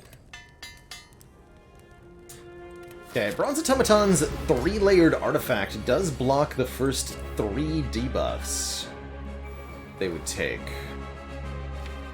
Which I guess is going to be Crippling Cloud, Piercing Well. You know what, that's fine.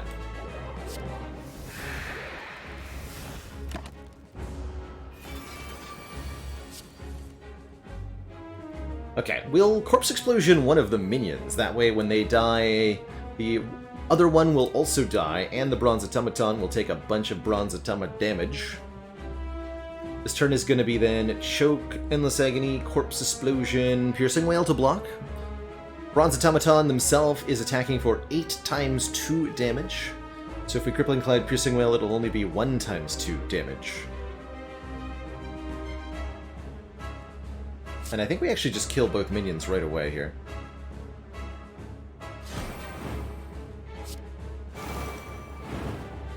Definitely.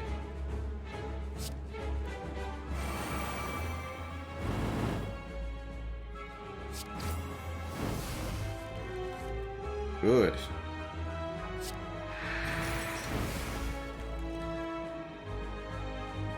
In that case, I can either play the Poison Stab, I can block for the 2 damage, or I can make sure we don't draw Endless Agony again. Let's play the Poison Stab.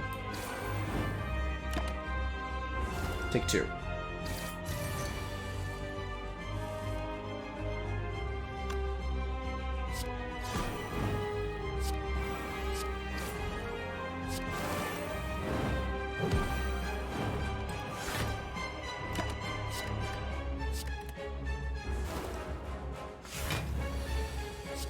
$12 by 2 damage this turn, which with Weaken is 9 by 2, so 18.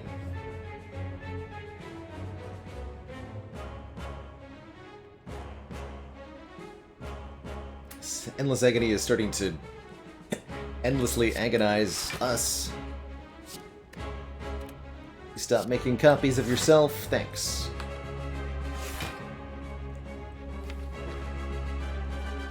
Play this next turn when there's no block.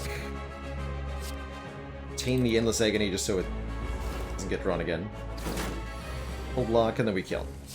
Easy.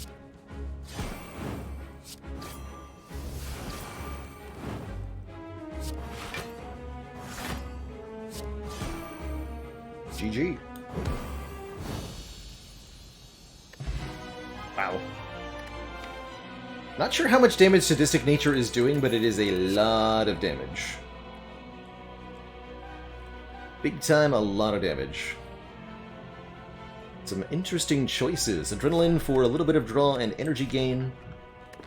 Grand Finale can only be played if there's nothing in the draw pile, but does massive AoE damage. Good if you've got lots of draw manipulation and retain. We almost have what it takes to Grand Finale here. Or Bullet Time, which just makes everything in hand free. And I think Bullet Time is very good with a Snecko Eye, as it allows us to ensure that we play our whole hand. Very good with the Choke especially.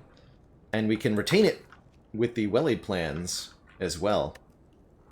Give me that. And let's lose the Explosive Pot that I explicitly purchased because we didn't fight Slavers and ended up not needing it. 3 varieties of energy here. Sozu prevents us from gaining potions, no thanks with the White Beast statue. Cursed Key gives us a curse whenever we open a chest. We did skip our we skipped a relic already, so we can afford to take that. Or we can take Fusion Hammer, preventing us from upgrading at rest sites. I did get all the important stuff upgraded already. The Sadistic Nature, the Well-Laid Plans, so on and so forth. I have not recalled.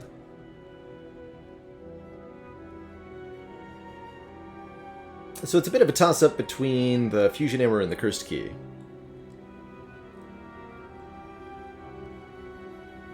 Oh, I didn't buy the Explosive Potion. That's right. We just found that one. Well, I feel less bad about throwing it on the ground then.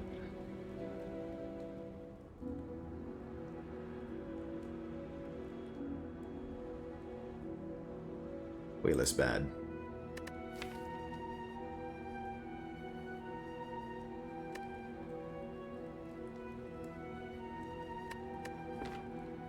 Raids or 1 curse.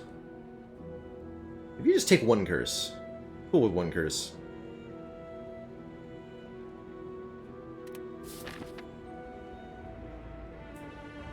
Hammer was totally reasonable too.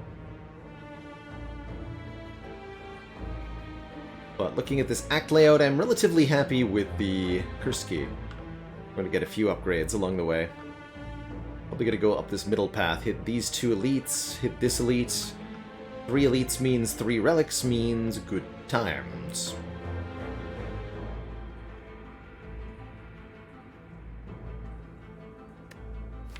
Two curses, yeah, the accuracy. The accuracy at the end of Sagany. That's unfortunately true. I do have to remove those. We'll get 1 removal here. 1 removal in Act 4. How many events do I want? At least 1. Oh, you'd love to see it. Get toasted, nerds.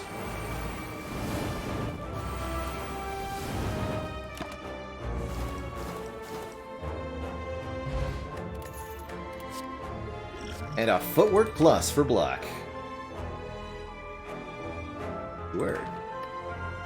Would have loved this backflip as well, but the footwork is more important.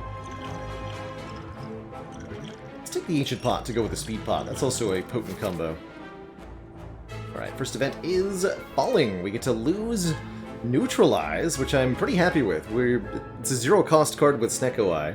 Certainly I'm not going to lose Sadistic Nature Plus, so see you later, Neutralize.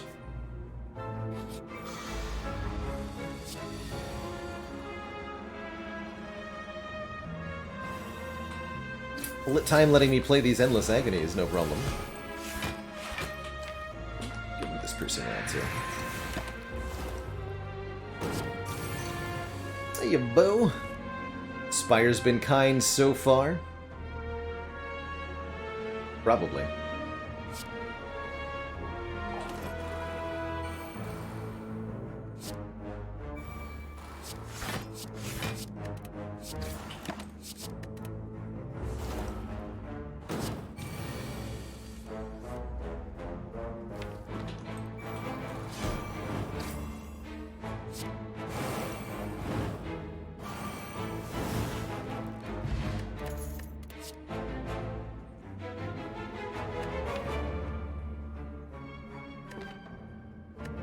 Almost. It's better than our defend cards. Almost. Keep the colorless potion. Duplicate a card in the deck. Oh. Double sadistic nature? Is this the way? Double bullet time is reasonable too. I'm going double sadistic nature. Card is so much damage ever since the 2.2 patch buff.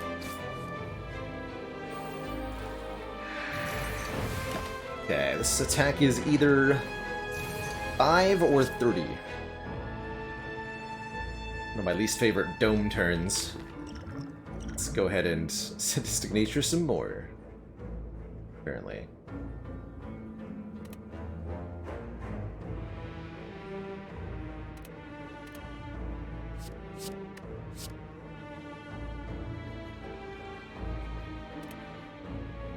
Crippling, survivor, defend. Crippling. Don't play the joke. Okay.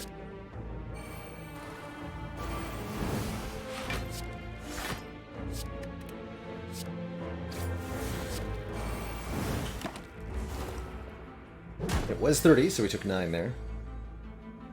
And we could get attacked again on this turn, so I'll play Piercing Wail just in case. Like Piercing Wail, Corpse Explosion, Strike.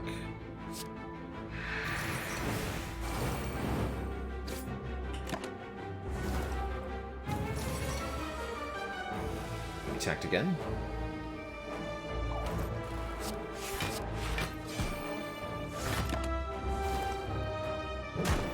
Okay. Calmness has been restored to the land.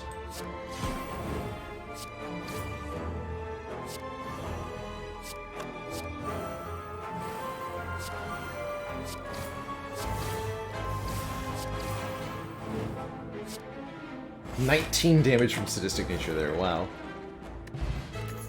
And the fruit juice! I suppose a dodge and roll is more reasonable with 1 footwork. I'll pick that up. I'll pick that up. And I am going to this... So let's go here and upgrade. I'm going to recall first. I don't see particularly good upgrades there. Nemesis can attack for 7 by 3 on turn 1. They can't do their big single hit, but they can do the multi-hit. So I'll plan around the multi-hit here.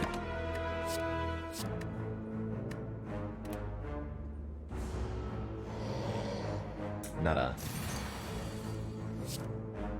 Okay, this turn could extremely badly hurt me. Big time.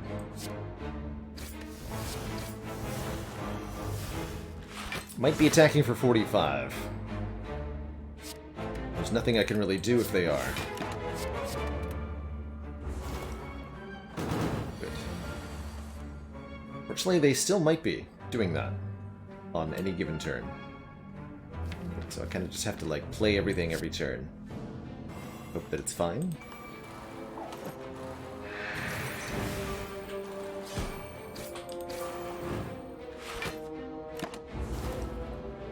Uh-oh. My piercing wails were in vain.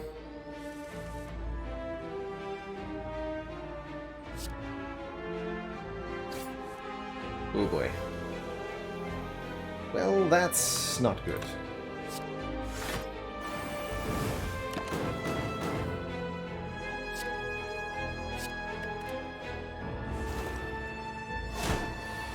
Ouch.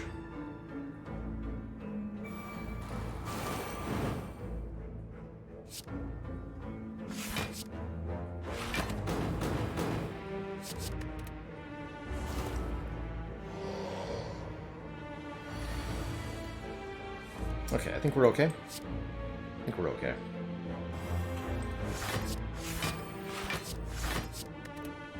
Won't die even if this is the big hit. Was not. I don't win on this turn, huh? Thanks.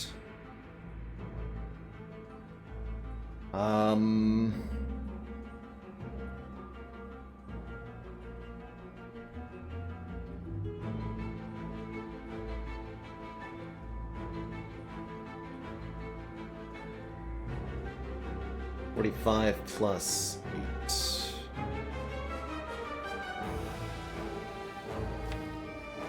8.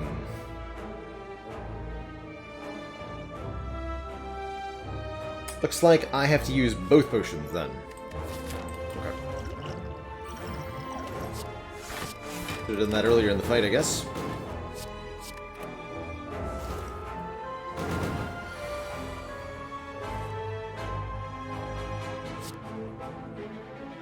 And I might actually still die here. Wow.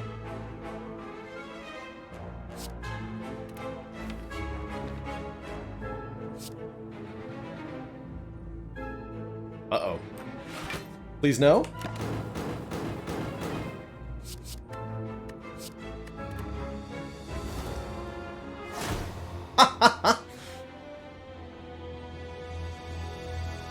Lain low by a very angry nemesis. Wow.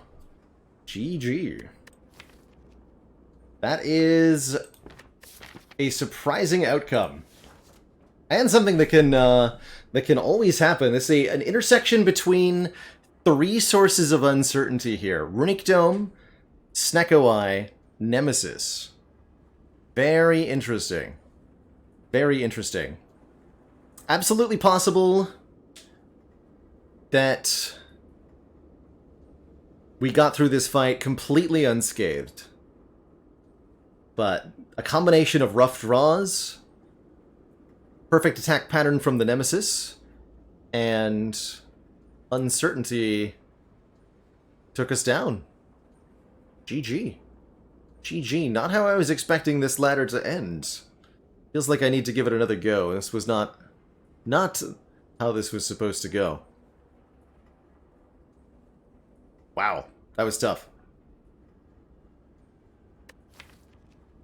That was tough. Like my damage didn't... Yeah, because we just didn't draw the damage on the right turns or the block on the right turns. Interesting. How many hit points did I have going into that fight? We upgraded. I had lots. I had like 40-something. That's crazy. That's crazy. I think with the exact bad draws, Giant Head could have done something similar. If we failed to do 500 damage quickly enough.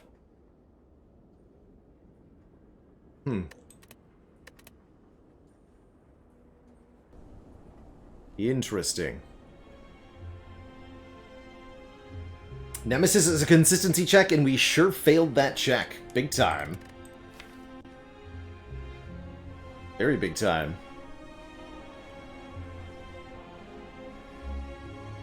GG.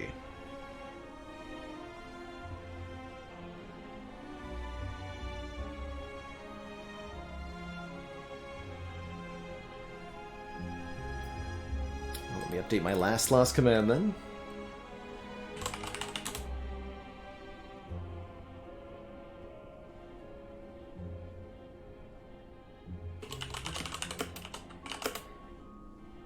Things that we could have done that would have kept us alive.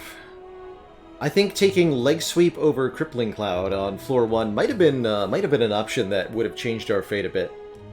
We did need a few more block cards. We started adding like Dexterity, but we didn't have the block. Another thing that I could have been doing is taking backflips. We saw multiple backflips that I skipped, and taking those for the card draw might have been a good idea. I didn't realize we only had 24 cards. Maybe I needed the Bane Plus.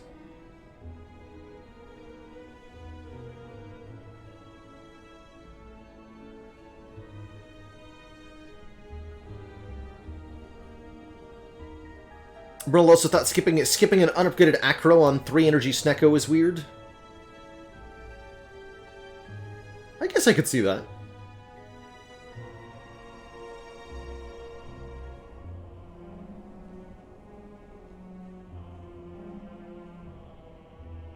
Maybe just simply having access to more card draw is something I should have sought to include.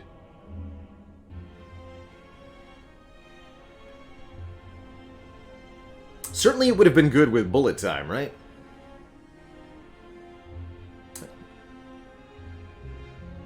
Now, with 4 energy, yes. Definitely take the acrobatics. Didn't see any in Act 2. But I think I should have taken these backflips that I saw. Both of them.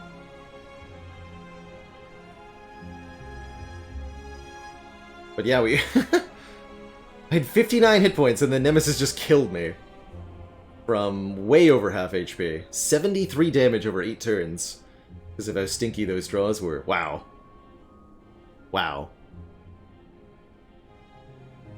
Can't benefit from meat on the bone if you just die.